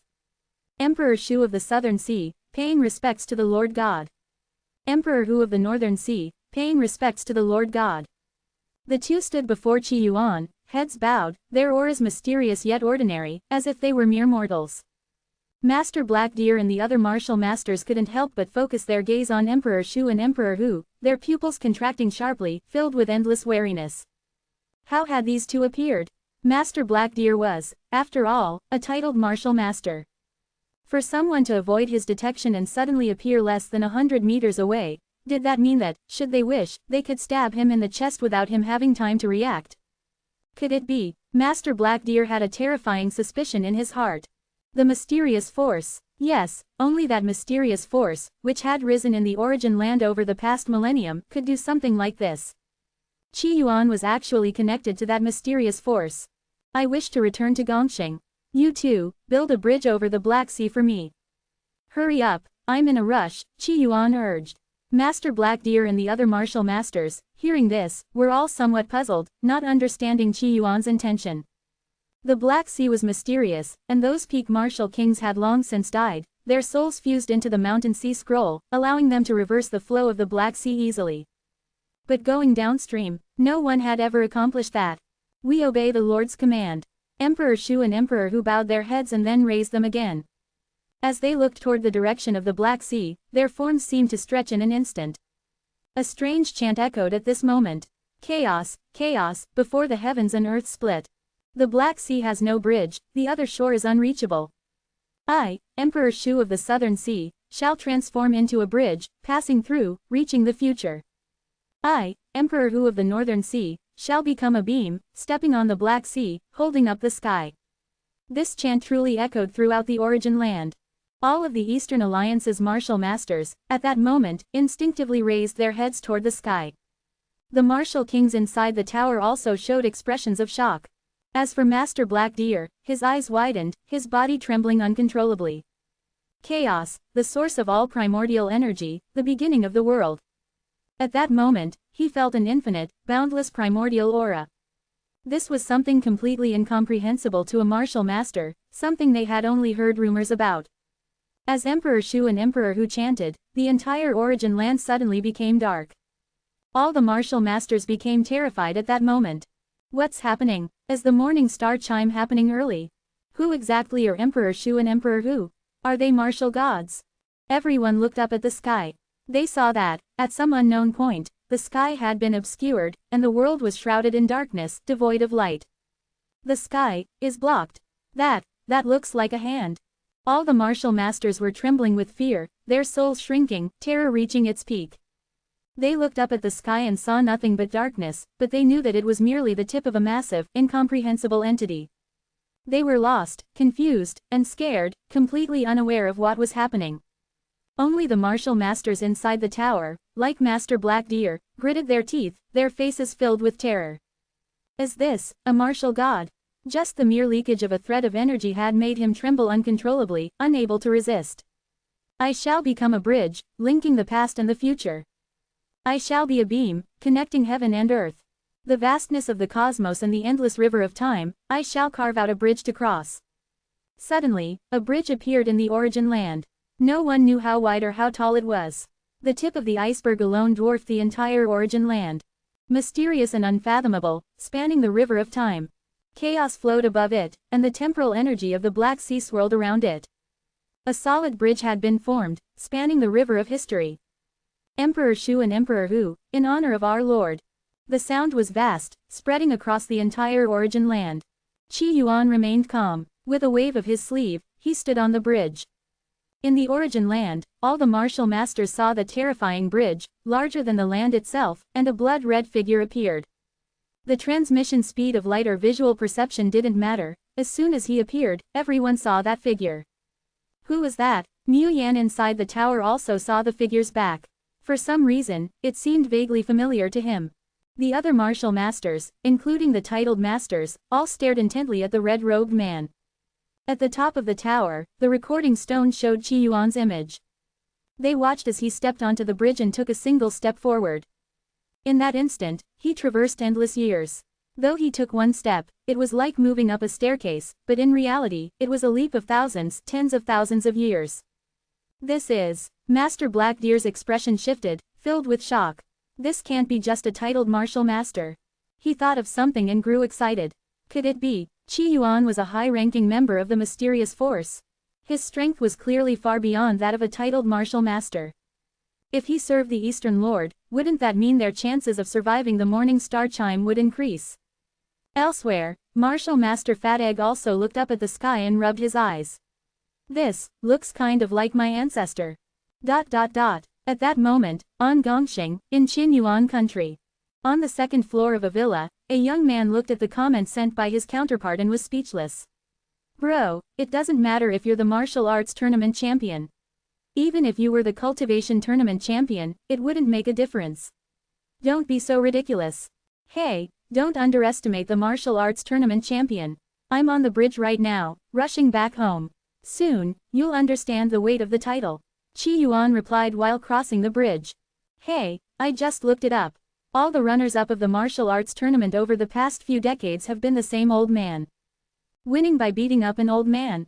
Really? The young man said. That old man looked like a regular elderly man. For decades, Qi Yuan had kept beating that old guy. What a joke. He couldn't even let the old man win once. Whatever, I'm done talking nonsense with you. Just remember to think of ideas on how to build the underworld. I'm almost home. Forget it, no point arguing with you. Even though you're a bit of a braggart and unreliable, you're still better than those beauty bloggers. Yesterday, our Qinyuan country caught a spy from Canixing, and some beauty blogger had the nerve to sympathize with the spy. Absolutely ridiculous. The young man spoke, glancing up at the sky with a hint of worry in his eyes. Looks like I should stock up on supplies and stay in the basement. Hopefully, I can survive this disaster. The young man said this while getting ready to head out again, to see if he could buy more groceries or food at the supermarket. He was a reflection of most people in Qinyuan country at the time.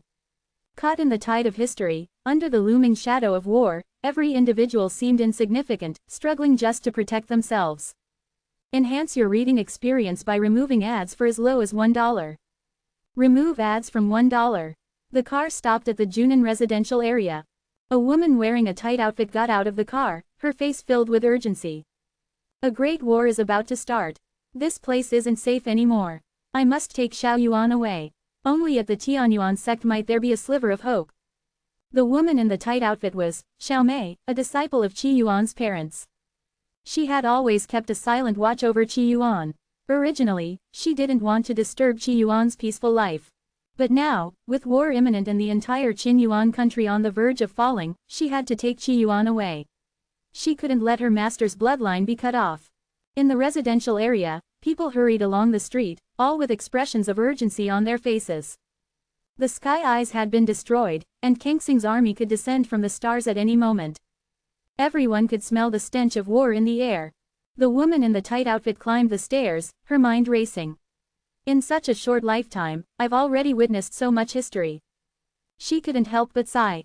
Soon, she arrived at the door of Qi Yuan's apartment. As she stood before the door, she felt a bit hesitant. Taking a deep breath, she pressed the doorbell. After about 5 breaths of time passed, the door opened, revealing a delicate, slender robot. Hello, may I help you? 01 asked politely, holding a phone as if recording a video.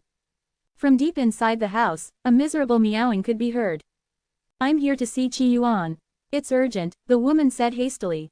I'm sorry, but my master isn't home, 01 replied. Where is he now? This is urgent, extremely urgent.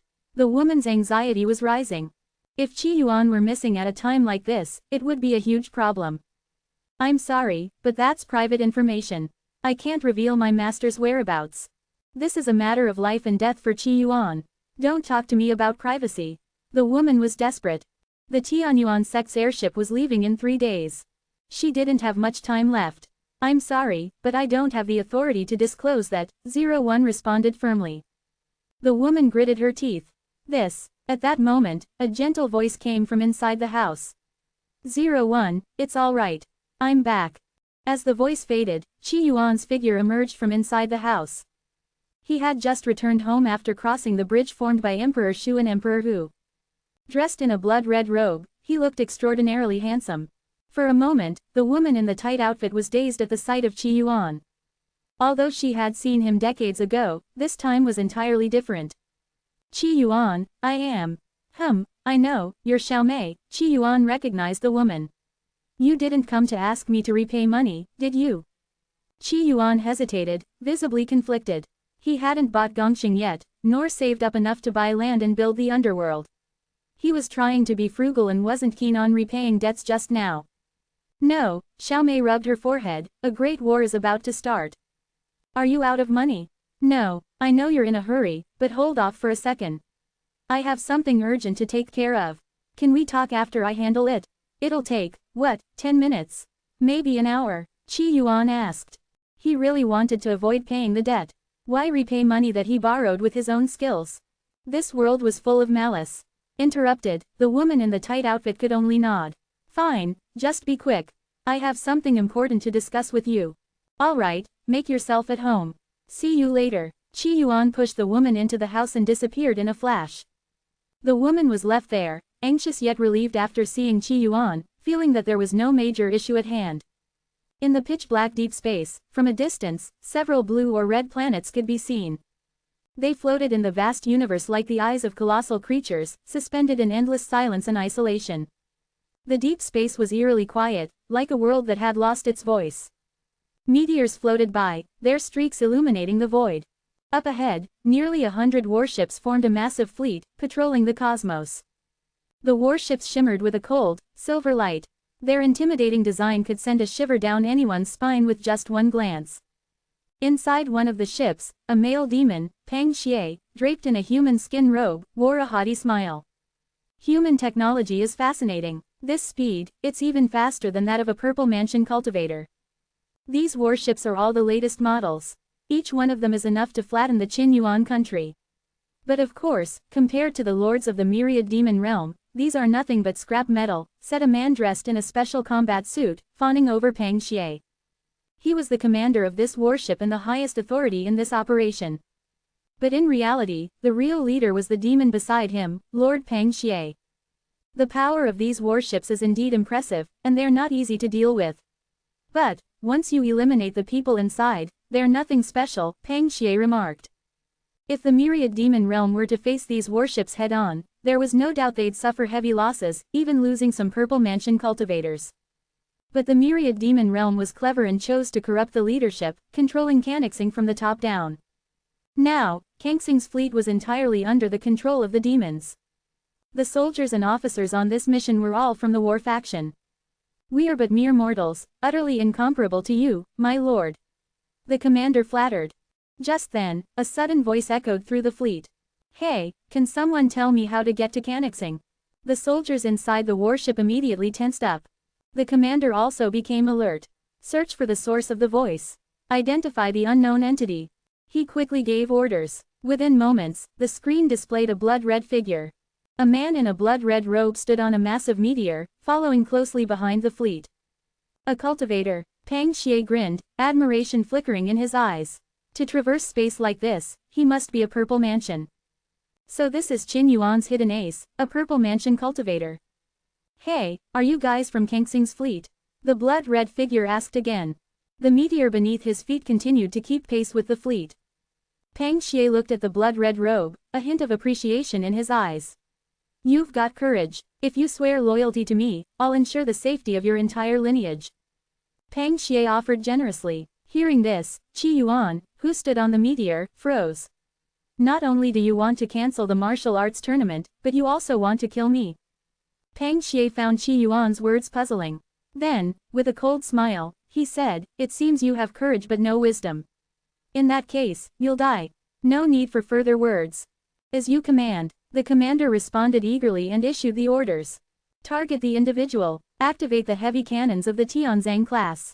Prepare to annihilate. At the commander's command, the fleet quickly scattered, moving at high speeds through space. In just a few moments, they had Qi Yuan surrounded, cutting off all escape routes. The heavy cannon of the Tianzang class locked onto Qi Yuan.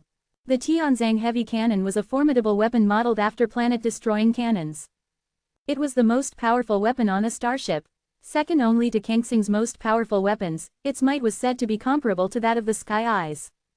As the commander's voice echoed, over 100 Tianzang heavy cannons locked onto Qi Yuan. Electronic voices filled the air. Charging in progress. 3, 2, 1. The commander's face was full of excitement. Such a weapon could kill even immortals. A mere purple mansion cultivator was nothing more than a dead man walking. Qi Yuan, clad in his blood-red robe, remained calm. It seems there are quite a few bad apples among the NPCs. He stood still. Missiles and energy beams flew toward him from all directions, an overwhelming barrage of attacks. Even a great sovereign wouldn't be able to escape such a barrage. But he was Qi Yuan. This level of a fleet. He didn't even care. How boring, Qi Yuan said, before blowing gently in the direction of the fleet. In the previously silent and still cosmos, a powerful gust erupted. It was as if a cosmic storm had been unleashed, causing stars to explode. Countless meteors shattered and disappeared in an instant. The missiles and projectiles aimed at Qi Yuan disintegrated into dust. As for the warships, they didn't even have time to sound an alarm. The soldiers and demons inside didn't have a chance to react, they were all instantly obliterated by Qi Yuan's breath. In space, not even the sound of an explosion could be heard. The once formidable fleet had been wiped out, without causing so much as a ripple. They couldn't even withstand a single breath from me, and they were boasting so much. Laughable. Qi Yuan yawned, his gaze wandering. That glowing green planet, is that Kangxing? The sun next to it is a bit too bright and annoying. The Gongxing and Kangxing systems were only slightly larger than the solar system. This ecosystem had 2 stars. Well, not counting Qi Yuan's projection. Let's go. In the vast cosmos, Qi Yuan's figure vanished.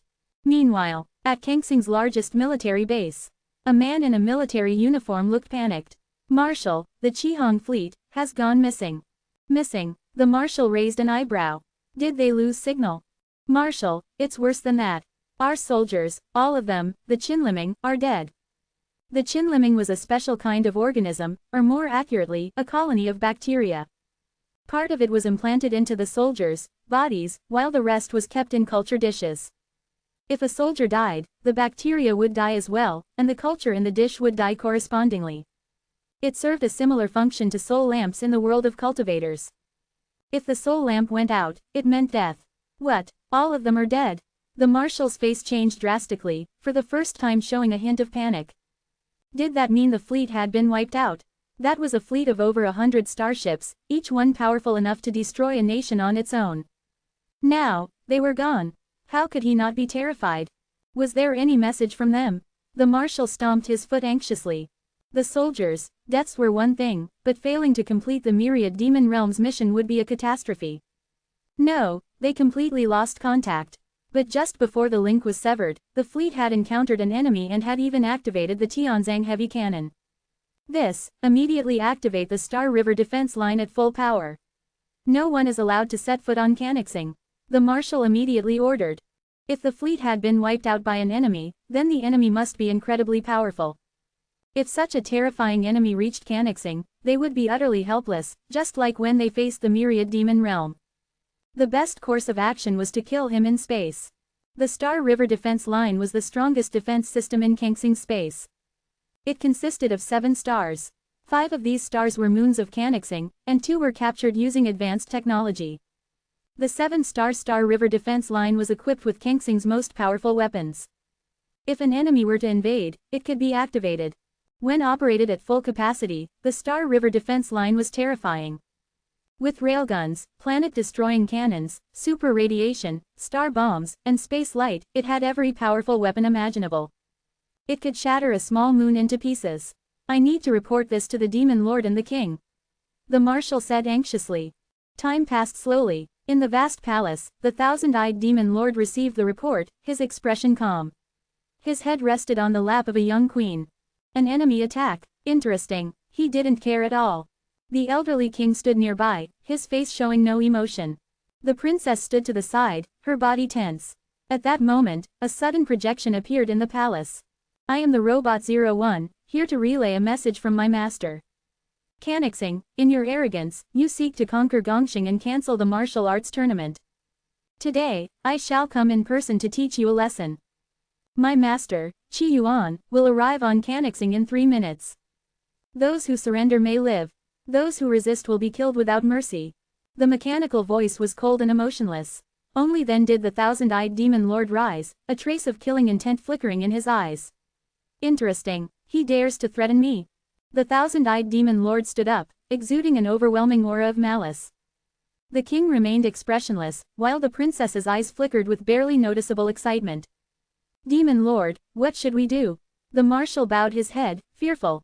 After all, their fleet had been wiped out by the enemy. This was no ordinary foe. Don't you have the Star River defense line? The void will be his final resting place. The thousand-eyed demon lord said, filled with killing intent and completely unafraid of Qi Yuan. In his eyes, this Qi Yuan who had wiped out a fleet at most was just a peak-level purple mansion cultivator. He was also a peak-level purple mansion, and there were more than 100 such cultivators in the myriad demon realm. In terms of combat power, he feared nothing. Besides, the Star River defense line was indeed formidable. Even 10 peak-level purple mansion cultivators would find it impossible to break through. As you command, I will make sure he doesn't live to reach Cannixing.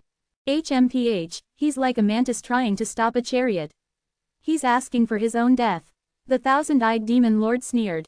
Meanwhile, the princess felt a twinge of anxiety. At that moment, the battle robots sounded an alarm. Beep, intruder detected in the Star River defense line. Beginning extermination. Railguns activated. Stellar annihilation line activated.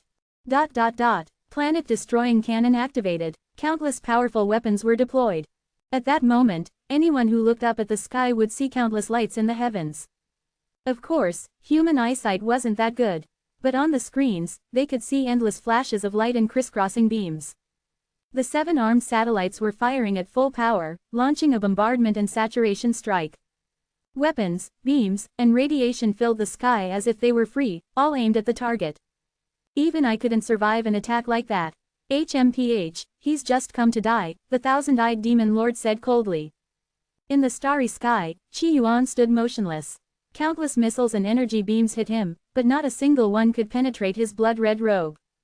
His expression was calm, with a hint of disappointment. I thought, given that you dared to cancel the martial arts tournament, you'd have some kind of trump card. But this is just disappointing. Qi Yuan spoke softly, yet his voice seemed to ignore space itself, echoing across Cannixing. Everyone on Cannixing heard his voice at that moment. What was that? Did you hear that? A god's voice. Everyone looked up at the sky but saw nothing. They couldn't see the battle happening in space. For the first time, a serious expression crossed the thousand-eyed demon lord's face.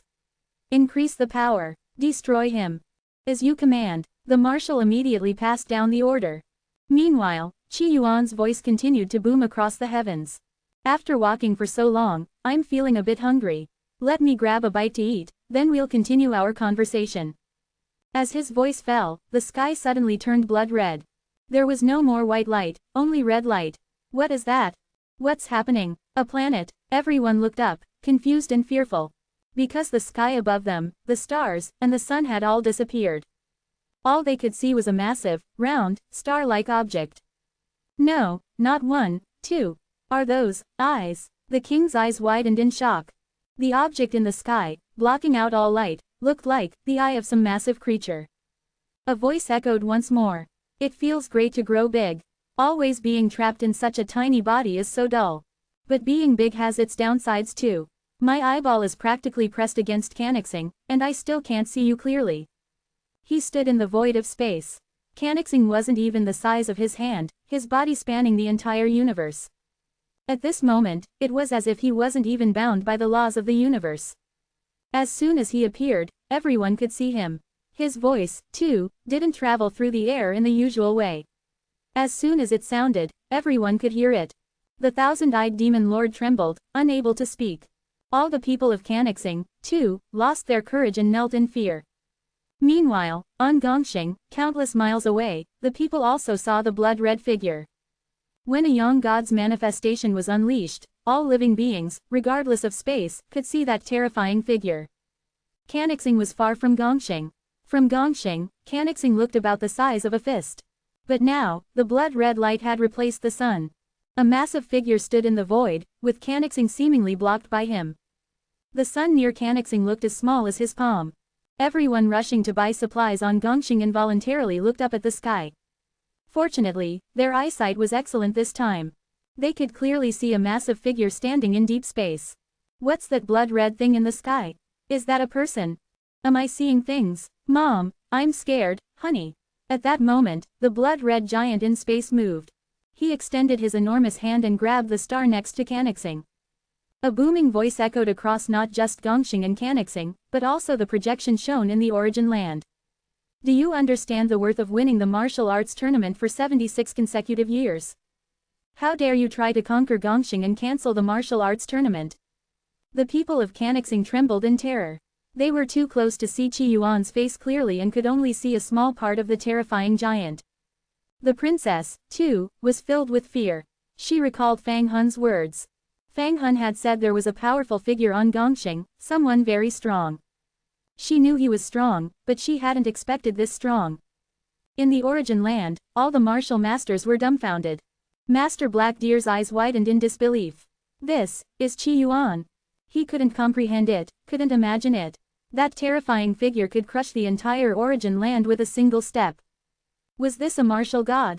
On Gongxing, countless people were confused, then overjoyed. It's Mr. Qi, it's Mr. Qi, ha ha ha ha. The king laughed and then cried tears of joy. Gong Yiqing knelt on the ground, worshipping the terrifying figure.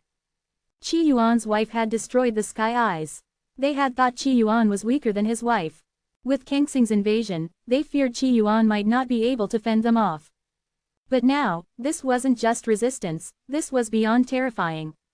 Incomprehensible, or perhaps impossible to comprehend. How could such a being exist in this world, one with fists the size of a sun? Did that mean that if he wished, a single strand of his hair could crush Gongxing? On a tall building, a 17-year-old boy looked at his white-haired grandfather. Grandpa, weren't you the runner-up of the martial arts tournament? He looked at his grandfather with excitement and admiration.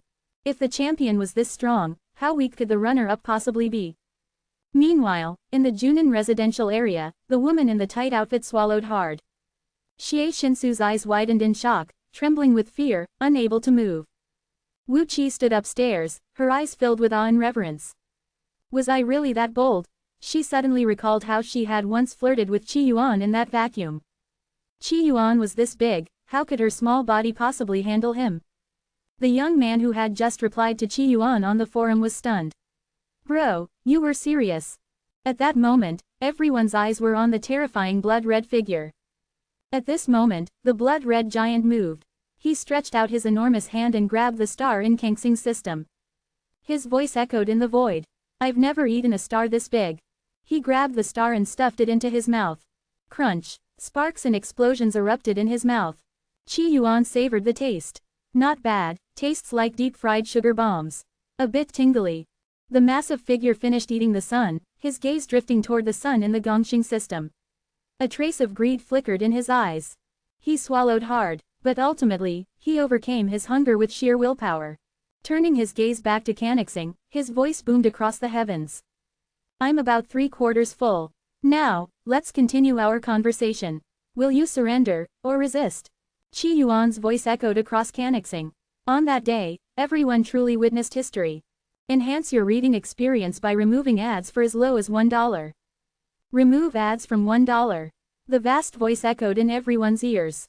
Perhaps because a sun had just been devoured, everyone on Canaxing felt a chill sweep through their bodies. They looked up, trying to get a clear view of the terrifying giant.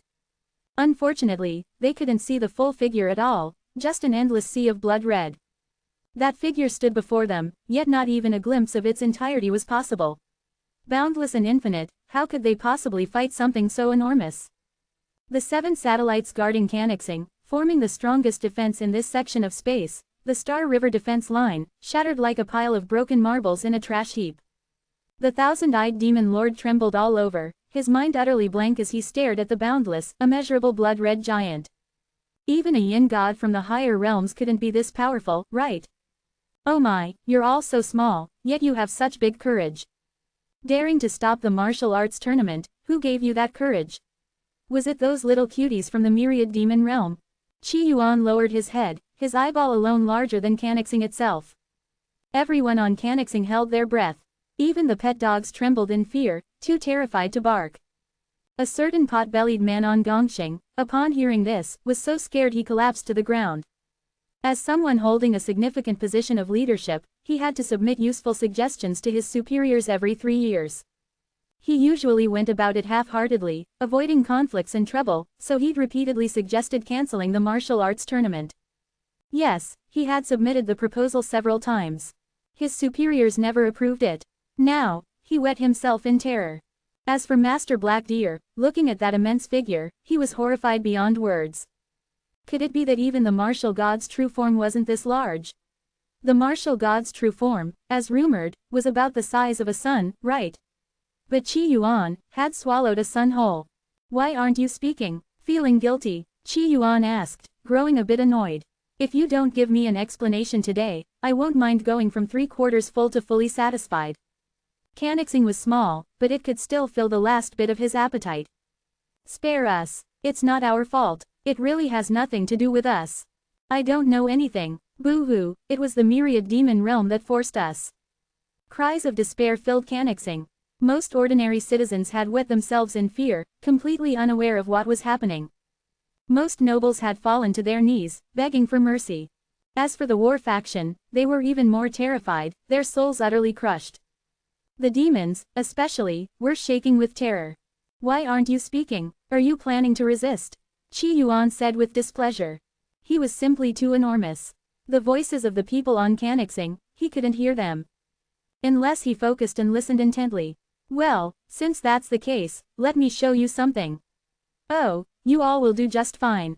Qi Yuan was all too familiar with the aura of demons from the myriad demon realm. Back in the Lufeng realm, these demons had teamed up with the demoness Shang Yanren to bully him. If Qi Yuan hadn't been clever, hard-working, and seriously grinding through the game, it might have taken him ages to finish the game. Heaven and earth, hear my command, kill. A simple phrase, with no complex words, easily understood by even a preschool child. Yet these simplest of words felt like universal truth. In the starry sky, an inexplicable power swept across. The world turned blood red. On Canaxing, the once arrogant demons of the myriad demon realm no longer had their former swagger. No, spare us. I want to go home. At that moment, they were filled with immense regret and unimaginable terror. But no matter their actions or thoughts, nothing could help them now. Qi Yuan's voice was like a decree from the universe itself. Crack, the body of a golden core level demon shattered, along with the protective talisman left behind by his ancestor. No, a purple mansion demon, who had retreated to the back of the group, let out a tragic scream. He was always the most cautious, retreating whenever things went wrong. But this time, his caution was useless against such overwhelming power. Blood blossoms erupted across Canaxing like the most splendid fireworks in the world. In just one breath, 3,000 demons were completely wiped out. Now, can you give me an answer? Will you still dare to cancel the martial arts tournament? Qi Yuan asked again. His voice boomed, louder than thunder. We wouldn't dare. We absolutely wouldn't dare. God, whatever you say goes.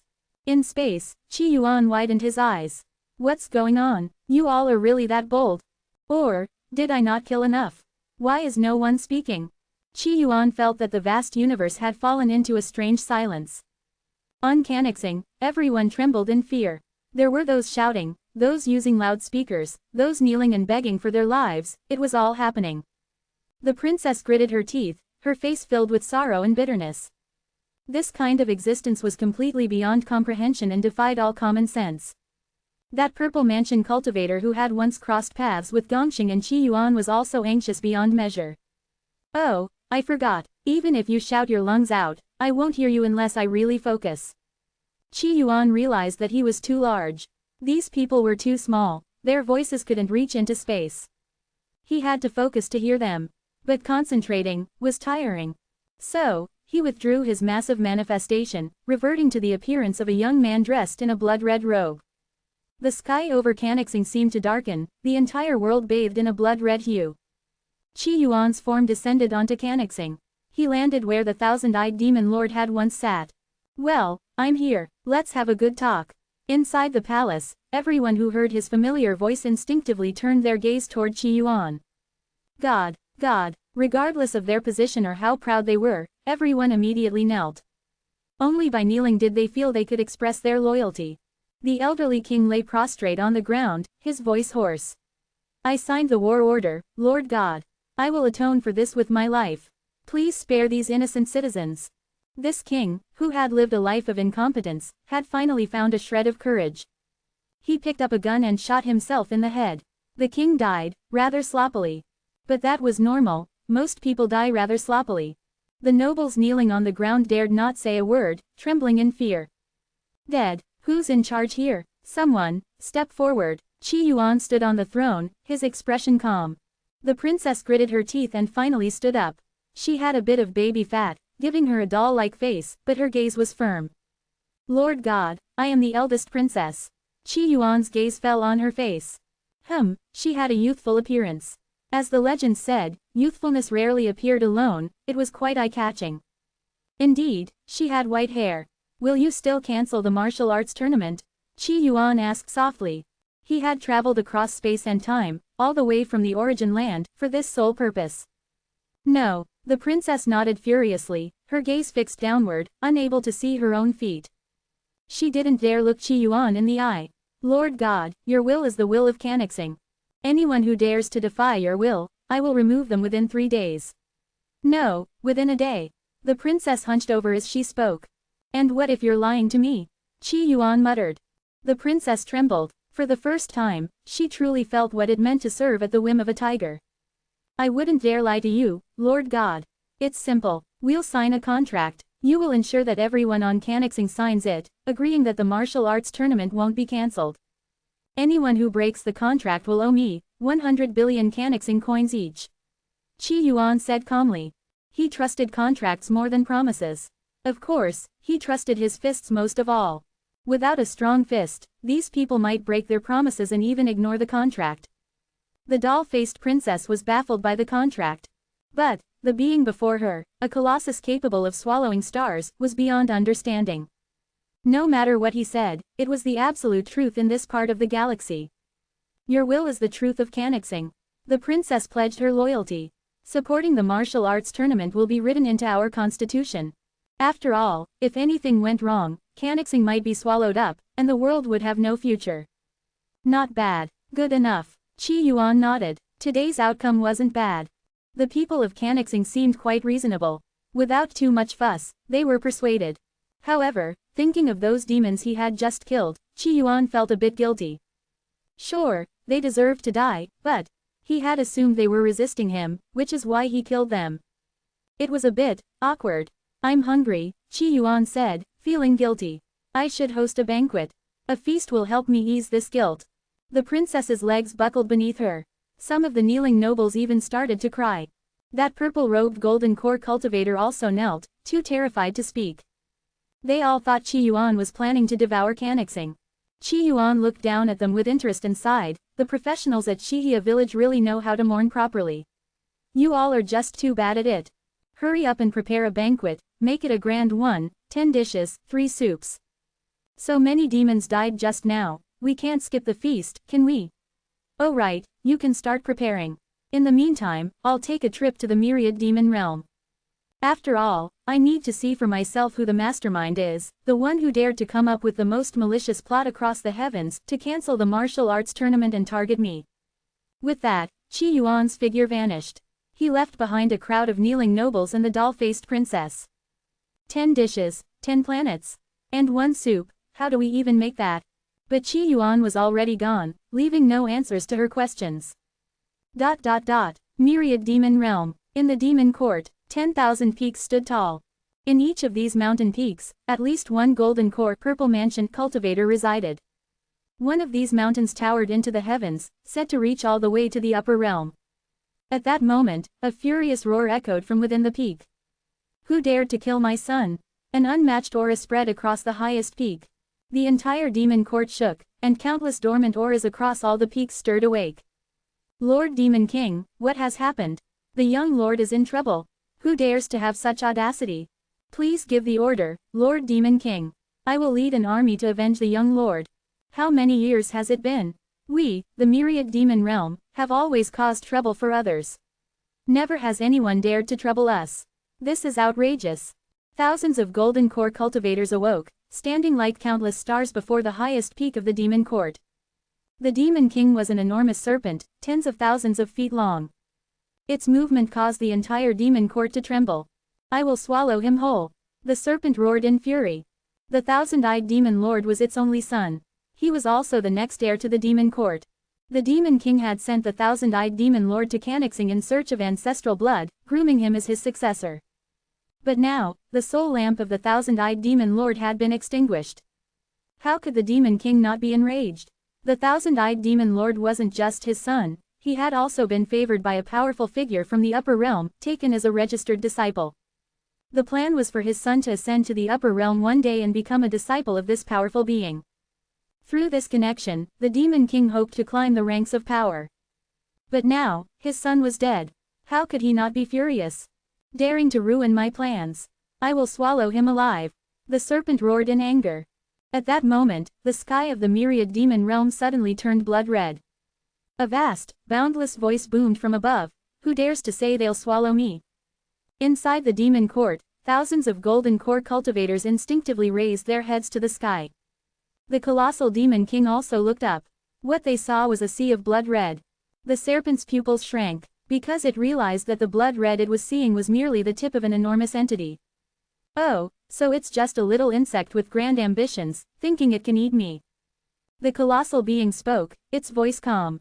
At that moment, the Demon King was overcome with fear.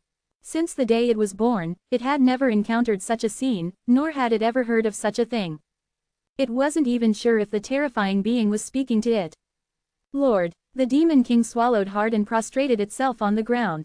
A being this powerful, this massive, whose full form could not even be seen, could only be met with complete submission. All of the thousands of golden core cultivators knelt like ants.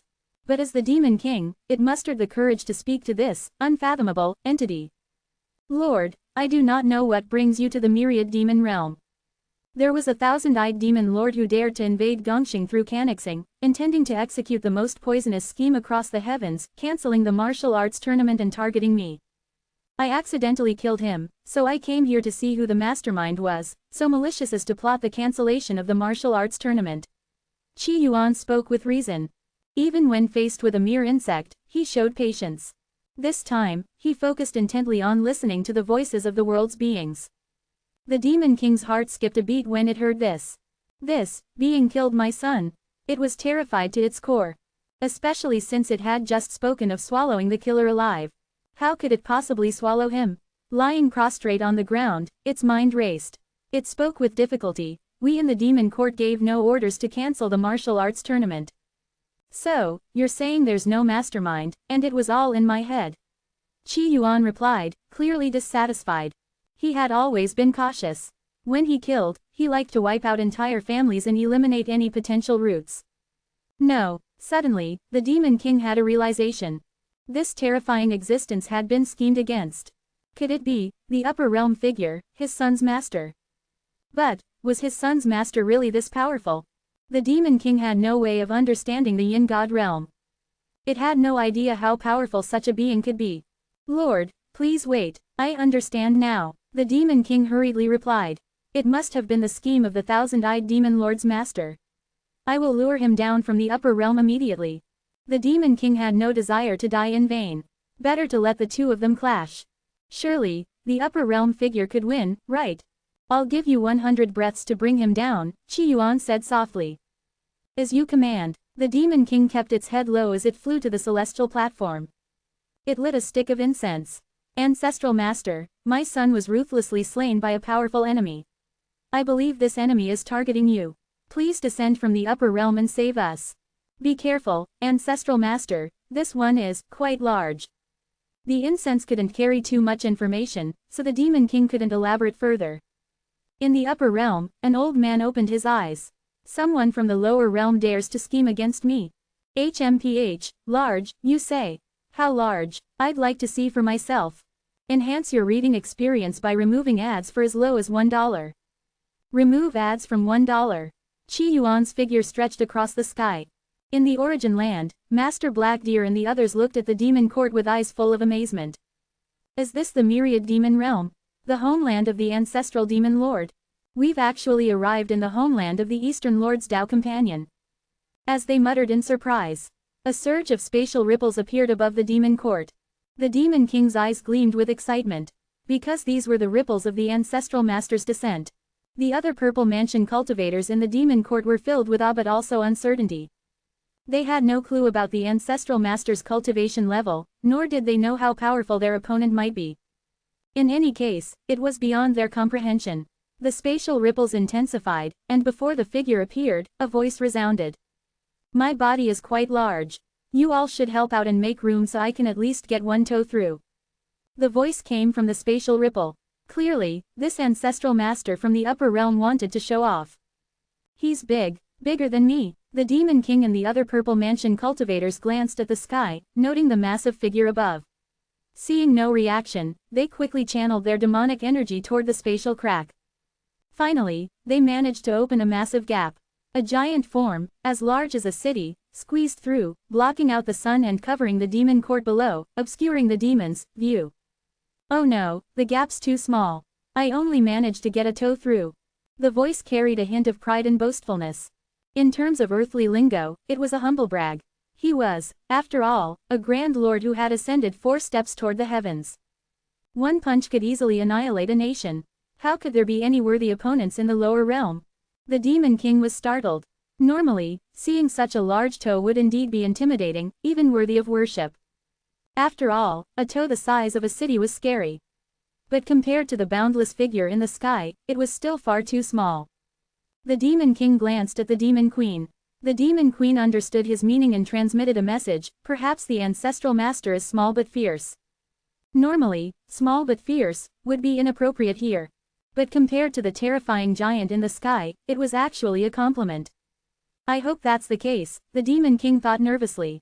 Then, he and the other purple mansion cultivators channeled more energy to widen the crack. Time passed slowly. Meanwhile, the giant figure in the sky grew even larger. It was now as large as half the demon court.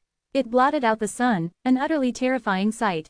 Such a giant could sneeze and destroy an entire city. A massive eyeball, like a giant lantern, stared down. The light of the myriad demon realm is red. Interesting. The ancestral master from the upper realm had finally squeezed his entire body through. He was enormous, maintaining his largest form. His gaze fell upon the massive, 10,000-foot-long serpent in the demon court, and he looked at it with a hint of disdain. The demon king of the demon court had no real sense of scale. A 10,000-foot-long snake. Is that supposed to be big? How pathetic. People in the lower realm had no idea of true size. But that was to be expected. Are you the one who killed my disciple? The old man said, his voice booming like thunder. It was as if a storm had swept through the demon court, knocking over weaker demons. Some were even killed on the spot, and the scene turned tragic. The demon king was alarmed. With just a look, the ancestral master made him feel like his soul was on the verge of being annihilated. Ancestral master, I am the demon king of the demon court, not your enemy. I was the one who notified you, the demon king quickly explained. The old man from the upper realm froze for a moment, feeling a bit awkward. Oh, then where's the enemy? He scanned the surroundings but didn't see anything particularly large. Could it be that my presence scared them off? The old man was filled with pride. That made sense. Even in the upper realm, he was a figure of renown. As a grand lord, he could occasionally meet with the legendary young gods. If a young god took notice of him and granted him the right to oversee the myriad heavens, that would be extraordinary. In the lower realm, it was only natural for enemies to flee in terror. Where did they run off to? The old man asked. The demon king glanced at the demon queen again. He was starting to think that small and fierce wasn't as reliable as he'd hoped. They didn't run off. They're in the sky. They ran into the sky. The old man only half understood what he was told. His massive body tilted upward, looking at the heavens.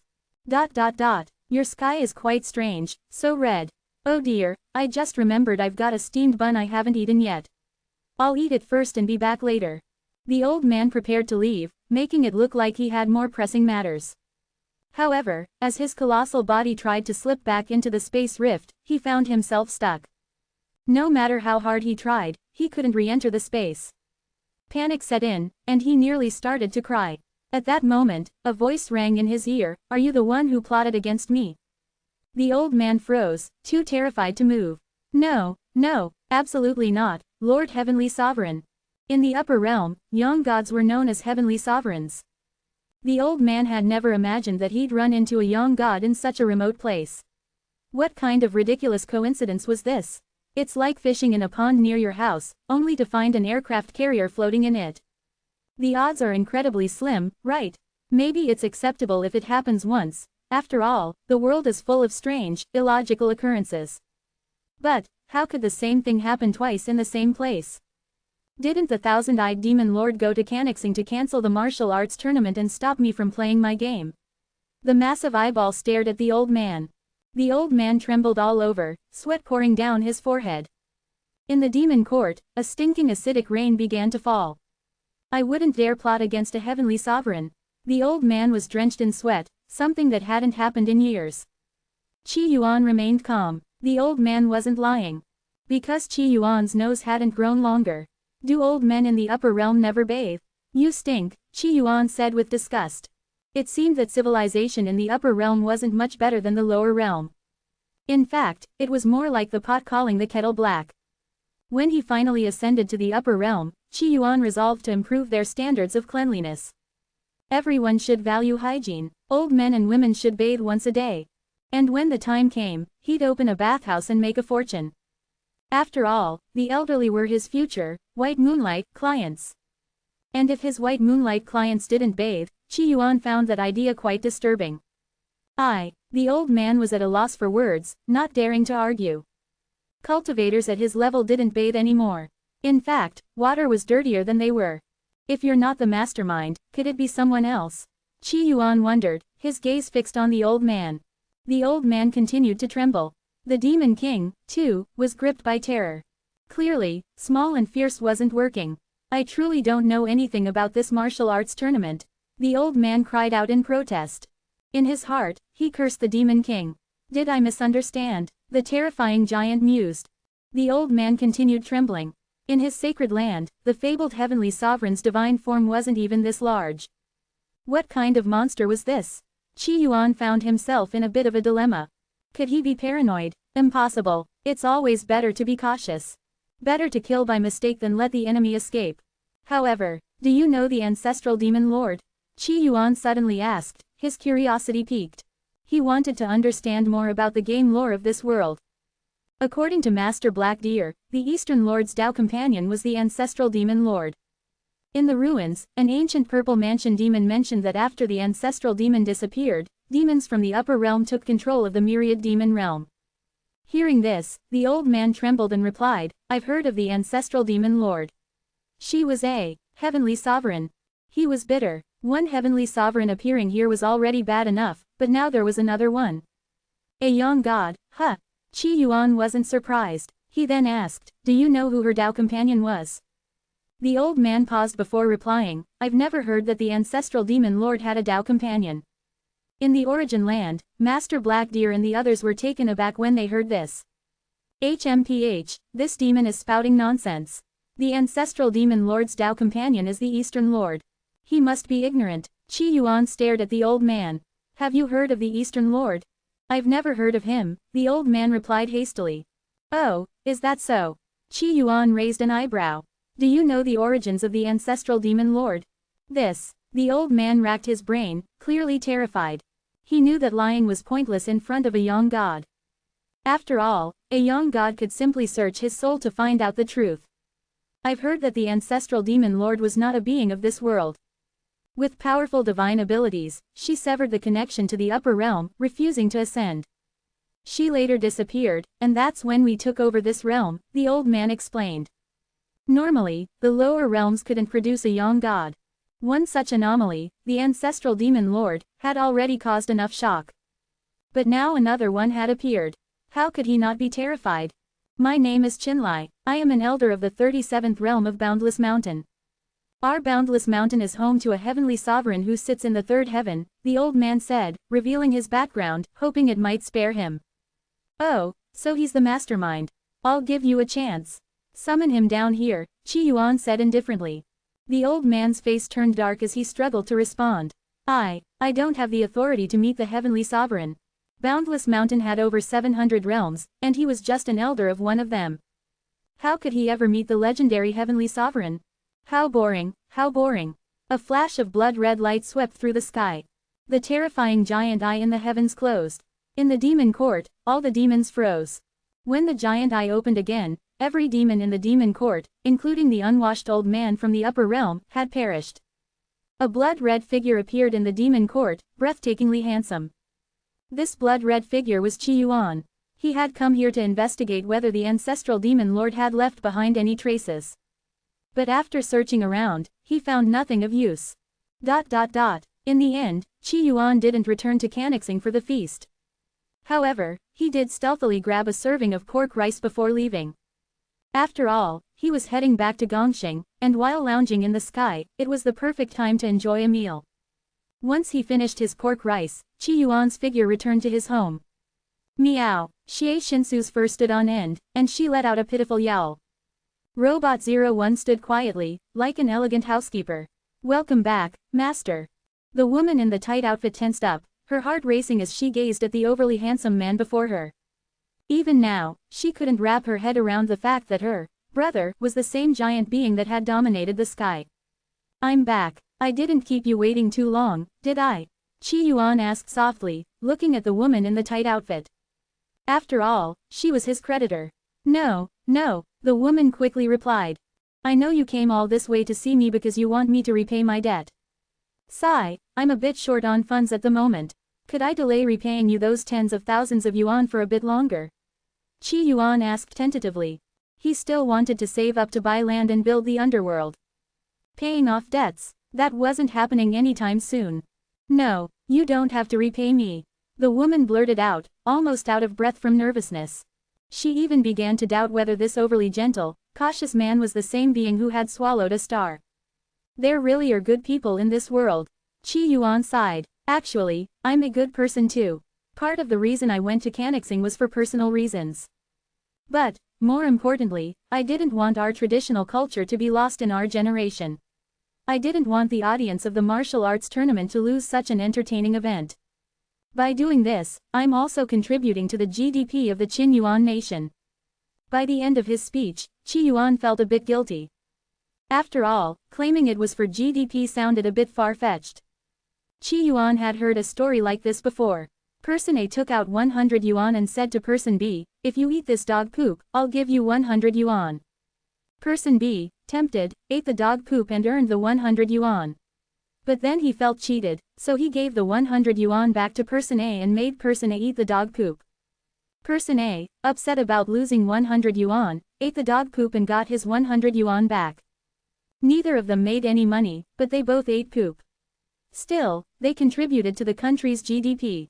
Hearing Qi Yuan's explanation, the woman in the tight outfit could only nod and say, too afraid to say much more. As for suggesting that Qi Yuan leave and hide in the Tianyuan sect, she didn't dare bring that up anymore. Alright, I need to head back to the origin land. Goodbye, see you next time. With that, Qi Yuan vanished. He had come and gone in the blink of an eye. He was eager to see the Eastern Lord's Wall and find out what the so-called spiritual martial lord was all about. Mountain and seas scroll. The moon shone bright, reflecting off the clear waters of the lake. A lone boat floated on the lake's surface, like a brushstroke in a traditional painting. A woman stood at the bow of the boat, her eyes filled with endless uncertainty. She gazed into the distance and spoke softly, how much longer until we see the truth? Wang Yuanyu looked at the woman and replied gently, it could be 10 years, or it could be 100. Within the mountain and seas scroll, countless scrolls began to weave together and connect. Countless battles unfolded. When Wang Yuanyu encountered Lu Zhu, a surge of murderous intent welled up within her. She felt an overwhelming urge to kill her. But in the end, she suppressed her instincts and chose to cooperate with Lu Zhu. Because she knew that once they saw the truth, they would face an even greater catastrophe. I hope time passes faster, Lu Zhu said, her clear, bright eyes filled with joy and anticipation. Aren't you afraid that when the worlds converge, you'll perish along with the falsehoods? Wang Yuanyu asked. When that day comes, all the falsehoods might disappear, leaving only one truth. I am afraid, but I still want to see my master and thank him in person, Lu Zhu said wistfully. The once young princess had finally grown up. Back then, her master had disappeared before she could thank him. That unspoken thank you had remained in her heart ever since. I also want my master to know that Lu Zhu didn't let him down. Enhance your reading experience by removing ads for as low as $1. Remove ads from $1. Dressed in a blood-red robe, Qi Yuan walked along the bridge formed by Shuho and Erdi, moving against the flow of time toward the origin land. He passed through time and space, crossed the Black Sea, and went against the river of time. Qi Yuan closed his eyes, feeling the wash of time. This time, no one was around to chat, so he could seriously contemplate the power of time and space, much like when he had meditated on the Gate of Myriad Variations. This Black Sea has no master, does it? It looks kind of like my river of forgetfulness. Hey, Black Sea, you and I seem destined for each other.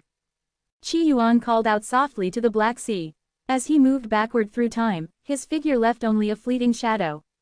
Within countless mountain and sea scrolls, one by one, figures raised their heads to gaze at the sky. They saw nothing, but in their eyes, it seemed as if a red shadow had flashed by. Is that him? Long-lost memories flooded back, and the one-eyed man's body trembled as an image of the man, crowned with glory and sweeping through armies, appeared in his mind. On the small boat, Lu Ju's eyes suddenly narrowed. Master. The sword in her hand resonated with a hum, filled with joy, followed by endless melancholy. Wang Yuanyu's eyes also revealed a complex expression. Teacher. She remembered that her teacher had once promised to bring her a pair of stockings. In the various worlds Qi Yuan had passed through, many powerful beings were now awakening long-buried memories, recalling the man with invincible talent. At this moment, Qi Yuan had finally crossed the Black Sea and returned to the origin land. Stepping off the bridge, Qi Yuan's expression became inscrutable as he looked at the Black Sea. You've contemplated the Black Sea but gained nothing. He tried to mimic a system voice but failed miserably. The Black Sea was much harder to comprehend than the Gate of Myriad Variations. That gate had offered insight with just a glance. Shuho, Erdi, you can return now. When I need you again, I'll call. Qi Yuan softly spoke to Shuho and Erdi, who stood in the Black Sea. At the same time, he thought about how Shuho and Erdi could work in the underworld as gatekeepers for the Bridge of Helplessness. To follow our master's orders is our honor. Shuho and Erdi responded in unison. At that moment, Qi Yuan's figure flashed. When he reappeared, he was at the top of the tower where the contest for ancestral blood was held. Unlike when he had left, the tower's peak was now crowded with martial lords. Looking around, there were nearly 10,000 of them. When they saw Qi Yuan appear, these incredibly powerful martial lords all lowered their proud heads. Even those without heads bowed their bodies. Greetings, martial god. The eyes of the nearly 10,000 martial lords were filled with reverence. To traverse the Black Sea, to cover the sky with one hand, and to swallow the sun, these were feats beyond the power of a martial lord. Such acts could only be explained by the existence of a martial god. Only a martial god could explain this. Fat Egg martial lord's body trembled, though not out of fear but rather excitement. His ancestor was none other than the legendary martial god. Black Deer martial lord and the other titled martial lords had hope in their eyes. This time, the morning star chime might actually be within reach. Qi Yuan looked at these martial lords, his expression calm, as if a thought had suddenly occurred to him. He spoke softly. Would it be fitting for me to smirk right now? This scene reminded him of a TV drama. The useless son-in-law had just been slapped, and then tens of thousands of men in suits appeared, kneeling. Welcome back, Dragon King. How similar. As he spoke, he grinned crookedly. The martial lords exchanged puzzled glances, unable to understand or make sense of it. Qi Yuan was slightly disappointed. None of these martial lords got the joke. Shouldn't someone have said, he's about to smirk, tear his mouth apart? He waved his hand dismissively. I'm not a martial god yet, just a martial lord. Don't call me that. Qi Yuan had never liked pretending to be someone stronger than he was. He preferred honesty and sincerity. The martial lords present were filled with confusion upon hearing this. Come on, is it possible to be this humble? If you're a martial lord, then what are we? Especially when they recalled the sight of Qi Yuan swallowing a star, which was simply too overwhelming. If Qi Yuan wished, couldn't he even swallow the entire origin land? Qi Yuan returned to his throne as he spoke. Everyone go back home. The contest for ancestral blood is still ongoing, Qi Yuan said. If too many people gather here, someone might think we're brawling or doing something indecent. That wouldn't look good. He was a bit socially awkward. Seeing so many elderly men and women made him feel uncomfortable. Only when facing his white moonlight did he become more enthusiastic and friendly. The contest for ancestral blood is about to end, and the Eastern Lord's Wall will soon appear. Let us accompany the Heavenly Sovereign to witness the Eastern Lord's Wall, a titled martial lord suggested. The title, Heavenly Sovereign, was something he had picked up from the old man in the upper realm. When they mentioned the Eastern Lord, all the martial lords' eyes lit up with respect and fervor. That gaze was somewhat similar to how they looked at Qi Yuan, though not exactly the same. All right, Qi Yuan replied casually, not saying much more. Right now, he was anxious to figure out what exactly a spiritual martial lord was. Once he became both a spiritual and human martial lord, he would then attempt to break through to the realm of the martial god of myriad Daos. Time passed quickly, as if the world had accelerated. The contest for ancestral blood sped up significantly. Inside the tower, Mu Yan was drenched in blood, staring down a terrifying beast in front of him. With a fierce shout, he poured every bit of his blood martial power into his attack. Kill. He was determined to reach the top 30. Only by entering the top 30 could his ancestor grant his request to plead on Qi Yuan's behalf. In the origin land, that would offer Qi Yuan another chance at survival. Die. Mu Yan slashed down with his blade. Such a powerful strike could sever rivers and move mountains. The terrifying beast before him was, of course, slain with a single strike. Panting heavily, Mu Yan's eyes showed a trace of uncertainty. Next time, I'll face 10 beasts. If I can defeat them, I'll make it into the top 30. One beast had been difficult enough to deal with, 10 would be. Gritting his teeth, his resolve strengthened. Wielding his great blade, he looked ahead. However, at that moment, his expression suddenly shifted dramatically. 300. Before him, like a mountain, 300 beasts charged at him. They jostled for position, rushing toward him. Worst of all, there were indeed 300 of them. Killing 100 would secure first place. But 300, what in the world? Was he being targeted? That seemed the only explanation. Why else would he suddenly face 300 enemies? No, I can't retreat. Otherwise, I'll be dead last for sure. Mu Yan thought to himself. What he didn't know was that on another floor of the tower, a man dressed in black robes was standing on a bamboo pole, looking helpless. Clearly, I'm not afraid of heights. So why can't I move? On the other side, Mu Yan gripped his long blade tightly and charged forward without hesitation, determined to face the 300 beasts. If he had to bow out, he'd do so with dignity. You're all gonna die. With one mighty slash, the power was strong enough to split a star. Crack. Mu Yan blinked, momentarily dazed. The expected outcome didn't happen. The 300 beasts before him seemed to be made of paper, crumbling into pieces and turning into meat paste. He blinked again. An illusion. Were they all fake? He was confused, doubting his own eyes. Had he really slain so many powerful beasts with one swing? Was that real? Just then, a gentle voice suddenly rang out. What an astonishing slash, felling 300 beasts in one go. Child, you've reached the peak of the martial king realm. This time, you shall be the champion of the contest for ancestral blood. What? Mu Yan, still holding his great blade, was stunned. He stared at the illusory martial lord in front of him, skeptical as if everything was an illusion. Truly deserving of my bloodline, the undisputed #1 martial king. Came a joyful, hearty voice. The form of a martial lord emerged and appeared beside Mu Yan. This martial lord gazed at Mu Yan with admiration and affection. When Mu Yan saw the figure, he immediately bowed, his expression serious. Greetings, ancestor. This martial lord was none other than the progenitor of Mu Yan's bloodline, a great martial lord. Mu Yan was puzzled as to why his ancestor was suddenly so affectionate. No need for such formality.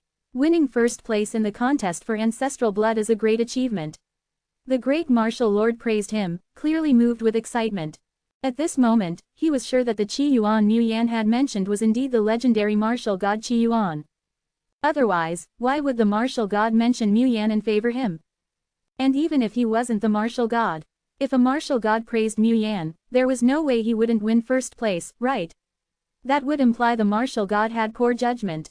So at this moment, Mu Yan was undoubtedly the champion of the contest for ancestral blood. Mu Yan heard his ancestors' congratulations, still feeling as though he was in a dream, unable to comprehend the reality. Now that you've won first place, go and receive the ancestral blood baptism, become a martial lord, and join the ranks of our Eastern Alliance. The great martial lord instructed. Hearing this, Mu Yan began to accept the reality. His heart surged with excitement. Could it be that he truly was an unrivaled genius? That, in the moment of crisis, he had transcended his limits and slain 300 beasts in one strike. The thought thrilled him. Indeed, he was the protagonist of this world, the chosen one, blessed with endless fortune. Suddenly recalling something, Mu Yan hurriedly spoke. Ancestor, now that I've entered the top 30, could you please? He was still worried about Qi Yuan. Don't worry about it, the great martial lord reassured him, looking at Mu Yan with approval. Mu Yan's heart was filled with excitement, as though his life had taken a miraculous turn. But he needed to quickly undergo the ancestral blood baptism and become a martial lord. After all, relying on his ancestors' favor to help Qi Yuan was still a personal favor, subject to potential oversight. Once he became a martial lord, only then could he personally guarantee Qi Yuan's safety. Full of anticipation, Mu Yan went to receive the ancestral blood baptism. Meanwhile, atop the tower, Qi Yuan let out a yawn. The contest for ancestral blood is finally over. Black Deer Martial Lord immediately responded, the Heavenly Sovereign's foresight is truly remarkable, Mu Yan has won first place. Oh, really? Not bad. Qi Yuan hadn't been paying attention to the contest. He'd either been resting or occasionally discussing the creation of the underworld with that online friend of his. That friend was an absolute gem. They had even gone so far as to prepare 7 PowerPoint presentations, laying out various plans for the underworld. Such a warm-hearted internet user was hard to find. At one point, the friend had even asked if, once the underworld was built, they could join as a low-ranking minion. Qi Yuan didn't hesitate to agree. Now that it's over, shouldn't the Eastern Lord's Wall be appearing soon? Qi Yuan asked as he looked at the martial lords of the Eastern Alliance. Indeed, Black Deer Martial Lord answered quickly. Please wait just a moment, Heavenly Sovereign. Several titled martial lords from the Eastern Alliance stepped forward. A vast surge of blood martial energy filled the air, and within the tower, an ancient aura began to rise. Qi Yuan sat on his throne, his face full of curiosity. Before him, on a wall atop the tower, a bloodstain appeared. As if a single drop of blood had been spilled, the entire wall slowly turned crimson. At that moment, information flowed into Qi Yuan's mind. The Eastern Lord's Wall, containing a single drop of the Eastern Lord's blood. Heavenly Sovereign, this is the Eastern Lord's Wall. Black Deer Martial Lord said, bowing deeply. The 10,000 martial lords of the Eastern Alliance all looked at the wall with expressions of awe. The Eastern Lord is currently holding back the Great Tribulation alone, leaving only a single drop of blood on the wall to communicate with us, explained one of the titled martial lords, his eyes filled with mixed emotions. This complex emotion was a blend of guilt and frustration. They felt guilty for being unable to help the Eastern Lord. Through the Eastern Lord's Wall, we can glimpse a part of the Great Tribulation. It's uncertain how much longer the Eastern Lord can hold on, Black Deer Martial Lord said worriedly. He waved his hand, and it seemed as though the wall opened up like a window. Through the window, a scene unfolded. Terrifying roars and growls echoed, sending chills down everyone's spine. Qi Yuan gazed at the wall, countless images flashing before his eyes. They were threads of multicolored light, vibrant with various hues, some of which couldn't even be perceived by the human eye. Each thread of light carried the most extreme evils, transforming into monstrous entities that devoured space and consumed all things. Within the monstrous mouths, fragments of universal laws were shattered and absorbed into the threads of light. On one side of the world was a massive, writhing ball of threads, while on the other side was a single figure. A man in white robes, his face and features indistinguishable, stood within the void, as if holding the world in balance. Countless threads of light and color tried to consume him, but none succeeded. Root demons, strange beings that feed on all things. Their conditions for birth are extraordinarily rare. As Qi Yuan focused on the ball of threads, his eyes conveyed this critical information. These monsters are multiplying. The morning star chime draws near, and if we fail to restart the world and awaken the Eastern Lord's consort, the Eastern Lord might struggle to hold on. Black Deer Martial Lord said with great concern. Compared to the last time they had glimpsed this scene, the situation had grown even more perilous. As he spoke, he glanced at Qi Yuan. If the Eastern Lord's consort could be revived, and with the assistance of this heavenly sovereign, there was a chance to survive the Great Tribulation. Qi Yuan, however, was intrigued. The root demons seem to embody all the world's emotions: jealousy, greed, stubbornness. They're a bit like my innate power. His innate power was the Void Realm Sovereign, Heart Demon Induction. For some reason, Qi Yuan felt an odd connection to the root demons. Or rather, the root demons overwhelming the Eastern Lord didn't seem to frighten him. All things in the universe had their opposites. Does the Heavenly Sovereign's innate power resemble these negative emotions? Black Deer Martial Lord gave Qi Yuan a wary look. After all, this didn't seem like the power of a good person. What negative emotions? This is pure positive energy. Jealousy. In some ways, jealousy drives people to improve, sparking ambition. Lust. For the laws of the world, the more life, the better. Lust promotes reproduction, leading to more life. Arrogance. Isn't that simply pride, a sense of dignity that pushes martial artists to strive forward? Quote. Black Deer Martial Lord fell silent. There seemed to be some truth to it, though not entirely. The other martial lords looked at Qi Yuan with odd expressions. Even if they disagreed with his reasoning, none dared challenge his views. At that moment, Qi Yuan's gaze shifted to the figure fighting the root demons. The Eastern Lord's projection, a member of the Holy Light race. Enhance your reading experience by removing ads for as low as $1. Remove ads from $1. The information Qi Yuan received through his eyes was very simple. That distant figure was indeed the projection of the Eastern Lord. He was currently battling the root demons. Qi Yuan's eyes also informed him that if the root demons were to surpass the Eastern Lord, the Origin Land, the Mountain and Seas Scroll, and the Land of the End would all become playgrounds for the root demons in an instant. This confirmed that the Eastern Lord was indeed fighting against the great calamity and saving the world. The martial lords present looked at the Eastern Lord's projection, sighing with emotion. In the Origin Land, perhaps only tens of thousands of years have passed, but in the Calamity Realm, the Eastern Lord has been battling the great calamity alone for 1,000,000 years, Black Deer Martial Lord said despondently, his voice heavy with helplessness. The world has restarted countless times, but each time it failed. This is our last chance. We must revive the Eastern Lord's consort to aid him. The Eastern Lord has been isolated for 1,000,000 years. The martial lords were moved, their eyes filled with various emotions. Qi Yuan remained calm. The Eastern Lord has been through a lot. He probably hasn't bathed in millions of years. When I meet him, I'll have to give him a bucket of bathwater. Quote. The martial lords were speechless. However, after spending time with Qi Yuan, they had begun to understand his personality and way of thinking. A martial arts fanatic, this was normal. Without that obsession, how could he become a martial god? Heavenly Sovereign, the Eastern Lord's wall will soon close. If you have any questions, please ask quickly. Black Deer Martial Lord reminded him. All right, Qi Yuan nodded, turning to the Eastern Lord's wall and politely asking, do you know what a spiritual martial lord is? The blood-red color spread across the Eastern Lord's wall. Everyone's attention was fixed on it. A refined voice, like the sound of heaven, rang out. The spiritual martial lord is the leader of all martial lords. To become one, you must challenge and defeat all martial lords. Only then can you become the spiritual martial lord. That simple. Qi Yuan was surprised. He touched his nose, and it didn't grow. This meant the Eastern Lord was telling the truth. Qi Yuan glanced at the martial lords present. Did that mean he just had to defeat them all to complete the task and become a spiritual martial lord? How does one become a martial god of myriad Taos? Qi Yuan asked again. The realm of martial god was above that of martial lord, and the martial god of myriad Taos was somewhat different from a regular martial god. To become the Taos of the world, to embody the laws of heaven and earth, that is the path to becoming a martial god of myriad Taos.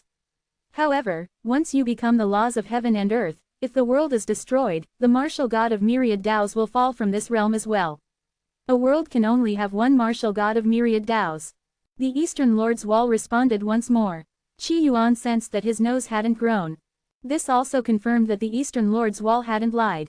Is there already a martial god of myriad Taos in this world? Qi Yuan asked. If such a god already existed, wouldn't that mean he had to fight them? No, the refined voice of the Eastern Lord replied from the wall. This wasn't the Eastern Lord himself speaking, nor even a projection, just a mechanical response, like asking an AI that instinctively provided answers. Having received all the answers, Qi Yuan felt satisfied. Suddenly, a thought crossed his mind, and he spoke softly. What is the greatest obstacle to me becoming a martial god of myriad Taos? Since the Eastern Lord's wall was so powerful, he figured he should take advantage and ask a few more questions. Yourself. The most difficult aspect of becoming a martial god of myriad Taos is embodying the Taos. This requires a profound understanding of the myriad Taos of this world. Most martial lords, even after a lifetime, cannot achieve this. The voice remained refined and elegant. At this, Qi Yuan squinted his eyes, though his expression remained calm. Really? He found this situation quite interesting. The Eastern Lord's words seemed entirely believable to him, and they made perfect sense. But his nose had grown. This sensation was strange. It was as if someone with a superpower that could perfectly solve simple addition and subtraction had been told that 1 + 1 = 2 inches was wrong by that very power. That was how Qi Yuan felt now. The Eastern Lord's words had planted themselves firmly in his heart, but his nose was telling him they were lies. The Eastern Lord's wall cannot lie. It only provides the information it has, the refined voice of the Eastern Lord's wall insisted. Qi Yuan smiled. My brain tells me to believe you, but my nose is screaming that you're lying. At that moment, Black Deer Martial Lord spoke up. The Eastern Lord would never lie. What he says must be true. Yes, it must be true. Agreed a titled Martial Lord. It's true, echoed the other Martial Lords. Clearly, nearly all of the Martial Lords present believed the Eastern Lord's words without question. At that moment, Qi Yuan thought of something and asked softly, God Thunder Elder, what do you think? Is he telling the truth or not? As soon as he spoke, a figure appeared atop the tower, God Thunder Elder. Dressed in a purple robe adorned with lightning, he radiated a deep, powerful energy. When the Martial Lords saw God Thunder, they fell silent, feeling immense pressure. Was this another heavenly sovereign? Their perceptions of Qi Yuan shifted once again. Especially seeing how God Thunder looked at Qi Yuan with such respect, as if he were a subordinate. What he said is true, God Thunder Elder confirmed, his voice booming like thunder. Qi Yuan's expression remained calm. God Thunder Elder wasn't like these martial lords, nor was he a fanatic follower of the Eastern Lord. He wouldn't blindly believe the Eastern Lord's words. Of course, Qi Yuan himself believed the words too, just not his nose. Eastern Lord, where do you come from, and what kind of race is the Holy Light tribe? Qi Yuan asked again. But this time, the Eastern Lord's wall remained silent. Black Deer Martial Lord quickly explained, the energy is insufficient. The Eastern Lord's wall has fallen into slumber and can no longer answer questions. Qi Yuan sighed in disappointment. I was going to ask him if he's a love-struck fool. Black Deer Martial Lord then said, Heavenly Sovereign, if you wish to become a martial god of myriad Taos, you must help the Eastern Lord. If the calamity destroys the world, you won't be able to embody the Taos and become the martial god of myriad Taos. Black Deer Martial Lord understood that Qi Yuan wanted to become both a spiritual martial lord and a martial god of myriad Taos. Becoming a spiritual martial lord was simple, but becoming a martial god of myriad Taos was incredibly difficult. To achieve that, one must protect the world. So, he brought up this point to pull Qi Yuan into their ranks. After all, Qi Yuan was a heavenly sovereign, and he had other mysterious heavenly sovereigns under him. Don't worry, I'm a good person. I'll save the world, Qi Yuan promised with full confidence. Black Deer Martial Lord was relieved. Bathed in ancestral blood, Mu Yan opened his eyes, revealing a sharp gleam. I'm finally a martial lord. At that moment, he was full of youthful spirit, his eyes seemingly capable of piercing through a mountain. Having stepped into the martial lord realm, he realized how weak he had been as a martial king. Mu Yan, you've finally become a martial lord. Hurry, you're the last one left. Mu Yan's ancestor, a great martial lord, entered with an appreciative look in his eyes. Greetings, ancestor. Now that Mu Yan had reached the martial lord realm, he understood how powerful he had become, but also how vast the gap between martial lords could be. A single martial aperture could mean a difference of nearly double the power. What brings you here, ancestor? Mu Yan asked curiously. It's like this. A heavenly sovereign wants to become a spiritual martial lord, and he needs to challenge martial lords. Ah, Mu Yan was confused. What's a heavenly sovereign? But from his ancestor's words, it sounded like he was being asked to duel another martial lord. I will do my best. Mu Yan quickly agreed. Hey, no worries, the great martial lord chuckled. Following the great martial lord, Mu Yan was filled with curiosity. Ancestor, is my opponent strong?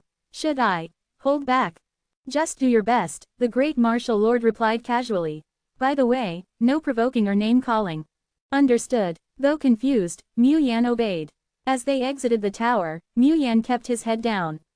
Soon, he saw some familiar faces. They were participants in the contest for ancestral blood who had also become martial lords.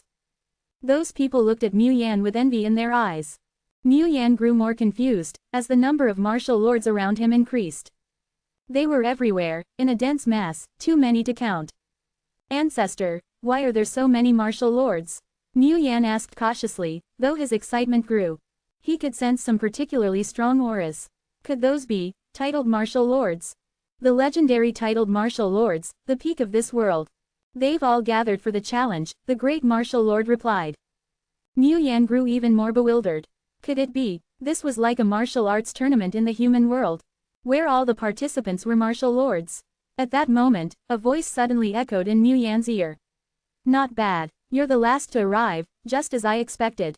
A man in a blood-red robe appeared beside Mu Yan, his expression calm. Seeing the man, Mu Yan was overjoyed. Qi Yuan, what are you doing here? He was thrilled to see Qi Yuan here. If Qi Yuan was here, it meant his ancestor had taken care of everything for him. I'm here to challenge you, and challenge me. Have you reached the martial lord realm? Mu Yan was even happier for Qi Yuan. It seemed Qi Yuan had encountered some sort of fortunate event. Hey, don't worry, I'll go easy on you. I won't let you lose too badly, Mu Yan said joyfully. Qi Yuan smiled. Lose? I won't lose. HMPH, you may have beaten me over the Black Sea, but that was then. I'm not the same person I was before. Mu Yan said happily. Alright, enough chit-chat. I need to complete my task and become the spiritual martial lord. Qi Yuan said calmly. Where's the arena? Mu Yan was eager. What need is there for an arena? Qi Yuan raised his voice, and in the next instant, he flew out of the tower. Seeing this, Mu Yan's heart skipped a beat. It felt like it had jumped into his throat. All the martial lords had gathered atop the tower. None of them were flying, not even the titled martial lords. Though Mu Yan didn't understand why, no other martial lords dared to fly. And yet, Qi Yuan was flying. Wasn't this an act of disrespect to the other martial lords? Qi Yuan floated into the sky, his blood-red robe fluttering in the wind, standing in the air like an immortal. Are all the martial lords of the origin land here? Qi Yuan called out, his voice loud and clear, reaching the entire tower. On the tower, the new martial lords who had crossed paths with Qi Yuan in the contest for ancestral blood were all shocked, their faces full of surprise as they looked at him. At that moment, several dozen titled martial lords stepped forward, their faces showing respect. Reporting to the heavenly sovereign, all the martial lords are present. The remaining tens of thousands of martial lords bowed in unison, as if mortals bowing to their king. Reporting to the heavenly sovereign, we are all here. Seeing this, Mu Yan was utterly dumbfounded. Even his ancestor was bowing to Qi Yuan, like a eunuch before an emperor. What's going on? Mu Yan was completely baffled. To become a spiritual martial lord is simple. You just need to defeat all the martial lords of the world. So, all of you, come at me together. Don't worry, I'll be gentle and won't hurt you. Qi Yuan was always courteous and well-mannered. He wasn't like those old fogies from the upper realm, who were reckless and heavy-handed. When they descended to the lower realm, they would often kill their own underlings carelessly. If they treated their own kind like that, there was no telling how many innocents they'd kill. Heavenly Sovereign, forgive us. Forgive us. All the martial lords roared in unison, their voices like crashing waves. Mu Yan was utterly confused, his heart filled with doubt and worry. Was everyone about to fight Qi Yuan? Ancestor, are we all fighting Qi Yuan? Address him as Heavenly Sovereign. The great martial lord quickly corrected him. What if he dies? Though Mu Yan understood that Qi Yuan was likely more than what he appeared, probably quite powerful. But no matter how powerful, could he really face tens of thousands of martial lords? Wouldn't that be suicide? HMPH, you think you can dream of killing the Heavenly Sovereign? Not long ago, the Heavenly Sovereign swallowed a son. What? Swallowed a son? Mu Yan's eyes widened. Fight. At that moment, Qi Yuan's voice echoed once more. An overwhelming wave of attacks surged toward the sky. However, these attacks felt like nothing more than a drizzle. Qi Yuan closed his eyes, making no move to resist, allowing the attacks to land on his body. After all, this was an opportunity to comprehend the myriad Daos. Seasons passed. The Shuhuo emperors frequently appeared, bridging the Black Sea.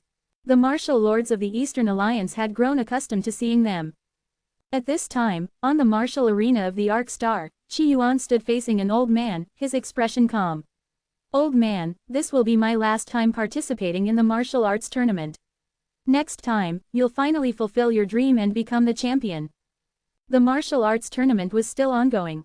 Though everyone on the Arc Star knew that the one who swallowed a star was the true champion. They all wanted to participate in the tournament, to meet Qi Yuan. But none dared. No one dared to disrupt Qi Yuan's routine. After all, what if Qi Yuan's hobby was thrashing old men in the tournament? So the martial arts tournament continued as usual, with no audience present. Even the audience was only in the livestream. And the viewers of this livestream were of the highest caliber. This particular livestream had unique features. No one could type inappropriate words, only positive comments could appear. The old man, white-haired and frail, looked dazed when he heard Qi Yuan's words. Immortal, are you really not going to participate anymore? For so many years, he had always lost to Qi Yuan. At first, he had been resentful. But later, after witnessing Qi Yuan swallow a star, he came to terms with it. He was nearing 100 years old. Losing to someone who could devour stars was only natural, right? Yes, it's over. Qi Yuan gazed at the empty audience seats, feeling a twinge of emptiness in his heart. The game was almost over. Enhance your reading experience by removing ads for as low as $1. Remove ads from $1. The wind stirred. Qi Yuan threw a punch. The speed was incredibly fast, yet it seemed slow. The elderly man with white hair let out an ouch and fell to the ground. Qi Yuan retracted his fist, brushed off his sleeves, and radiated an air of mastery. Not bad. You're as strong as the opponents I faced when I became the spiritual realm martial lord. One move. It seems that some titled martial lords really aren't weaker than ordinary people. Qi Yuan gave his evaluation. When he became the spiritual realm martial lord, he had fought nearly 10,000 martial lords. He defeated them in one move, and he defeated the runner-up of the martial arts tournament in one move as well. So, in Qi Yuan's eyes, they were equally strong. The elderly man with white hair got up and said, "You brat. You don't even go easy on an old man. Aren't you afraid I'll just lie down and blackmail you?"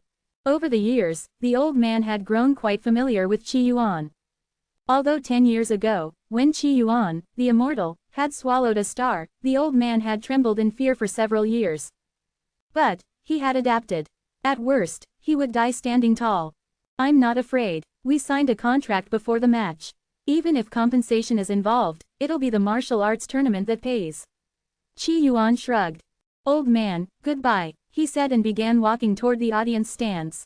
In the audience, the canary that used to cheer for Qi Yuan had been absent for several tournaments. Now, cheering for him was none other than Miao Miao Xie Shinsu. She was wearing a blue tank top, holding a small flag with her paws. Meow, meow, meow, she shouted with all her might. But anyone could hear the reluctance and dissatisfaction in her voice. Qi Yuan scooped up Xie Shinsu, instinctively slipping his hand under her tank top as he began to pet her. Xie Shinsu stopped meowing, her face showing complete resignation. Qi Yuan suddenly froze. Why does this feel a bit indecent? Petting the cat when she wasn't wearing clothes seemed perfectly normal. But slipping his hand under her tank top felt a bit inappropriate. So, I guess I should just take it off and then pet her. With that, Qi Yuan pulled off Xie Shinsu's tank top. At Tianyuan sect, the woman in tight-fitting clothes stood with her head lowered. The rain fell like strings of pearls from the eaves. The sect leader, dressed in green, her long hair falling to her waist, gazed at the rain. Her eyes were filled with endless uncertainty. The danger indicated by the Tianyuan stone is drawing closer and closer. The sect leader said, her gaze full of apprehension. Is the danger still a threat with him around? The woman in tight clothes thought of Qi Yuan. Back then, Qi Yuan had swallowed the sun in one gulp, shaking the heavens and earth. Even if the founder of the Tianyuan sect descended, it wouldn't compare. The Tianyuan stone is an unparalleled treasure. It cannot be wrong, the sect leader replied. At that moment, a gentle voice rang out. The Tianyuan stone is a rare and extraordinary treasure. It will not be wrong. It seems that this world is indeed on the brink of destruction. A woman in a palace dress appeared. Her eyes sparkled with life, but a veil covered her face, obscuring her features. Upon seeing the woman, both the sect leader and the woman in tight clothes quickly bowed. Greetings, founder. The woman in the palace dress was none other than Yu Mengxian, the founder of the Tianyuan sect, who had descended from the upper realm. Yu Mengxian looked up at the sky, her eyes full of complex emotions. No stars reflecting the myriad realms, this must be a strange place. The upper realm was divided into 9 heavens. In the 9 heavens, countless stars reflected the young gods, along with their beloved ones and subordinates. In any of the 9 heavens, as well as their affiliated lower realms and secret realms, these stars could be seen. But there were certain strange places where the stars reflecting the myriad realms could not be seen. Yu Mengxian had only heard of such places, but this was her first time encountering one. According to the Tianyuan stone, the destruction of Arc Star may even affect the fire spirit realm, Yu Mengxian said with concern. The calamity is unstoppable, only by returning to the upper realm can we escape it. It was perfectly normal for strange places to experience various changes. Even you can't solve this, founder? The sect leader asked. In her eyes, the founder was the strongest person in the world. Not even me. Even the young god heavenly sovereign who presides over the holy land in the upper realm where I reside might not be able to resolve this. When Yu Mengxian mentioned the young god heavenly sovereign, her eyes were filled with reverence. Thanks to the miraculous stone, her progress had been rapid, and she had now reached the mythical level of an yin god. In the Holy Land, she had achieved many accomplishments, earning her a chance to meet the heavenly sovereign, who had granted her the ability to reflect the myriad realms. A yin god with the ability to reflect the myriad realms was far more powerful than an ordinary yin god. In her holy land, she was considered among the top ranks. Even the heavenly sovereign of the upper realm can't solve this. The sect leader felt dejected. Doesn't this world have a heavenly sovereign? If what you recorded back then is true, this heavenly sovereign might be even stronger than the one in my holy land. Yu Mengxian's heart raced. The physical form of a young god was vast, often larger than an entire world. But even the average young god's physical form was only about the size of a regular star. Swallowing a star in its entirety was unimaginable. However, such a being likely isn't afraid of the calamity. Even if this world is destroyed, he will survive, Yu Mengxian said. The woman in tight clothes let out a sigh of relief upon hearing this. But then she felt a bit puzzled. Founder, are you saying he's still Qi Yuan?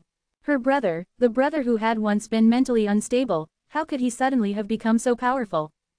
The Tianyuan stone tells me he is indeed this world's Qi Yuan. Yu Mengxian murmured. The woman in tight clothes sighed with relief. That's good. Can you introduce me to this heavenly sovereign? Yu Mengxian's tone became humble. Every heavenly sovereign deserved her utmost respect. Especially one stronger than the one in her holy land. All right, the woman in tight clothes quickly agreed. In a park, Qi Yuan was holding Xie Shinsu, his head lowered as he gazed at a running track, deep in thought.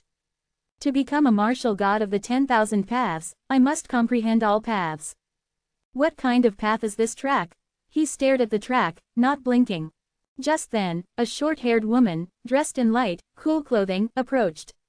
She had a bit of a sweaty smell about her. Hey handsome, your cat is so cute. I love cats too. Can I get your contact information? Qi Yuan didn't look up. He replied softly, do you have a path in you too?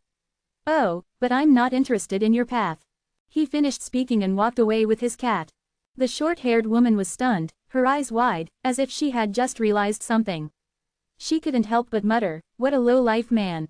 Qi Yuan ignored her. Over the years, he had spent his time walking the world, measuring and comprehending the great Tao with his steps. This enlightenment was somewhat similar to cultivating immortality. With Qi Yuan's ability to perceive hidden information, his comprehension of the Tao was far more efficient. No matter how difficult the path was, to him, it was just average. A humble woman greets the heavenly sovereign, Yu Mengxian. At that moment, a voice echoed. Qi Yuan, holding Xie Shinsu, looked at the woman in the palace dress and the woman in tight clothes.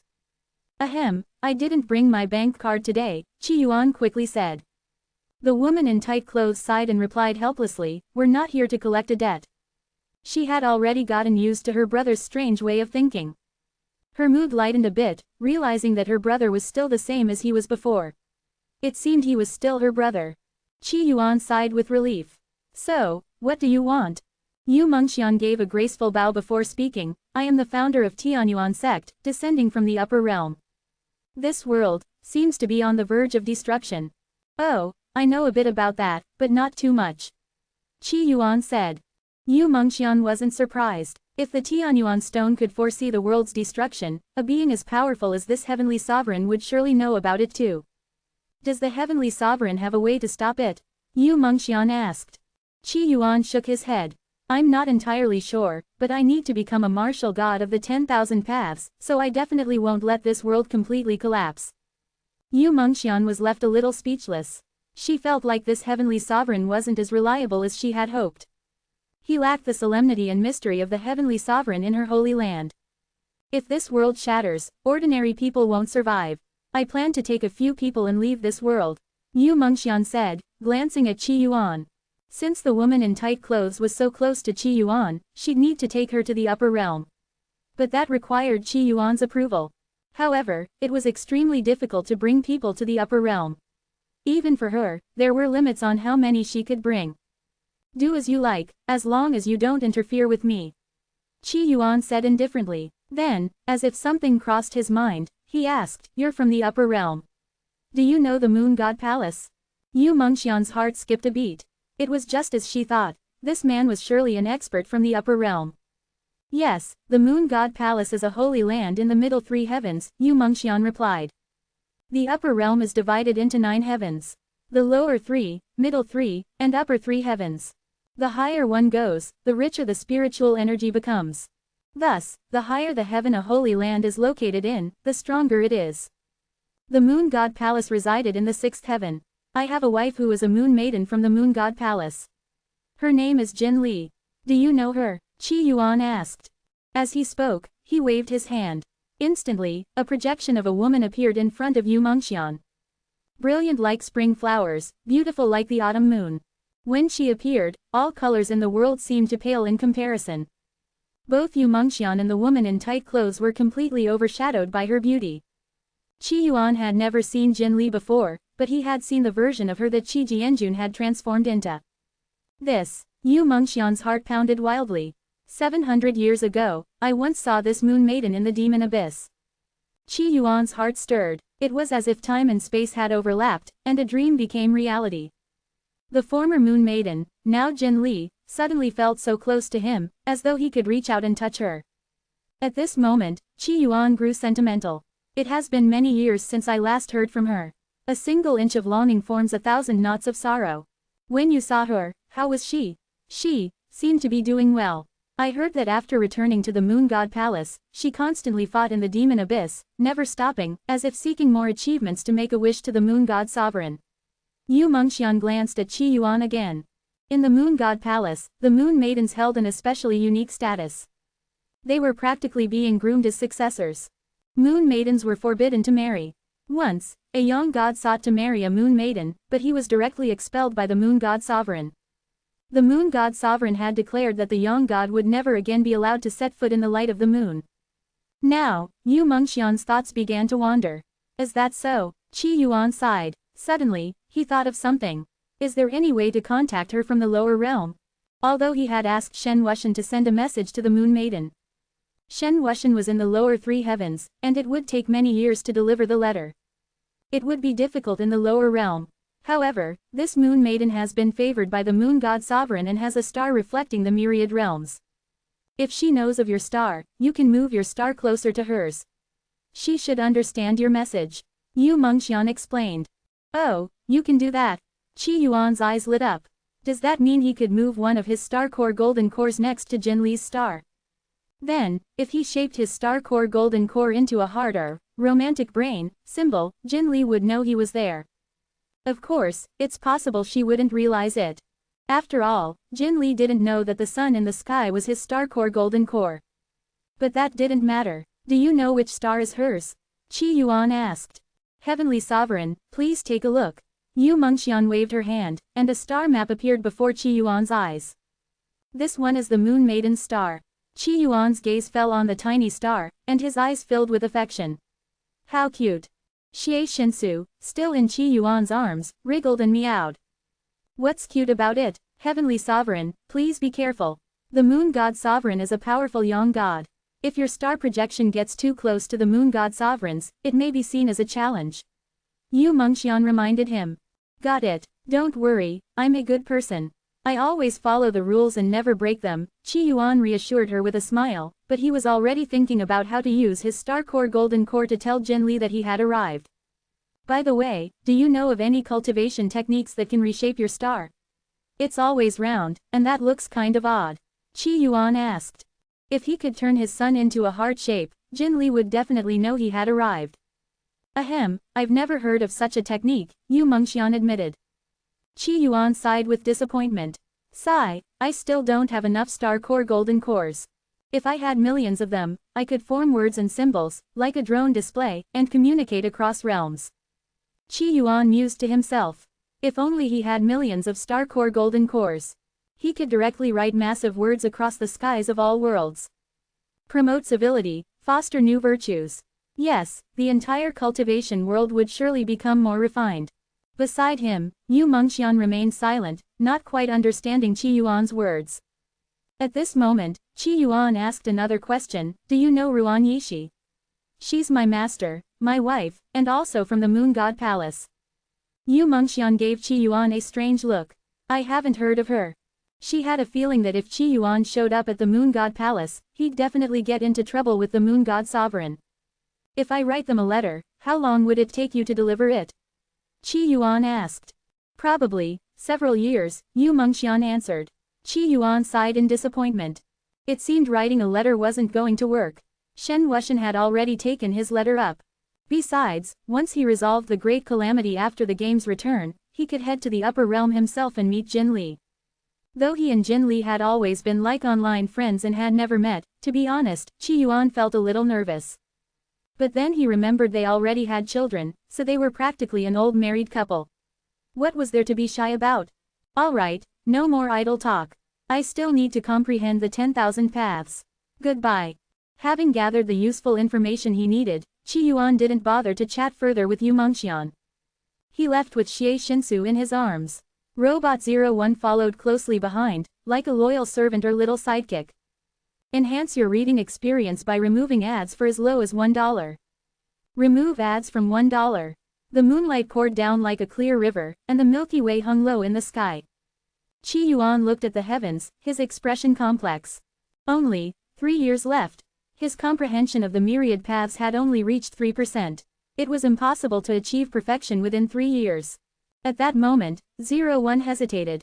Master, oh, what is it? Qi Yuan asked casually. Nothing, nothing, 01's voice was still cold, emotionless, like that of a machine. 01, ever since you evolved, you've changed. Qi Yuan stretched lazily. 01 has not changed, always Master's most loyal servant. 01 performed a robotic bow. Relieving Master's burdens is 01's primary directive. Good. Qi Yuan continued to close his eyes, contemplating the myriad paths. He had entered the mountain and sea scrolls and traversed many worlds, gaining a fast understanding of the myriad paths. But no matter how fast he progressed, there were still limits. The moonlight shone on 01's mechanical arm. Standing by the river, it gazed at its reflection in the clear water and muttered, "Is everything coming to an end?" In the Origin Land, within the Eastern Alliance, dozens of titled martial lords gathered. Their expressions were grave. The leading woman spoke, "The worlds are about to converge. We old folks must take action. Let's follow the Eastern Lord's command, unify the worlds, revive the ancestral demon lord, and assist the Eastern Lord." The other martial lords nodded. Yes, it's time we acted. The memory fragments have already been forged. Now we just need to piece them together to create the ancestral demon lord. The fated ones should be harvested. The martial lords gathered, discussing various details. At that moment, the Black Deer Martial Lord suddenly said, "The Heavenly Sovereign seems to have connections with those memory fragments. Will he stop us?" For the Eastern Alliance, the stories within the Mountain and Sea Scrolls were crafted to reconstruct the memory fragments of the ancestral demon lord. Then, they would be assembled. As long as 60% of the worlds followed their original trajectories, the plan would succeed. The rest would involve slaughter and devouring. In the end, all false beings would perish, leaving only one survivor. That sole survivor would be the ancestral demon lord. As for gathering fate, all the world rebooters must be slain, and their fate gathered upon the ancestral demon lord. Then, the ancestral demon lord would regain all of its power. "Trust the Heavenly Sovereign to prioritize the greater good," one of the titled martial lords said. "They were created by the Eastern Lord, after all. They are false, destined to fulfill their purpose by sacrificing themselves to become the one true being," another martial lord added. "Sacrificing oneself is the essence of their existence. They wouldn't have had the chance to be born if not for the Eastern Lord's gift of life. They are fated to perish. Now, it's just that the hand that pushes them toward destruction has shifted from the great calamity to us. The destruction of the world is inevitable. The dawn song is near. It's time to make a choice. Everything for the world. Even if we perish, we must protect the world. Whoever dares to stop us, kill without mercy. Killing 1,000,000 to save the world is worth it. In the upper realm, within the sacred land, in the third heaven, an old man sat at a fishing platform, casting his line into the myriad heavens. A voice echoed, "In that strange land, a young god has descended." "Oh, who is it?" the old man asked, surprised. "Someone named Qi Yuan." "Never heard of him." The old man shook his head. "But he's bold to scheme over that strange land. He seems to have some connection to the Moon God Palace," the voice murmured. "Moon God Palace?" The fisherman hesitated, then said, "If it's the Moon God Palace, it makes sense. The Moon God Palace is in a precarious position. If they don't find a way to break through soon, they may fall from the sixth heaven. Unfortunately, their luck is bad. They've set their sights on that strange land." "What's so special about that place?" "I've heard many young gods are wary of it. In that sacred land resides a member of the Holy Light race." "What, the legendary Holy Light race?" As a young god sitting high in the 9 heavens, there was little left in the world that could surprise him, but now he was genuinely shocked. The Holy Light race was a taboo among the young gods, a forbidden existence. The Holy Light race, huh? It seems that young god's scheme will come to nothing. The Holy Light race was extraordinary, often found in strange lands. They possessed an immensely powerful ability known as the Holy Light Word. Whatever the Holy Light race said, those who heard it would believe it. Once, a minor young god in the lesser principal realm entered a strange land and encountered a member of the Holy Light race. The Holy Light being said, "I am your father." And, that young god believed it. The Holy Light Word was this overwhelmingly domineering. Thus, wherever the Holy Light race appeared, young gods tended to avoid it. Otherwise, they risked losing their lives and becoming nourishment for the Holy Light beings. The Holy Light race is impossible to counter. Unless you are at least one realm higher, you will be deceived. Even if you are stronger, there's still a chance you'll be tricked, the fisherman sighed. The Holy Light Word is on par with the 9 heavens' supreme principles, it's nearly impossible to resist, another young god added. I have some ties to the Moon God Palace. I should pass this information about the Holy Light race to them, the fisherman thought aloud. Perhaps the Moon God Palace didn't know this. Otherwise, they wouldn't have sent a young god to scheme over that strange land. Unfortunately, even if they are told, it's already too late. That strange land is in the lower realm. A young god descending to the lower realm cannot return unless they capture the strange land and transform it into their celestial body. Alas, it seems the Moon God Palace will lose another young god. Difficult, are we about to witness the fall of a sacred land? The murmurs in the hall carried endless sighs. The snow fell cold and silent, and all was still. 01 sat by the riverbank, holding Xie Shinsu. The wide river was covered with a thick layer of ice. Qi Yuan, dressed in white, blended into the snow, making it hard to distinguish him from the surroundings. Snow fell on their shoulders, 01, Xie Shinsu, and Qi Yuan, until everything was blanketed in white. The myriad paths of the world, there are too many. At that moment, Qi Yuan couldn't help but sigh. Snow had its own path. The wise true Lord once said, "Snowflakes don't speak because they have no mouths." To comprehend the path of snow, the most effective way would be to communicate with a snowflake that has a mouth. Hey, snowflake, why don't you have a mouth? Without one, how can you explain your path? How am I supposed to understand your path? Always making me guess, Qi Yuan muttered. The thoughts of snowflakes are unknowable. The myriad paths of the world are all guesswork. 01 chuckled. Master, anything is possible in this world. Who knows, maybe in the next moment, you'll comprehend the myriad paths and understand everything. If anyone else had heard this, they wouldn't have believed it. But Qi Yuan was different, he nodded seriously. You're right, anything is possible. Maybe in the next moment, the myriad paths will fall in love with me, grow mouths, and start introducing themselves. Qi Yuan imagined wildly. With his incredible charm, wasn't it normal for the myriad paths to fall in love with him? After all, this is just a game, right? Anything can happen in a game. What if this game is actually a romance? Just then, a voice called out, trembling slightly. Mr. Qi. Qi Yuan turned and saw a young woman. She was dressed youthfully, wearing leg warmers over her slender legs. Dr. Zhang now, long time no see, Qi Yuan said calmly. The person calling him was Dr. Zhang now, the doctor who had once treated him for his mental illness. Later, she also stepped onto the path of cultivation. Over the years, she had reached the peak of the foundation establishment stage and was just one step away from forming her core. Mr. Qi, I have something to ask of you. Zhang now stammered, clearly mustering great courage to seek him out. Go ahead, Qi Yuan said, his gaze clear and calm. Recently, my nightmares have been getting worse. Zhang now had once told Qi Yuan about her nightmares. In her dreams, many women who looked just like her would stab her with knives. Back then, Qi Yuan had told her she was suffering from kidney deficiency. Now, the nightmare had returned, becoming clearer each time. Your kidney deficiency has gotten worse, Qi Yuan chuckled. Zhang now felt helpless upon hearing this. She wanted to say, brother, you swallowed a star, and you still think I'm suffering from kidney deficiency. But now, she was starting to wonder, was she really suffering from kidney deficiency? Mr. Qi, can kidney deficiency be cured? Zhang now asked, tormented by her nightmares and desperate for Qi Yuan's help. It's simple. Just kill the ones trying to kill you. Huh, Zhang now was confused. Qi Yuan looked up at the sky and said, soon, the other worlds from the mountain and sea scrolls will start to appear here. Just think of them as parallel versions of yourself. They'll kill each other until only one remains. What? Zhang now was stunned and deeply shocked. Parallel versions of herself would try to kill her. But don't worry, Qi Yuan smiled, as long as I haven't become the myriad Tao martial god, the worlds won't merge. Who knows what will happen after they merge? Regarding the Eastern Lord, the boss of this game, Qi Yuan remained vigilant. In every game, there was always a final boss. And in this game, who seemed most like the boss? It was clearly the Eastern Lord. The most suspicious thing was that whenever the Eastern Lord spoke, his words seemed to carry an irresistible charm, convincing anyone who heard them.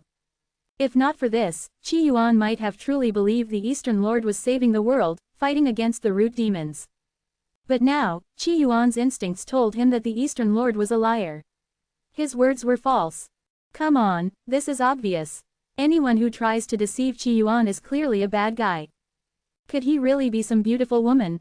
As for saving the world, this world belongs to Qi Yuan. After all, once he becomes the myriad Tao martial god, this world will be his. If the world is destroyed, he'll fall from the realm of the myriad Tao martial god.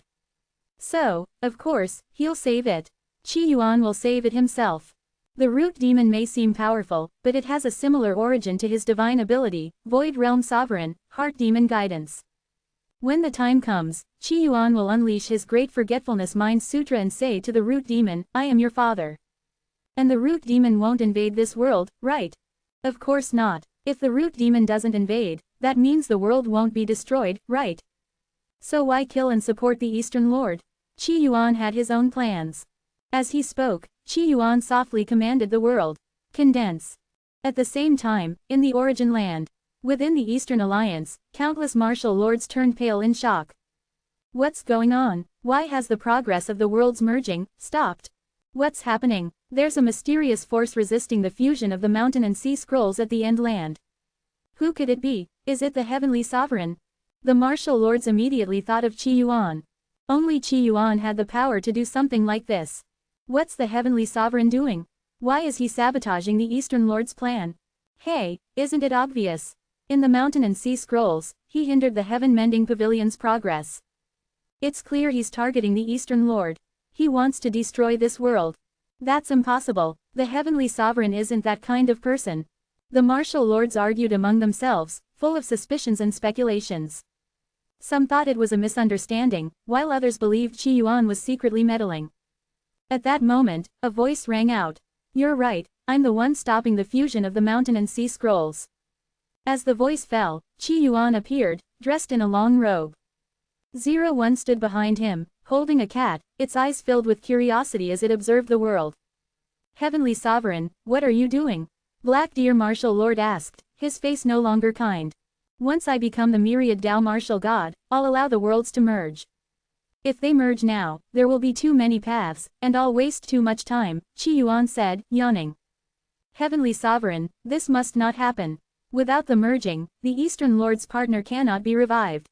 How will we assist the Eastern Lord and fight the Great Calamity? When the dawn song begins, we'll all die. Qi Yuan smiled. There's no need to revive the Eastern Lord's partner. I'll deal with the Great Calamity myself. Heavenly Sovereign, the Eastern Lord has said that only by reviving his partner can the Great Calamity be resolved. Though your strength is great, it might not be enough to face the calamity. Black Deer Martial Lord said anxiously. He looked distressed, as if worried that Qi Yuan was straying down the wrong path. I haven't even fought the Great Calamity yet. How do you know I'm not strong enough? Qi Yuan said with a smile. The Eastern Lord said the only way to save the world is by reviving his partner. One of the titled martial lords said firmly. If you go, it won't work. If there were an all-knowing, all-powerful God, could they save the world? Qi Yuan asked, curious. Absolutely not, the titled martial lord said confidently. Absolutely not, echoed the other martial lords. Interesting, Qi Yuan said, now certain of his suspicions. I'm starting to get it. Heavenly Sovereign, please reconsider. Don't let your personal desires ruin the Eastern Lord's plan. One of the titled martial lords said earnestly. Qi Yuan responded lazily, haven't you noticed that your faith in the Eastern Lord is a bit excessive? Such blind trust isn't healthy. Something strange is going on. It's clear the Eastern Lord has brainwashed you all. How could the Eastern Lord solve something that an all-knowing, all-powerful God couldn't? It's laughable, full of contradictions. Now, let me show you what it looks like to think with an unbrainwashed, free mind. Old Man Shenlei, come over here. I have a question for you. Qi Yuan decided to use facts to reveal the truth. Old Man Shenlei appeared. The other martial lords held their breath, eager to see what Qi Yuan would do next. You say that an all-knowing, all-powerful God couldn't solve this problem. But I say I can. Would you believe me? Qi Yuan asked confidently. He was sure that Old Man Shenlei would set a good example for these martial lords, helping them realize they had been brainwashed. Old Man Shenlei thought for a moment, then replied, I believe you. Quote. Qi Yuan, enhance your reading experience by removing ads for as low as $1. Remove ads from $1. The atmosphere was heavy and silent on the scene, you could even hear a pin drop. Sorry, wrong tone. Let me try again, cough cough. Qi Yuan let out an awkward laugh. He was also speechless. He wanted to crack open Old Man Shenlei's head and see what was going on inside. How could he, a mere helpless nascent soul cultivator, be compared to an all-knowing and all-powerful God? My friends, this was an accident. Old Man Shenlei is a close friend. I once saved his life, so it's normal for him to trust me. The martial lords looked at Qi Yuan, their eyes filled with disbelief. Among them, Black Deer Martial Lord's gaze was cold. I believe he's the one who's been brainwashed by you, Heavenly Sovereign. How can you accomplish what an all-knowing, all-powerful God cannot? Several martial lords stepped forward, speaking out. Can saving someone's life excuse ignoring the facts? Hearing this, Qi Yuan couldn't hold it in anymore. Hey, aren't you being a bit hypocritical? If the Eastern Lord can do what an all-knowing, all-powerful God cannot, why can't I? Qi Yuan was quite displeased. Sure, he wasn't as strong as an all-knowing, all-powerful God. But this Eastern Lord didn't seem to be one either. Why couldn't Qi Yuan match up to him? Qi Yuan's words left the martial lords momentarily confused. Soon after, a female titled martial lord spoke up. Heavenly Sovereign, your strength is great, but the Eastern Lord, he is a special existence. We can only save this world by following his instructions. The other martial lords echoed her sentiments. Heavenly Sovereign, your power is formidable, you can force us to submit, but you can't change our beliefs. These people remained loyal to the Eastern Lord. If it were anyone else, they might have become angry long ago. But Qi Yuan remained calm. What if I told you that the Eastern Lord's actions weren't actually to save the world? What would you say? Qi Yuan asked with interest. He recalled the profound truths spoken by true Lord Wisdom. Could the Eastern Lord's persuasive charm be a form of supreme truth? That's impossible. The Eastern Lord never lies. Even if he acts this way, it's only to better save the world. The group of martial lords spoke passionately, emotions running high. Black Deer Martial Lord, who used to be courteous and kind to Qi Yuan, now seemed like a completely different person. They all seemed brainwashed, even more so than fanatical cultists. There was no reasoning with them. The only solution. Qi Yuan shrugged, lazily saying, what the Eastern Lord says is none of my business. But until I become the myriad Tao martial god, I won't allow the worlds to merge. Also, this world, I'm protecting it for now. The game's tasks were far more important than this Eastern Lord, whom Qi Yuan had never even met. And anyone who could tell a lie convincing enough to deceive themselves was definitely not a good person. Luckily, Qi Yuan's nose could always sniff out the truth. Whatever the Eastern Lord was planning, Qi Yuan didn't care. But if it interfered with his game tasks, too bad. The hero had arrived, ready to take on the boss alone. If the Eastern Lord has any complaints, let him come to me. Qi Yuan finished, flicking his sleeve as his figure vanished. Using his swift footwork, he returned to the End Land. He left behind the tens of thousands of martial lords in the Eastern Alliance, all staring at one another. The Heavenly Sovereign has lost his way. Or perhaps, he's part of the Great Calamity. We've rebooted the world so many times under the Eastern Lord's guidance. How could it be wrong? Trust the Eastern Lord, not a newcomer. These martial lords grumbled about Qi Yuan. If not for his overwhelming power, they might have already tried to imprison him, preventing him from disrupting the Eastern Lord's plans. This must be reported to the Eastern Lord. Yes, only the Eastern Lord can solve this. The martial lords debated fiercely, placing their hopes in the Eastern Lord. Meanwhile, in a quiet corner, Mu Yan's expression changed as he overheard the conversation. He looked at the newly ascended martial lords who had come with him. They too gazed back at him, sharing the same fear and shock deep in their eyes. Mu Yan, I know you have deep feelings for the Heavenly Sovereign, and you'll stand by his side. But, the Eastern Lord can't be wrong. Once you've met him, you'll understand why we trust him so much. Mu Yan's bloodline ancestor spoke kindly, with the affection of an elder toward a younger generation. Mu Yan hesitated. The ancestor continued with a gentle smile, you don't have to sever ties with the Heavenly Sovereign. After he meets the Eastern Lord, he will believe in him just like we do. Mu Yan felt even more resistant after hearing this. The ancestor's kindly face broke into a smile. Sometimes, choosing to believe is better than falling into despair, isn't it? 90% of the martial lords here chose to believe in the Eastern Lord of their own accord. Mu Yan was shocked. They chose to believe in the Eastern Lord on their own. What did that mean? What if the Eastern Lord is wrong? Mu Yan asked, struggling with the question. The ancestor's expression remained gentle. First, the Eastern Lord is never wrong, he is saving the world. Second, every being who sees the Eastern Lord becomes his follower. Such a being, whatever he does, is right. There can never be an opposing will to the Eastern Lord. As he spoke, the ancestor's eyes filled with overwhelming murderous intent. Anyone who dared resist the Eastern Lord was long buried in the Black Sea by us. We are the Eastern Lord's first and most loyal followers. The Black Sea is full of bones. The ancestor's once kind face turned into a ferocious mask. Mu Yan was terrified. It felt as though his ancestor had become a complete stranger. Are you afraid? Join us, and you won't be afraid anymore. In this salvation, you'll be recognized for your contribution by the Eastern Lord. Night fell. Qi Yuan lay on the grass, gazing idly at the sky. How long will it take to comprehend all these paths at this rate? Qi Yuan still preferred games where you slay monsters. You just push through them. This type of comprehension game was too time-consuming. And honestly, pretty boring. Qi Yuan was still a young man, so a little impatience was normal. At that moment, 01 appeared. Master, I've brought the blank marriage certificates. Here are two. 01 handed the blank certificates to Qi Yuan. Qi Yuan took the certificates, a look of joy on his face. Not bad. If I can't move the civil affairs office, taking the marriage certificates is no big deal, right? Even if the world shatters, I can just copy them again. These 2 certificates were registered online, useful. When the time came, he could present them to Jin Li and his beautiful master. Perfect. Qi Yuan stored the certificates away, then noticed a flash of red. Why do you have a marriage certificate too? Are you getting married? Qi Yuan asked.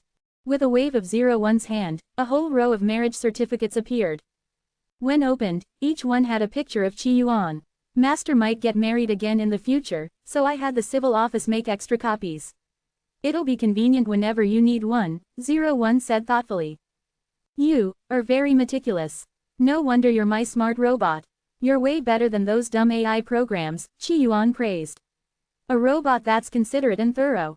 After all, with his irresistible charm. But then he added, 01, you'd better not smuggle my marriage certificates. I'm the champion of the martial arts tournament and have a lot of fans. Among those fans, there are probably some dream girls, 0s, and 1s.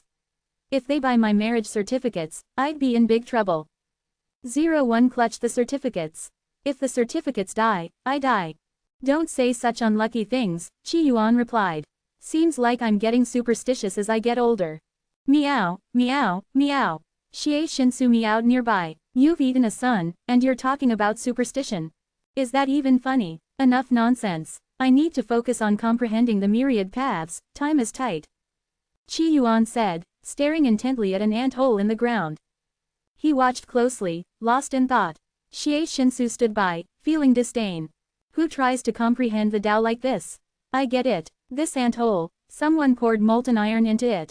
Qi Yuan seemed to have had an epiphany. Xie Shinsu was speechless. After all this contemplation, that's all he came up with. Meow, meow, meow. It wanted to meow and mock its foolish master. At that moment, a mechanical arm reached over and pinched its neck. Washed-up internet celebrity, come over. It's time to shoot a video. 01 grabbed Xie Shinsu, looking disgusted. Sigh, you barely get any likes nowadays. 01 wasn't lying. At first, Xie Shinsu had plenty of fans. After all, a cat that could dance and cook was quite popular in the modern city. But later, cultivators arrived, along with spiritual beasts. A spirit beast that could talk and fly was far more interesting than Xie Shinsu, right? And worst of all, time had no mercy. The fans who used to follow Xie Shinsu weren't just inactive, they were literally dead. Most had grown old and died. With no new fans, and the old ones gone, even 01's video earnings weren't enough to buy cat food for Xie Shinsu anymore. Qi Yuan comprehended the Tao, Xie Shinsu played the actor, and 01 handled the camera, as time slowly flowed by. Master, the 3 of us haven't taken a group photo yet. Shall we take one together? 01 asked softly, glancing at Qi Yuan, who was inspecting a tree hole. Oh, a photo, sure. Qi Yuan placed a leaf over the tree hole and walked over to 01. 01 hurriedly set up a camera she had pulled from who knows where, looking flustered. Clearly, she wasn't planning to use her own functions to take this picture. Soon, under the dark night sky, Qi Yuan stood on the grass, wearing his blood-red robe and smiling warmly. 01 held Xie Shinsu, smiling as well. Her program was already preparing to control the camera and adjust the lighting. After all, it was pretty dark out. But just then, a gentle, cool moonbeam suddenly shone down from the sky, illuminating Qi Yuan. The moonlight was bright, the Milky Way stretched across the heavens, and the only sound was the click of the camera. Click. The photo captured the moment perfectly. Qi Yuan looked up, curiosity gleaming in his eyes. That moonlight came quickly, and left just as fast. Just a moment ago, a beam of moonlight had rushed down to him, stopped on his body, and then disappeared, almost as if it had only come to light him up for the photo. Now, the photo was taken, and the moonlight had vanished. 01 also looked up at the sky, curious. Maybe the moon has fallen in love with you too, introducing you to its Tao. Qi Yuan chuckled. If I'm such a heartthrob, why haven't the myriad Tao opened their mouths to introduce themselves to me? Then I could see which one suits me. 01's eyes sparkled with joy. Master, the myriad Tao, are about to speak. Oh, Qi Yuan glanced at 01, intrigued. Could it be? Yes, Master, you're right. The myriad Tao have long turned into data, hidden within the ruins. All this time, I've been absorbing and organizing the myriad Tao. Now, I can finally pass them all to you. Not bad, not bad. As expected of my smart and clever robot. Qi Yuan couldn't help but praise her. At the same time, a thoughtful expression appeared on his face. But after a moment, he shrugged off the thought. Too much thinking would make his brain hurt. Why the myriad Tao? Qi Yuan asked. At that moment, 01 extended her hand. Qi Yuan extended his own, and their fingers intertwined. The myriad Tao, or simply 0 and 1, 01 replied. Instantly, an infinite stream of information flooded into Qi Yuan's mind. He seemed to see Luo Bufan, the martial arts champion of the Mountain and Sea Scrolls, kneeling on the ground, smiling in relief. He seemed to see a cold-faced girl on a lone boat, laughing madly. He seemed to see a man, amidst a siege of tens of thousands of monsters, eating human flesh buns and guarding a city. After all the monsters were slaughtered, he stood before a grave, cutting off pieces of his own flesh. Countless scenes played out, endless tales from the Mountain and Sea Scrolls. Human nature, fire, schemes, obsessions. An infinite array of Tao flooded in like a vast ocean. Human Tao for humans, spirit Tao for spirits. Rail Tao has rails, heaven Tao has no heaven. The Tao were chaotic, disordered. These Tao felt false, yet also real. At this moment, Qi Yuan fully understood. These myriad Tao had been prepared by the Eastern Lord for his partner.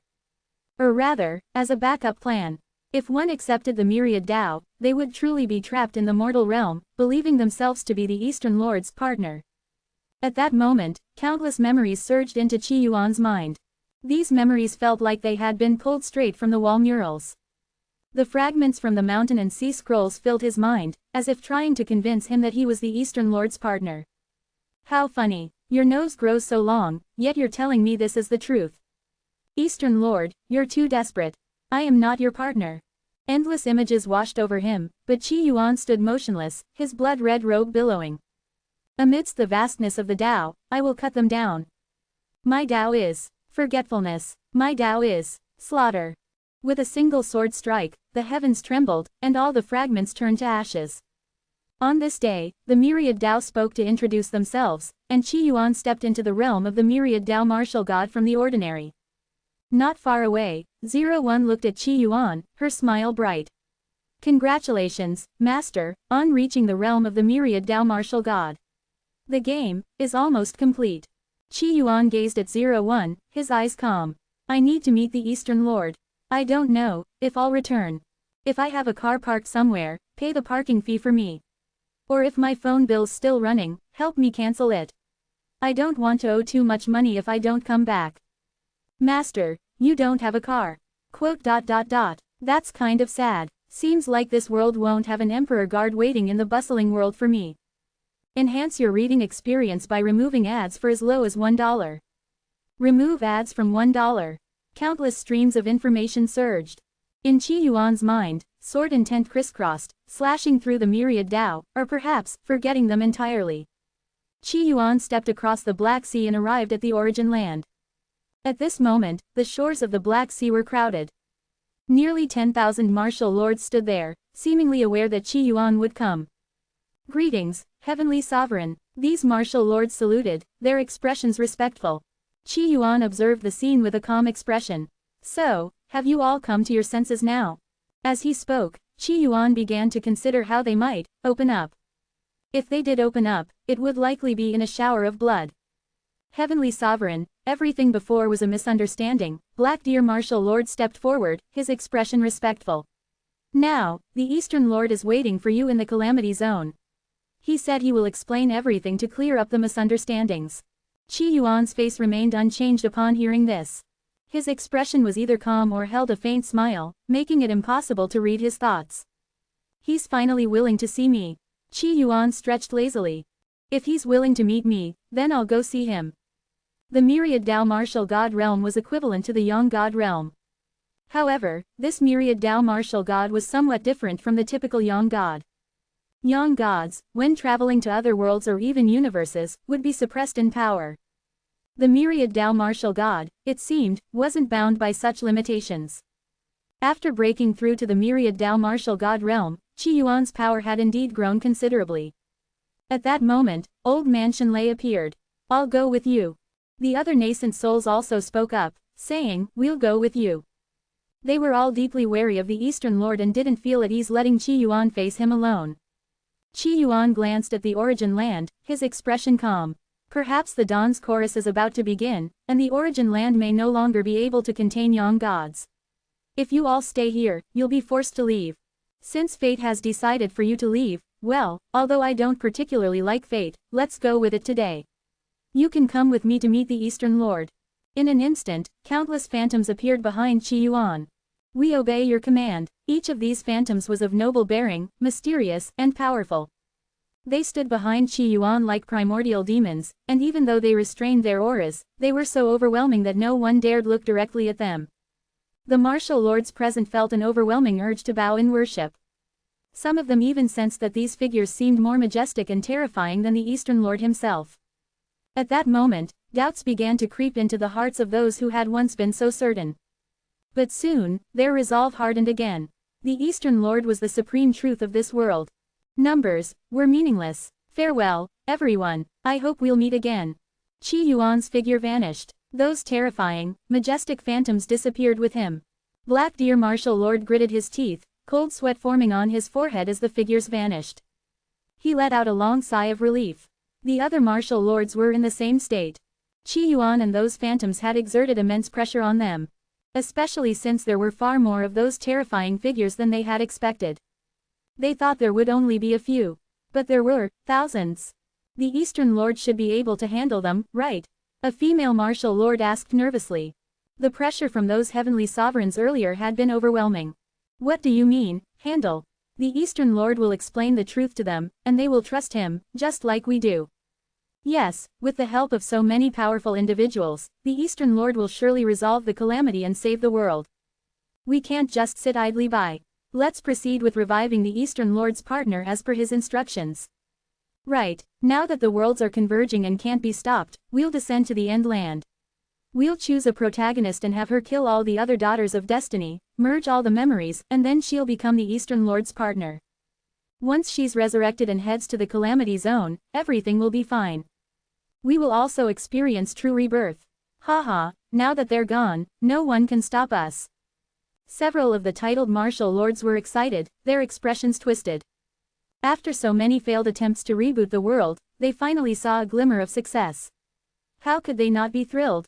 At that moment, a different voice suddenly spoke. Elders, if the mountain and sea scrolls converge, won't everyone end up killing each other, leaving only one true survivor? The speaker was a man, a peak martial king who had come from a stronghold. In the mountain and sea scrolls, he had sworn eternal love to a prime minister's daughter and had taught her cultivation techniques. He had once eagerly anticipated reuniting with his lover.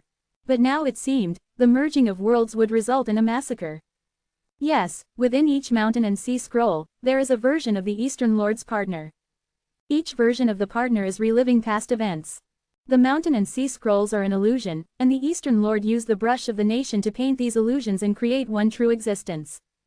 We'll support one version of the partner, and she will slay and devour the others.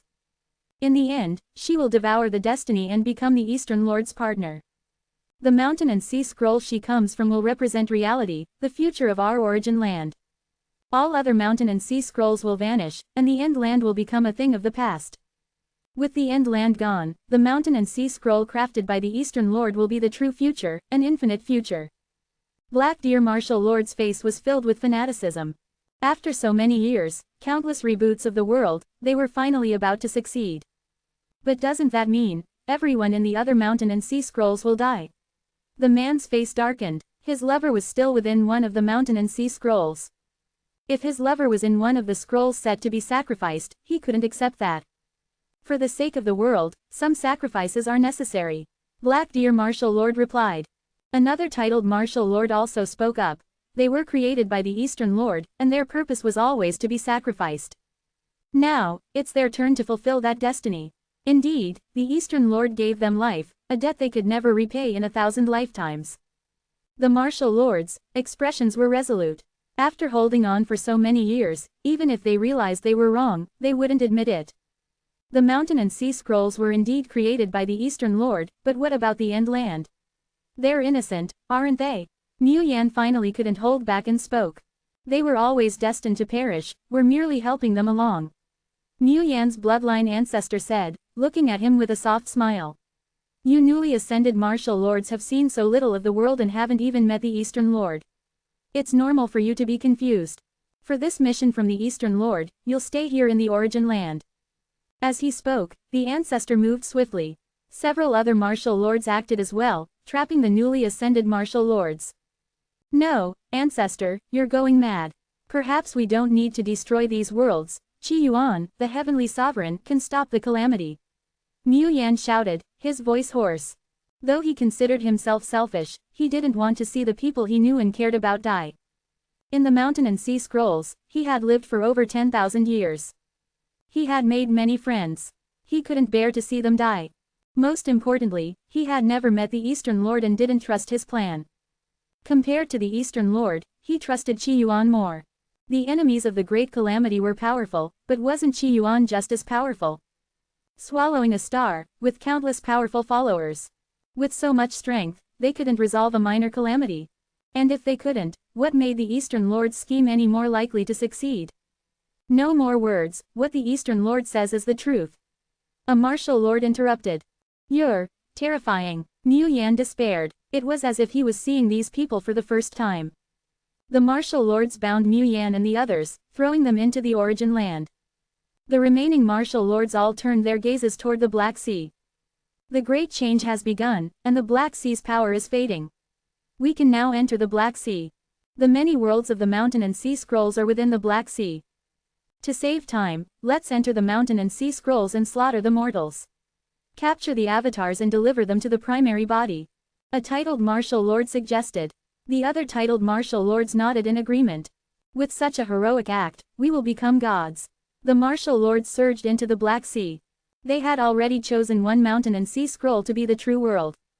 The partner of the Eastern Lord's avatar in that scroll was the most complete and deeply in love. As long as they captured the other avatars and sent them to her, she would devour and slay them. The Eastern Lord's partner would revive through her. Ha ha ha, after suppressing ourselves for 1,000,000 years, we're finally about to succeed. On the Black Sea, these martial lords laughed madly. They had rebooted over and over, their minds long since twisted. And martial lords didn't have a lifespan of 1,000,000 years. They were no longer ordinary martial lords. Now, at last, they no longer held back. Hey, there's a sea eye ahead. That must be the entrance to the mountain and sea scrolls. This mountain and sea scroll will be mine. An old man with a wind-whistling voice spoke. He was entering the mountain and sea scrolls to capture one of the Eastern Lord's partner's avatars. As for the other beings within, he intended to slaughter them himself. Otherwise, how long would it take for them to kill each other? Besides, what if the chosen true world inhabitants fell in love with their parallel selves and didn't want to kill them? To save time, he decided it would be easier for him to do the killing. The heavenly sovereign is gone. No one can stop us now. The titled martial lord laughed. The great change was happening, and the origin land could no longer contain young gods. Even if Qi Yuan had planned something, he and his followers couldn't stay in the origin land. If not for the great change, they wouldn't have been able to enter the Black Sea, and there couldn't be anyone hidden within. So now, they were like dragons released into the sea, unstoppable. After speaking, the titled martial lord extended his massive hand toward the mountain and sea scroll. The other titled martial lords followed suit, searching for other entrances to the mountain and sea scrolls. At this moment, on the riverbank, Green Pearl's expression shifted dramatically. This is. She saw a crack appear in the sky. A terrifying, grim claw reached down from the heavens, as if it intended to destroy the world. Countless people gazed at the apocalyptic sight, trembling with fear, their faces full of terror. That's a martial lord, one of the legendary martial lords. Green Pearl gritted her teeth, her eyes filled with killing intent. Next to her, Wang Yuanyu seemed relatively calm, though a trace of disappointment flickered in her eyes. What a shame, the worlds haven't even converged, and it's already over. She seemed to understand much and knew her own fate. Her only regret was that the mountain and sea scrolls hadn't converged, she hadn't met Qi Yuan, and she hadn't gotten to wear the black stockings Qi Yuan had given her. She had promised to wear them for Qi Yuan. No, I won't accept this fate. Green Pearl gritted her teeth and shouted, Blood Slaughter Staff, I need your help. As Green Pearl shouted, the river in front of her turned blood red. A blood-red wooden staff appeared. The staff was bright red and extraordinarily sinister. It was the weapon of Red Staff Demon Slayer. Back when he had wiped out all the monsters in heaven and earth, he had left behind the Blood Slaughter Staff before departing. This staff had become the first holy artifact of this world. Now, holding the Blood Slaughter Staff that her master had once wielded, Green Pearl's expression was resolute. If master could do it, so can I. Ah! The enormous blood-red staff surged toward the giant claw in the sky. Blood filled the air, and the sky turned crimson. Boom! A deafening collision, like the sky and earth splitting apart. Blood trickled from Green Pearl's eyes as she stared at the giant claw in the sky, despair filling her face. Master, I'm sorry, your disciple is still too weak. I haven't even grasped a fraction of your true teachings. At that moment, the titled martial lord in the sky showed a surprised expression.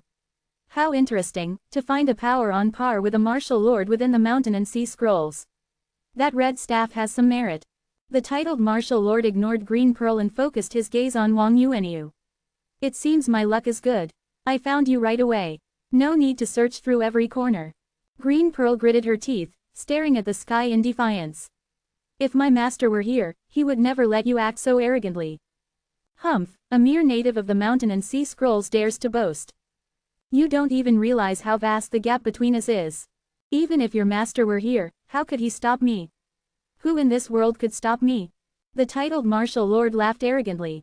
It had been a long time since he had spoken to an ant. Just then, Wang Yuanyu looked at the titled martial lord and softly said, I am your target. I'll go with you, but can you spare the others? The titled martial lord shook his head. The Eastern Lord granted you all life and allowed you to exist for so long. Now, it's time for you to repay the Eastern Lord, with extinction. As the titled martial lord spoke, his expression twisted into a sinister grin, and the massive skeletal claw reached for Wang Yuanyu. But at that moment, a cold voice suddenly echoed in the titled martial lord's ear. That wooden staff, my husband is quite fond of it. He's mentioned it to me several times. You've dirtied his staff, shouldn't you, pay with your life? As the voice fell, the titled martial lord's eyes widened in shock. Before him, a petite woman in a black dress appeared out of thin air. Her small figure was delicate, her skin pale, but her voice was as cold as frost. A veil of mist seemed to surround her, obscuring her face and making it impossible to tell where she stood. Who are you? The titled martial lord felt a deep sense of dread, as well as confusion. I'm Qi Yuan's little wife. Ning Dao smiled sweetly. She glanced at Green Pearl and Wang Yuanyu, then pointed a finger forward. In an instant, the once terrifying titled martial lord's face twisted in fear. Time. No, who are you really? He had already been old and gray. But the moment she pointed her finger, he felt as though he had experienced countless eons in a single moment. His body withered, and his mind grew muddled. My husband was right. Those who don't like to bathe should go underground and plant trees. With a wave of Ning Dao's hand, the titled martial lord instantly perished, dying of old age. Enhance your reading experience by removing ads for as low as $1. Remove ads from $1. Clad in a tight-fitting black dress, her delicate and petite figure exuded cold elegance. Her shoulders were slender as if sculpted, her waist as slim as a silk ribbon, and her golden sash was intricately embroidered with complex designs. She stood in the void, resembling a goddess who had emerged from the dark skies. Ning Dao's cold eyes glanced at Green Pearl. Now that she wasn't by Qi Yuan's side, she had reverted to the frosty and aloof demeanor typical of one of the Northern Demon Sect's 13 demons. Cold on the outside, seductive on the inside. Senior, you are. Green Pearl respectfully bowed her head, her mind filled with many thoughts. Not only was this mysterious woman who stood before her beyond her reach, but so was the terrifying enemy they had just encountered. You already have a guess in your heart, don't you? Ning Dao spoke, her voice contrasting with her icy appearance, like a sweet whisper wrapped in coldness. Qi Yuan, he is my husband. Her voice carried a hint of possessiveness. When addressing Xiaojia, Ning Dao was willing to call her little sister, and when addressing the canary, she referred to her as Sister Xiaojia. However, not everyone earns such endearments. Of course, things would be different if her husband requested it. Greetings, Master's wife. Green Pearl quickly bowed, her heart filled with a mix of resignation and envy. Only a goddess-like woman such as this could be worthy of her master. Whether it was her beauty or her cultivation level, she was unquestionably one of the finest in the world. Hearing this, Ning Dao's gaze softened slightly toward Green Pearl. The world is about to converge. Make sure you're prepared and avoid causing any unnecessary bloodshed. Yes, ma'am, Princess Green Pearl quickly replied. She then looked at Ning Dao and softly said, Master's wife, your beauty is unrivaled. Surely all men in the world are captivated by you. Master is truly fortunate to have married you. Ning Dao smiled sweetly. My appearance frightens most people, but he never cared about that at all. In the past, as the canary, she had ventured into the gate of 10,000 demons, cursed by the heavens, despised by humanity. Everyone hated her, loathed her, and couldn't bear to look at her face. Only her husband had dared to gaze at her with clear eyes, speaking to her with warmth and sincerity. Back then, the seed had already been planted in the heart of the girl by the lake. Green Pearl was confused, her mind filled with doubt. Recalling the past, Ning Dao smiled warmly. There are still many pests outside that might disturb society and ruin my husband's mood as he plays his game. I'll go handle them. Her eyes flashed with killing intent. Sometimes, she was carefree, a bit vain, following Qi Yuan like a little bird. But now, she was Ning Dao, the one who followed her husband's lead, solving his problems, the version of herself the canary always aspired to be. With that, her figure vanished. Only Green Pearl and Wang Yuanyu remained in the mountain and sea scroll, their expressions complicated. At that moment, Wang Yuanyu softly said, the goddess just now, was she wearing stockings on her legs? On Ning Dao's legs, a thin layer of stockings had been wrapped tightly around them. Her current attire was the same as when she first met Qi Yuan. Most likely, Green Pearl nodded. Is this what Qi Yuan wanted to give me? Wang Yuanyu murmured, covering her mouth as she spoke, I wonder if wearing this will scare him. At that moment, within the Black Sea, a petite girl was sweating profusely. She was darting back and forth in the sky, constantly casting spells. With each spell, an elderly man or woman fell from the sky. Witch, damn you, how dare you stop us? You are a criminal against the world. She's also in the Martial Lord realm. If we work together, we can kill her. Black Deer Martial Lord said in a low voice. Nearly 10,000 martial lords cast a wide net, surrounding the girl.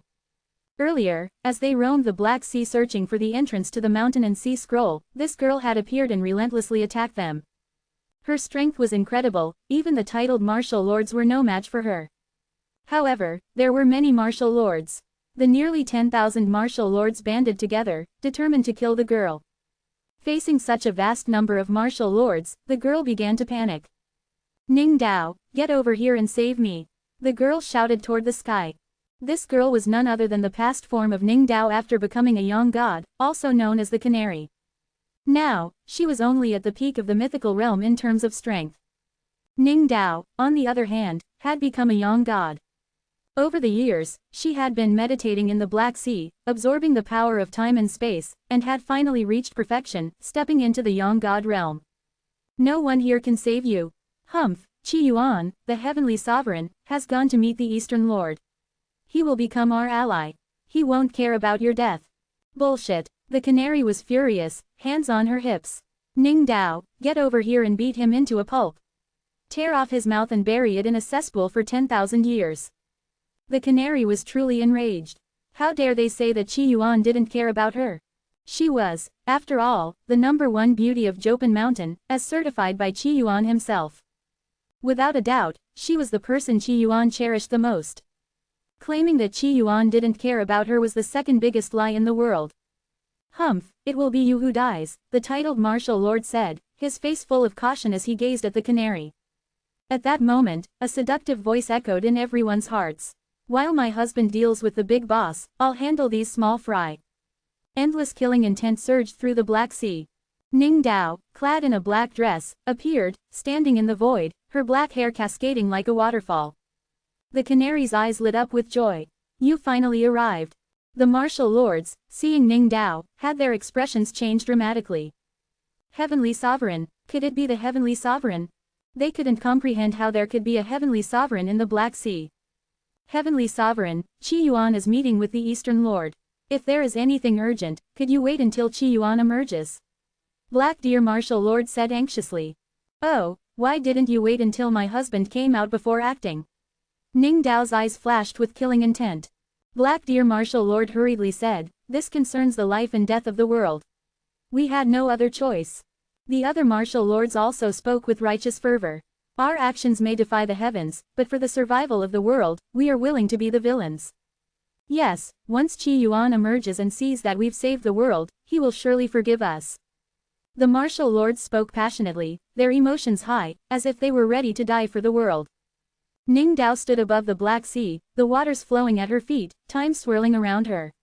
Her body seemed somewhat ethereal, as though she didn't fully exist in the present moment. She smiled, her expression bright. What does the world have to do with me? My husband is all that matters. As one of the Northern Demon Sect's 13 demons, she had suffered the cruel realities of human nature. The world, to her, was no different than the pebbles and grass by the roadside.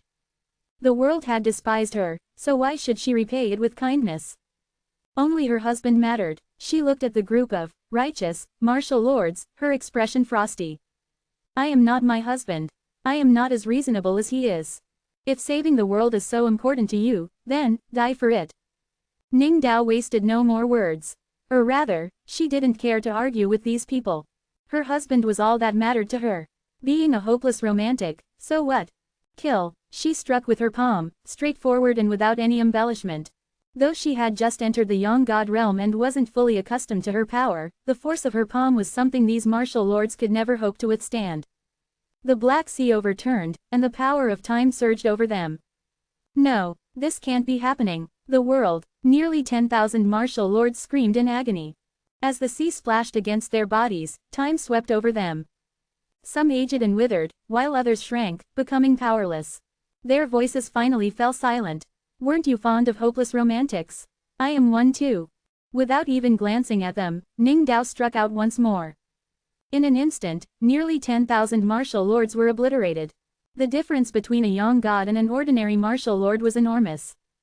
Not to mention, Ning Dao wielded the power of time and space. Hee, I never thought I could be this strong. The canary flew to Ning Dao's side, looking at her beautiful face with pride. I'm so pretty, no wonder Qi Yuan loves me so much. Ning Dao looked at her past self, feeling a bit helpless. Don't be so narcissistic. Besides, I'm not strong enough yet. You're not strong enough. I still can't keep my husband locked by my side forever. Hey, don't be so possessive. Don't you want me to lock our husband up so the three of us can live together?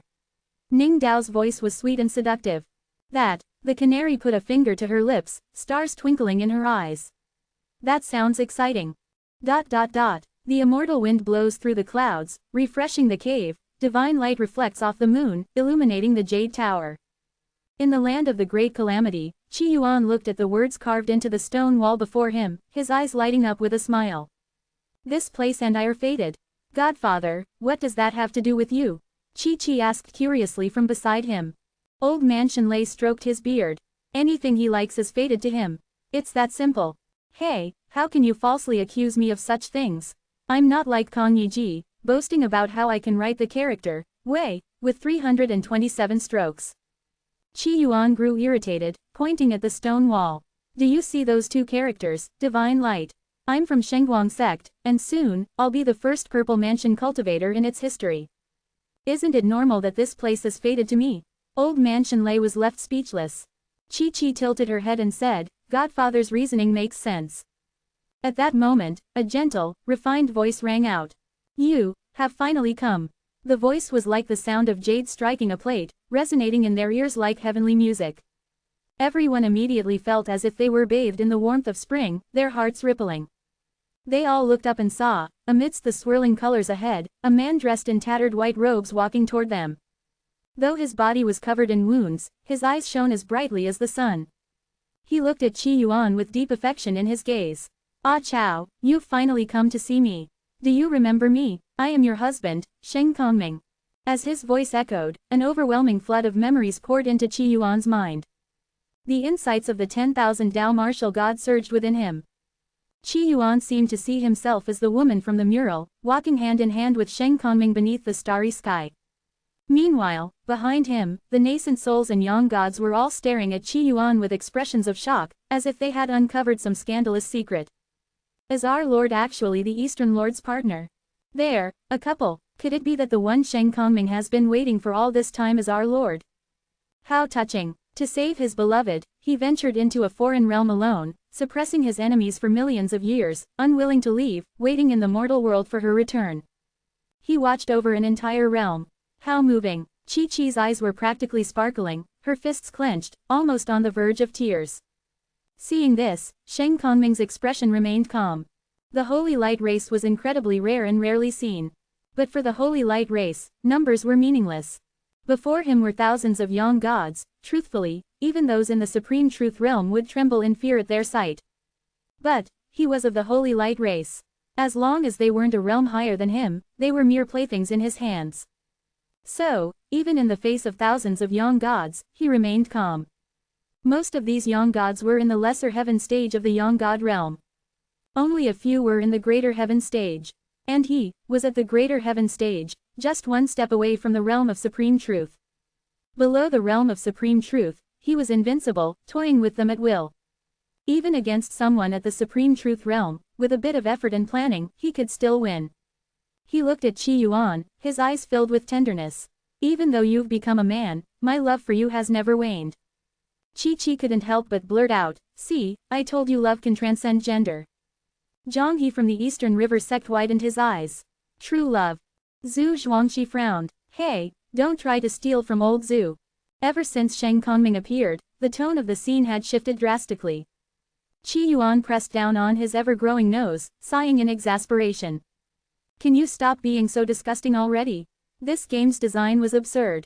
The Eastern Lord had started off as a mysterious, formidable final boss. Using the Mountains and Rivers Society brush, he painted the mountain and sea scroll, rebooting the world time and again, waging a solitary battle against the root demon for millions of years. So majestic and dignified, and now, he was acting like someone from a bar. Stay away from me, Qi Yuan growled. At the same time, with a wave of his hand, he absorbed all the nascent souls present into his body. He might not fall for the Eastern Lord's tricks, but his nascent souls weren't him, they could be deceived. And right now, their gawking expressions were starting to disgust him. Qi Yuan's reaction didn't surprise Shen Kongming. I know you can't accept it right now, but I'll be by your side, waiting for you to break free from worldly prejudice. As he spoke, Shen Kongming extended his hand toward Qi Yuan, his gaze filled with anticipation. It was as if he was encouraging Qi Yuan to take the step forward. There are 100 steps between us. I will walk 99 of them. Can you take the last step? Shen Kongming's voice was gentle, like a warm breeze, like a loving partner. Qi Yuan felt utterly exasperated. This damn game, I want to quit. By now, Shen Kongming had already walked 99 steps, extending his left hand toward Qi Yuan, his eyes filled with hope. Ah Chao, can you take this final step for me? Shen Kongming was confident, his eyes brimming with self-assurance. He knew the heavenly sovereign standing before him had not yet reached the realm of supreme truth. Moreover, Qi Yuan had received the gift of the 10,000 Tao martial god. That gift had been left as a second layer of protection for his partner. Whoever received the memories of the 10,000 Tao martial god would become the partner he had envisioned. Naturally, Qi Yuan was no exception. Now, Qi Yuan's initial disgust and refusal were merely short-term reactions. Once Qi Yuan reached out, Shen Kongming was certain that his warm, magnetic voice would soothe Qi Yuan and win him over. If you're uncomfortable with both of us being men, I can even become a woman if that's what you want, Ah Chao. Shen Kongming's voice was soft and sincere. The kind of voice that could easily sway the heroine of any television drama. I'll hold your hand, over my dead body, I'll chop off that filthy paw of yours. You make me sick. In Shen Kongming's shocked gaze, a blood-red sword light flashed. An overwhelming, boundless force surged through the air. In an instant, Shen Kongming's left arm was severed. Qi Yuan was furious. Try being shameless again, I dare you. The more Qi Yuan thought about it, the more he realized that mystery was, indeed, the most alluring quality. Seeing the Eastern Lord in person had completely ruined any charm he once had. He was nothing more than a devious, sleazy man. I'm out of here, Qi Yuan shouted in disgust. Meanwhile, Shen Kongming, who had taken 99 steps and extended his left hand, was still looking at Qi Yuan with hopeful eyes. Ah Chao, can you take this last step for me? But in the blink of an eye, a crimson sword light flashed, and Sheng Kongming's extended arm was sliced clean off. In disbelief, Sheng Kongming stared at Qi Yuan. Qi Yuan smirked, waving his sword. Take another step, and you'll lose more than just an arm.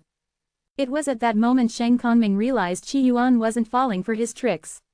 The romantic facade had crumbled, and Qi Yuan was done playing along. As Sheng Kongming's severed arm hit the ground, he finally understood that winning Qi Yuan over wouldn't be as easy as he had thought. Enhance your reading experience by removing ads for as low as $1. Remove ads from $1.